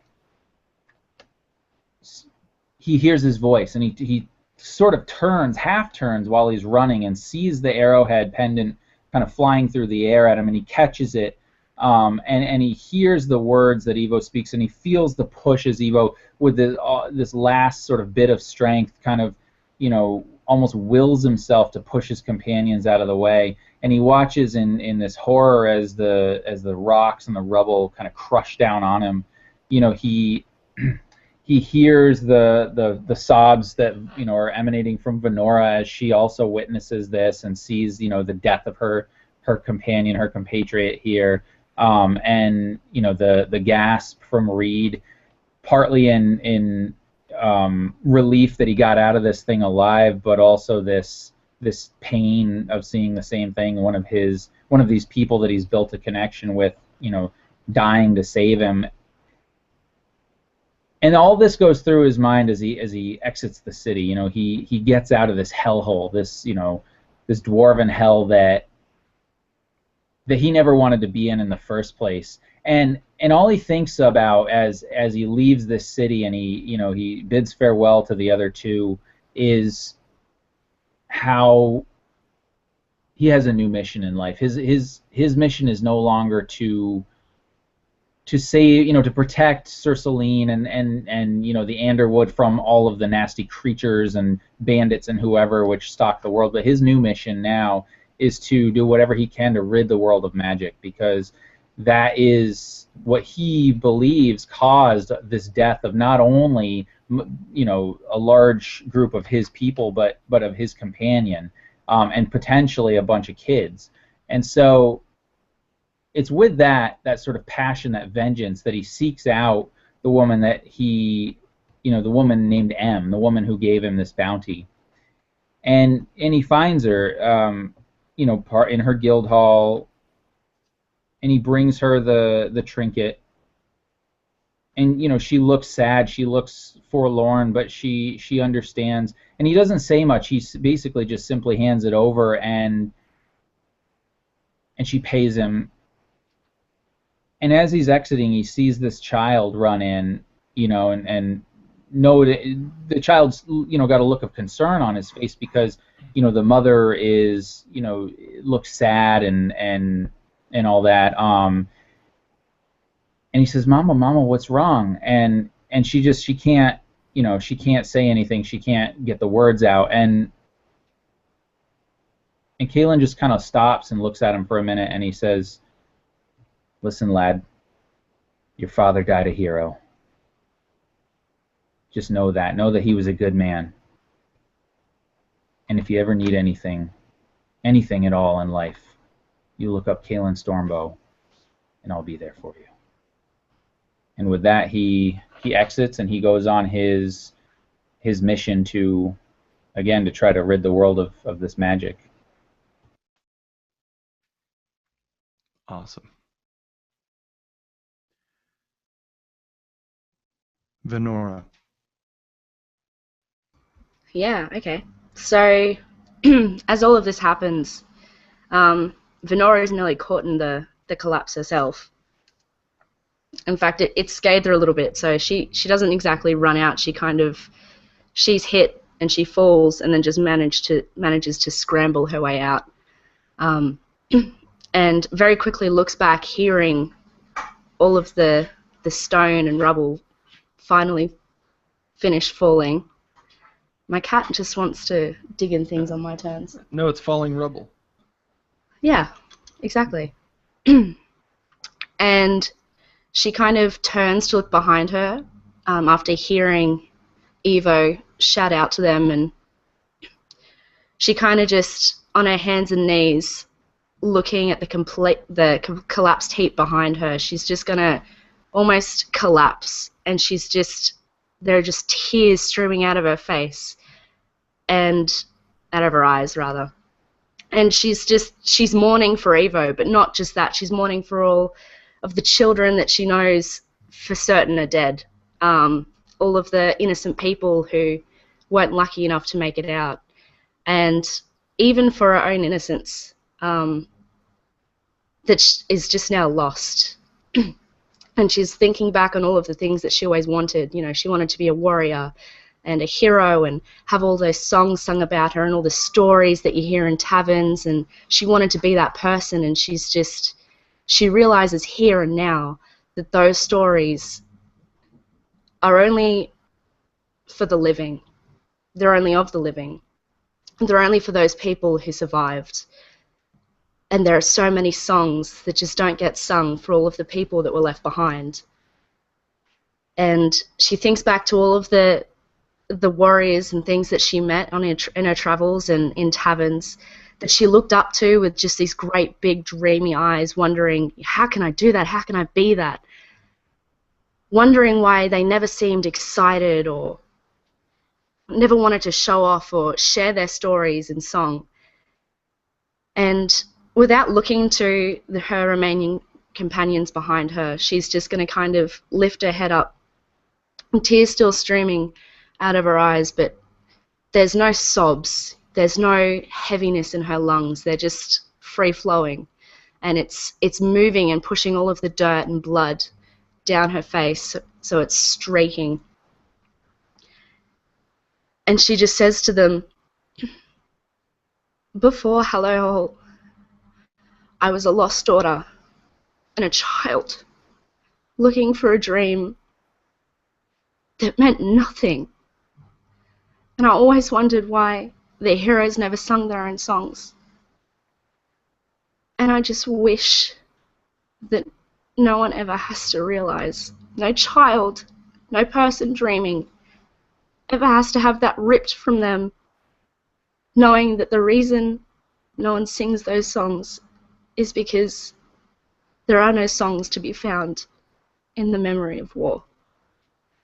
There is nothing to be gained, and no song or tale of this story here today, no matter how heroic I might sound, it will never comfort me, knowing that all of this has been lost. And she turns to look at everyone, and she goes, and for what? And then she just collapses into a heap and starts crying. But she'd probably go on. She went on this journey to find her father, who was rumored to be this great warrior, this great elven warrior, who her mother never wanted her to talk about, and she never knew why. And now she just goes around and she just helps townsfolk and people that she can with whatever work she can. The kind of work that she used to resent her mother for doing just for the sake of living. And she never understood why her mother never wanted anything greater than that. But Venora's now realized that that is everything, is helping people and living for them and not for stories.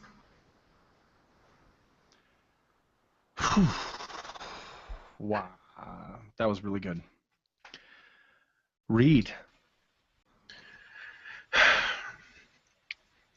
Reed is just stumbling out of this mess with wet eyes, trying to get out into the light, into daylight, see the sky. And he knows that he's going to go on because people have to know what happened here. People have to know so that it doesn't get repeated. He has to tell everyone. And he takes a couple steps and looks up at the sky, and he hears, We are done. For now. and his backpack, his tome, as he reaches for it, turns to ash and begins floating into the sky, and he just feels totally lost, and he's grabbing at the pieces, and he can't catch any, and he just falls on his back and stares up, not knowing what to do.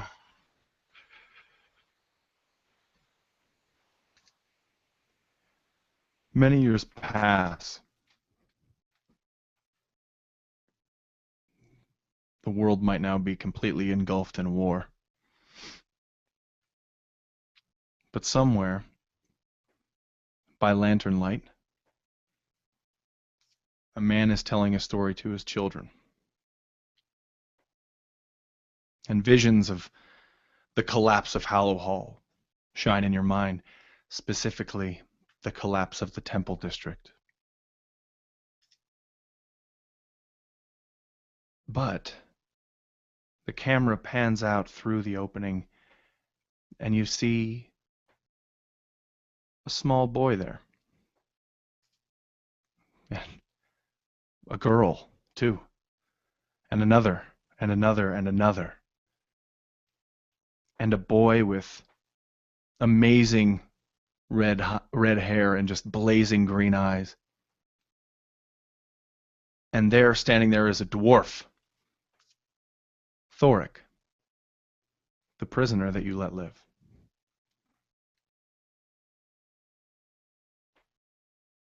He ushers the children outside of the city, making them safe. And you see that lantern light on that man's face. And he says, "Well, that's it, kids." And you hear a woman in the other room say, "Why do you always tell them those stories of people dying?" And he says, "I was there. And that's not a story about people dying." And he turns up the light, and you see his blazing red hair and green eyes. And my father was there too. And I know that that was a story about lives that were saved because somebody let one prisoner go. And that's where we're going to end.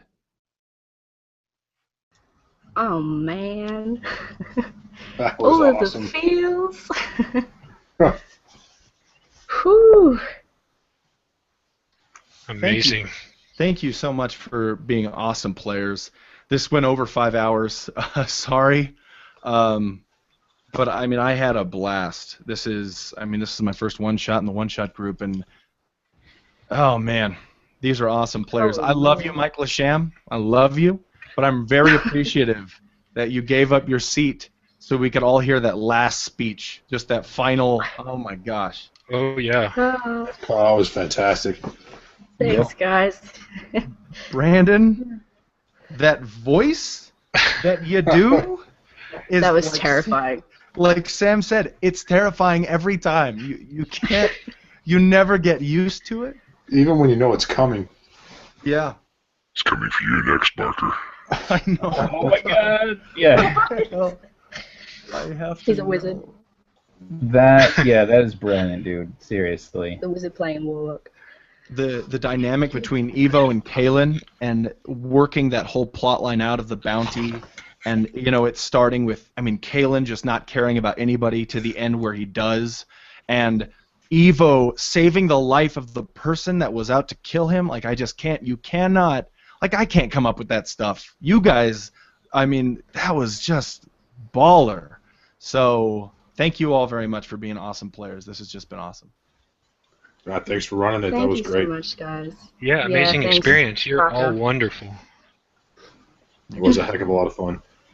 So we're going to go from my left to right and say goodbye to the 22 people still watching. And I just want to point out, it went from 15 to 22 while Nikki was giving her speech.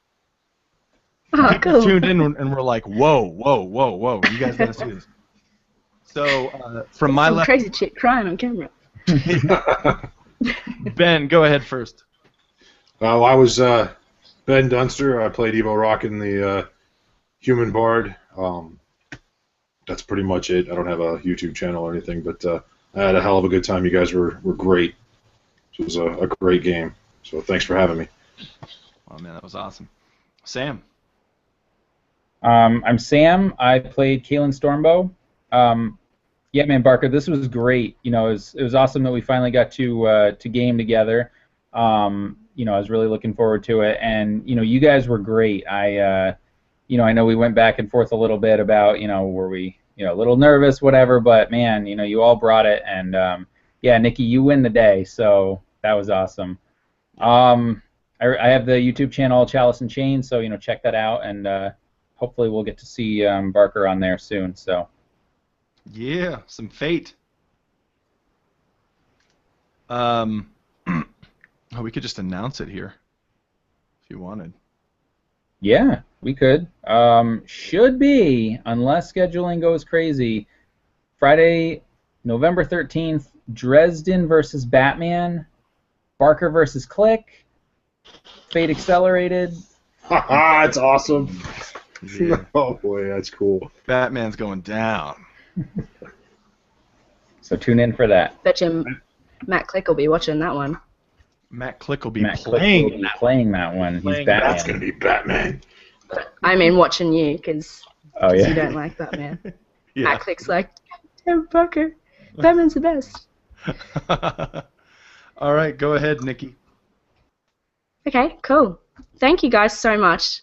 Awesome birthday. Thanks again to Mike Lasham. Holy moly. I feel so lucky to have been able to play in that. That was the greatest. Barker, you should definitely do more one-shots because that was just phenomenal. Thanks. And you guys, yeah, cheers for being awesome. The role play is always so much easier, and I definitely would not have had the confidence to do that last speech if it wasn't awesome all the way through the game. So thanks to you guys. And yeah, I'm over from RP Beanie. Me and my boyfriend Brett run that channel, and we do have videos planned. We have My Homebrew World, Lashai. That's starting up, which is going to be posted. The session's going to be posted there. So that's starting up mid this month. So keep an eye out for that. Awesome. We will. I definitely will.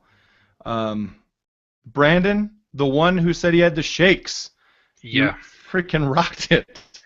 Go ahead, man. Thank you. I agree. You need to do more of these because more people need to experience this. This was just amazing. I mean, all of you, just incredible role play, and I had so much fun. So thanks very much.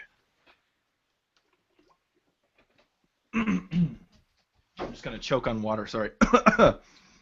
It was absolutely my pleasure, and the DM, when games go south, the GM gets a lot of flack for it. But when games go really well, the GM gets too much overly compensated for it as like, oh man, that was such a good game. Way to go, GM. But this just, I mean, everybody who's watching agrees. This just proves that the players made it. The only thing I did was write out an outline of possible story hooks. You guys took it and ran with it. And that was just one of the most fun times I've ever had running a game online, and it rivaled Winds of Sur Salin for me. That was just a blast. So thank you all very much for playing. Thank you all very much for watching, and double tap peace, and we'll see you next time. At the ruins of Hallowhall, in space! Dun dun dun!